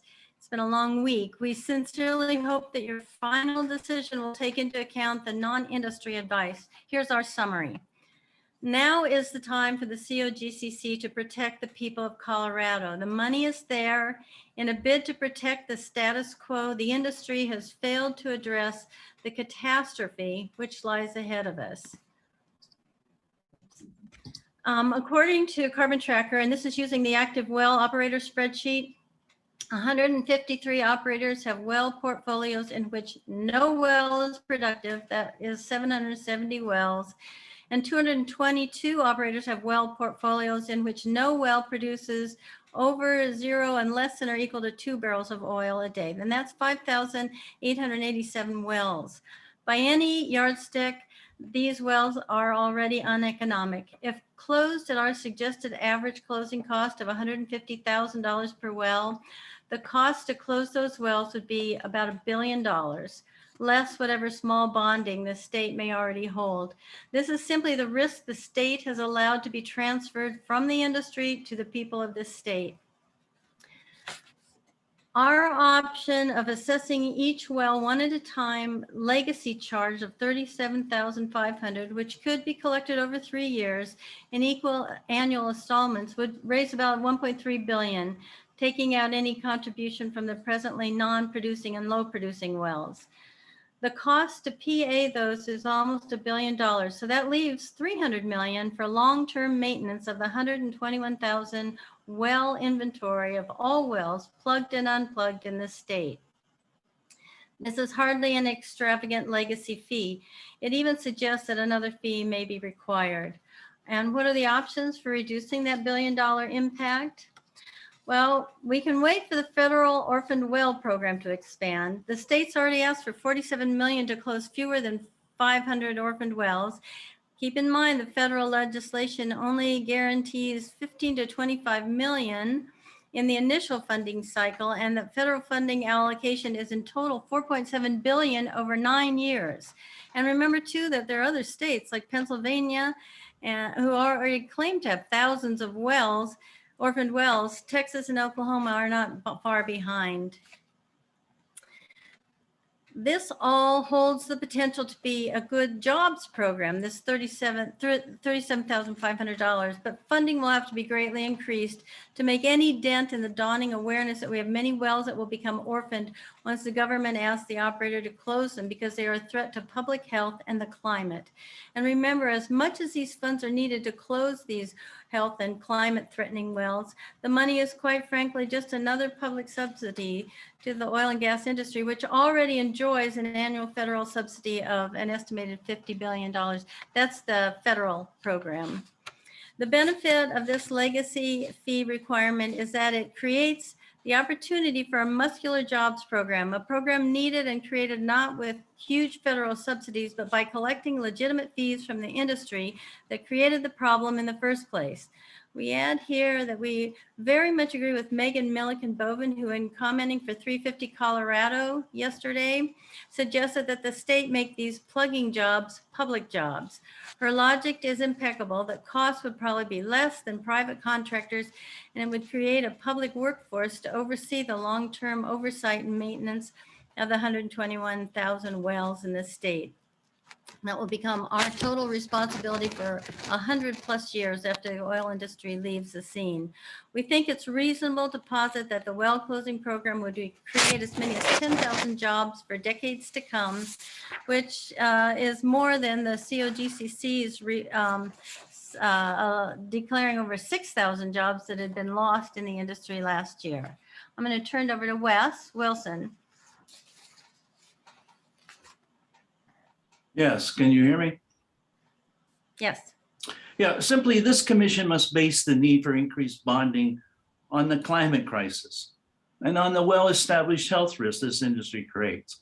It's these risks, these climate and health risks, that SB 181 obligates the commission to avoid them if they're reasonable and necessary.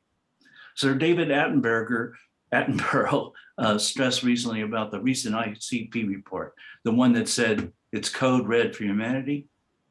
He emphasized it's every day that goes by in which we do nothing is a day wasted, and things are being made worse. And the health risks are well established.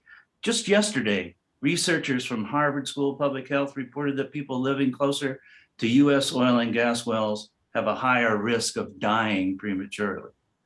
Those researchers found elderly residents near unconventional oil and gas wells have about a 2.5% higher mortality rate, and even a higher rate of 3.5% for residents downwind. That's the first major study to link premature death in older people to unconventional oil and gas wells, and one of several to examine the importance of wind direction. Now, during this week, industry lawyers argued that full cost bonding was either unnecessary or unaffordable. But that ignores the clear language of SB 181 instructing the commission that it must protect public health, welfare, and the environment. And as we demonstrated on Tuesday, full cost bonding is necessary to protect the public from inheriting a massive well closure cost. We've also established that it's reasonable, suggesting that any other alternative that does not fully protect the public purse is therefore unreasonable under the law. We show that full cash bonding of the wells is beneficial to the state's economy because it includes the one-time legacy fee for each well that could be used to provide jobs. Orphan wells have roughly doubled in the last year, a tally that is guaranteed to continue to grow as some proportion of climate crisis awareness. If we do not get these wells closing costs fully funded now, when the industry is enjoying high prices for their product, there is a risk these costs have become public costs. We don't think the good times will last for long, For example, just yesterday, a federal court negated an $80 million acre lease in the Gulf of Mexico because of the predicted negative impacts that oil and gas development has on climate stability. During this week testimony, we heard parties representing the industry take the position that new wells need not have full cash bonding because they are low risk, and that operators with non-producing or low producing wells cannot afford full cash bonding. Now, COGA representatives do concede that full cash bonding of operators of low producing wells is justified, an action that would be done using your Tier 3 financial review process. But clearly operators of new wells can afford full cash bonds. No one thinks that's in any doubt. There was general agreement even among an industry of lawyers that a full cash bond for new wells is reasonable. As Matt Sura, representing a number of citizen local government groups, said, a 100,000 bond on a new well that costs $5 million is no more than a rounding error. As to whether operators with low producing wells can afford full cost bonding, it depends. As Barbara has shown, those whose entire inventory is made up of unplugged but non-producing wells and wells produce less than 2 barrels of oil a day are not likely to be able to pay. But full cost bonding, as many parties recognize, does not create insolvency. It merely exposes it. Small operators such as Petro, whose production could at present prices result in 8 or 9 million in gross income annually, certainly could afford a full cash bond. It's our conclusion that the decision to bond remains with the small operators.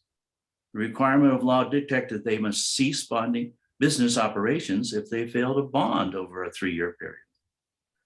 Trevor Gilstrap, the insurance underwriter, told the commissions he couldn't determine whether the COC should land on new bonding requirements. He said, I know that the end result is that the bonding amount is going to go up, and it's going to go up significantly. And he wished he could give you a magic number that would create a win across the industry. See Cliff Woodruff's article in the Morning Sun, or the Colorado Sun this morning. As to the claim that full cash bonding is not required in SB 181, we reply it is. Because the public can be protected from inheriting an estimated $7.7 billion in closing costs if all unplugged wells in the state go bankrupt. The risk is great that the public will inherit a significant part of those costs if we don't act now to fully bond. The window of opportunity is narrow. For the industry's boom is the cycle will end, probably sooner than later. The industry would have you believe that full cash bonding is not required by 181. The industry, through its legal counsels, Matt Lepore and David Neslin, both former commissioners, conclude that SB 181 does not preclude the use by the commission of blanket bonds at a fraction of the cost of well closure. Well, Mr. Lepore knows what he's talking about, but he does not know what he's not talking about.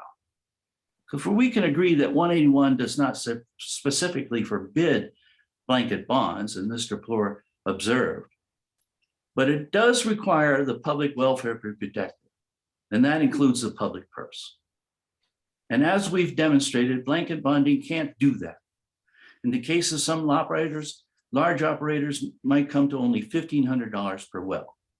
And in that regard, Mike Flood, a co-author of 181, reminded the commission the traditional regulatory argument that the polluter only had to pay up to the limits of his ability to pay was debated to legislature and stricken from the law. The COGCC recognizes this aspect of the law in its background, but it doesn't seem capable of enforcing it. So the question is not whether the industry can afford. The question is what bond is needed to avoid taxpayer risk. Commissioner Gonzalez asked if that risk to taxpayers should be zero. Yes, it should be zero, since it satisfies the test of both reasonable and necessary on the law. Be the change alternative proposal simplifies the commission's responsibilities with full cost bonding for all wells. You won't be conducting financial assurance plan approvals for 400 operators each year. You won't be making land use decisions. You won't determine if a well is used or useful. By posting a bond, full cash bond of $150,000 each for each well, each operator makes their own business decision. Shall they plug and remediate and get their bond back? Or plug and remediate at their own expense and remove that well from any state bonding obligation? Now, the industry alleges that the few wells that have become orphaned in the past, just 1% or so, indicates this slow rate is likely to remain in the future. This financial assurance rule will shine a light on the inventory of non-producing and low-producing wells in the state, wells that could simply be abandoned under any reasonable bonding. Don't all commissioners now agree these rules do not cause bankruptcies, but simply expose them? Climate change is the main reason the past low rate of orphans will not be repeated. Climate change is reducing demand, and all nations are taking steps to stop emitting greenhouse gas. Many observers recognize no additional investment in fossil fuels should occur if we're to stay with the 1.5-degree warming. And the state of Colorado has its own 1261 law that attempts to cut greenhouse gas emissions the next decade. Much time was spent by last week with COGA experts explaining that surety bonds will probably not going to be available as most operators because of costs. That's probably correct, because insurers are becoming leery of oil and gas's long-term viability. COGA requests you commissioners enter into closed-door negotiations in camera to develop financial assurance plans that allow risky enterprises to survive. That approach is wrong on many levels. It increases your administrative costs, it decreases public confidence in your agency, and it's unnecessary since full cost bonding is simple, direct, and transparent. So the testimony by Mr. Lucero, the Thurton School District, was informative because they were forced to close 3 wells in order to do school construction at a cost of $400,000. With our proposal, the money to close such wells could be handed over from the state and provided to the school district to do something like that. Last summer, the CDPHE added testing for radioactive waste, known as 10-ARM, which will further increase radiation costs. PFAS, the forever chemical, if it is present at these wells, could increase remediation costs. Next week, the Physicians for Social Responsibility will release a report describing PFAS use at 282 wells here in Colorado. So PFAS cleanup is another category likely to increase it. Indeed, there is an example of PFAS contamination running up the cost of reclamation near Windsor to over $3 million. In that case, following a fire in 2017, the operator extraction plugged the well. But when the landowner offered to sell his land to the town found PFAS contamination. The sale failed for that reason. Clearly, the cost of remediation varies greatly, as the industry parties attested to. All the more reason to establish a multi-billion-dollar legacy fund to protect both landowners and taxpayers. Phil? Okay, all right. This will be short, I hope. The internationally renowned British naturalist David Attenborough had this to say before the UN Security Council last February. Climate change, he said, is the biggest threat to security that modern humans have ever faced. If we continue on our current path, we will face the collapse of everything that gives us security. He's talking here primarily about food and water security, but make no mistake, the source of this threat is our continued reliance and production of fossil fuels. We came before you on Tuesday, concerned citizens, asking that the threat of climate destruction inform, if not fully define, these conversations and these deliberations. To our disappointment, that didn't happen. But we will persist in this dialogue, guided by our belief that the long arc of history may bend toward justice, but because of the threat of climate collapse, that arc is long no more, and neither is our patience. I do have a couple of comments about individual issues discussed over the past 4 days. The Climate Disaster Express was developed. Yes? The time allocated is up. If you could wrap up, please. Oh, well, okay, I'll just give you this last paragraph. The Climate Disaster Express was derailed in Los Angeles this week. As some of you may know, the city council voted to ban fracking in the city and county and to close over 1,000 wells in the city to protect human health. You want to apply that information to what's going on here. If we had full cost bonding, particularly at transfer, this would not happen. Los Angeles would not be faced with the prospect of closing 1,000 wells at God knows what's cost, because these are city wells and many of them have already cost over $1 million a piece. So let that inform your decision-making here in the future. We appreciate the opportunity to participate. I've got a lot more to say, but there'll be other opportunities. Thank you very much. We appreciate your closing, or we've got one more, but your closing statement today on behalf of the 13 organizations that you represent. So thank you very much. Sure. We now have the Magpie Group as our last closing statement. Nice ones.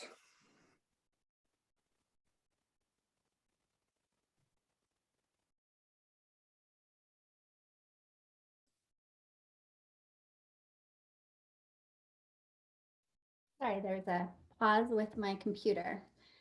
Good afternoon, Commissioners. Tricia Fanning, again for Magpie Top and Rampike. I'd like to thank you for your diligence in this matter, and we appreciate your willingness to engage with us. It's been a long week. I believe I'm last, so I'll be brief. Over the past few days, we've heard quite a bit of testimony on what should be the goal of this rulemaking and how it should be implemented. What are the different considerations and what are the different asks of the parties? I know there's a lot to sort through. I'd just highlight two important points. First, full cost bonding is a solution in search of a problem. It's been noted time and time again, Colorado does not have an orphan well problem. Despite all the references to zombie wells, bad actors, none of this changes the fact that those allegations are simply not true. This is supported by the facts and the information from numbers of sources, including COGCC's own data. Our question would be, why is it either necessary or reasonable to impose full cost single well financial insurance to any of the wells? To put it another way, what issues will be solved by imposing such a strident rule? In fact, as you've heard, such a proposal would likely cause more problems than it solves. This leads to our second point, that somehow low producing wells and the operators that have them in their portfolios are the problem. We strongly believe this sentiment is misplaced, and we also believe that facts presented support this argument. The testimony of multiple parties, including our own, gave specific examples of how these so-called low-producing wells are actually very viable property rights that are operated in a manner that are safe and responsible. I would finish with this one question. What makes our clients, operators, any less valuable? I thank you again, and I wish you a wonderful weekend.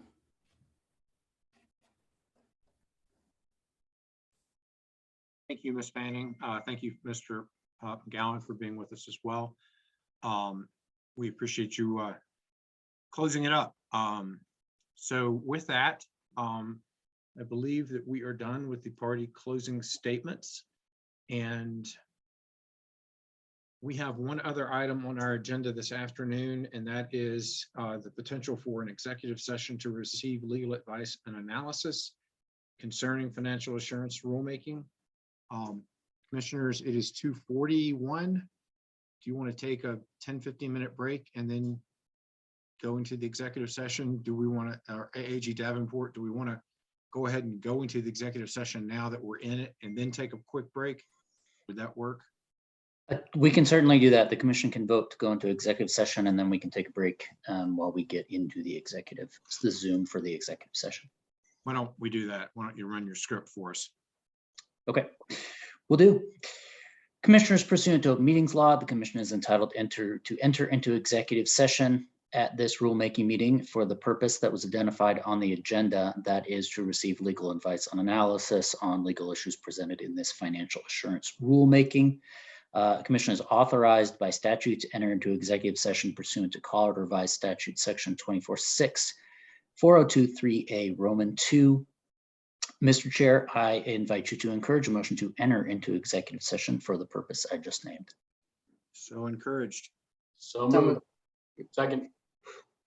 Motion and a second to go into executive session as articulated by AG Davenport. All those in favor indicate by saying aye. Aye. Aye. Any opposed? Okay, for the 79 folks that are listening in, we are going to go into executive session. That is a closed meeting of the commissioners and our AAG and certain staff. We will go into a different Zoom room for that executive session. Once we are done, we will come back to this Zoom room and then we will adjourn. We will not be taking any action either in executive session or when we come back. You are more than welcome to hang out here in this room to listen to us adjourn in an hour or so. Not sure how long it's going to take. Or you can go your merry way on a Friday afternoon. I would note that we do have on the agenda to return Monday morning at 9 a.m., January 31st, for the initiation of deliberation. So everybody pop popcorn over the weekend and watch us deliberate come Monday. With that, commissioners, why don't we take a break and resume the executive session or go into the executive session at the other Zoom link at 3 o'clock.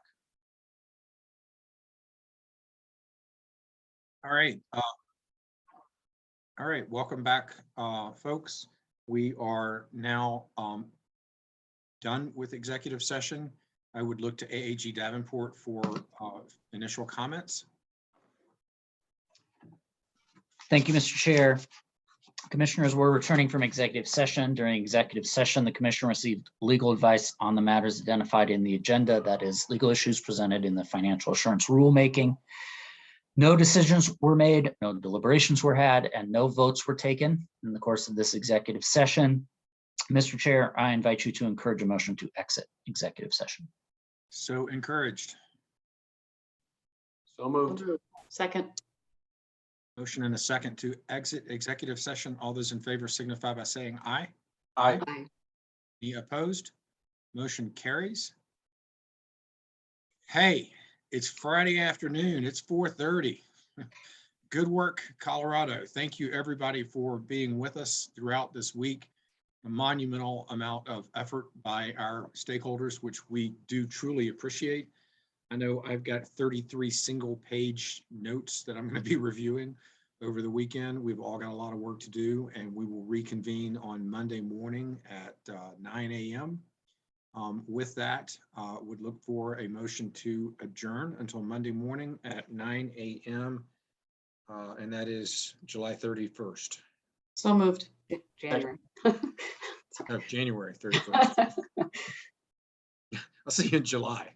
Okay, we So got a moved. motion and we've Second. got a second. All those in favor of adjournment, please Aye. signify by saying aye. Aye.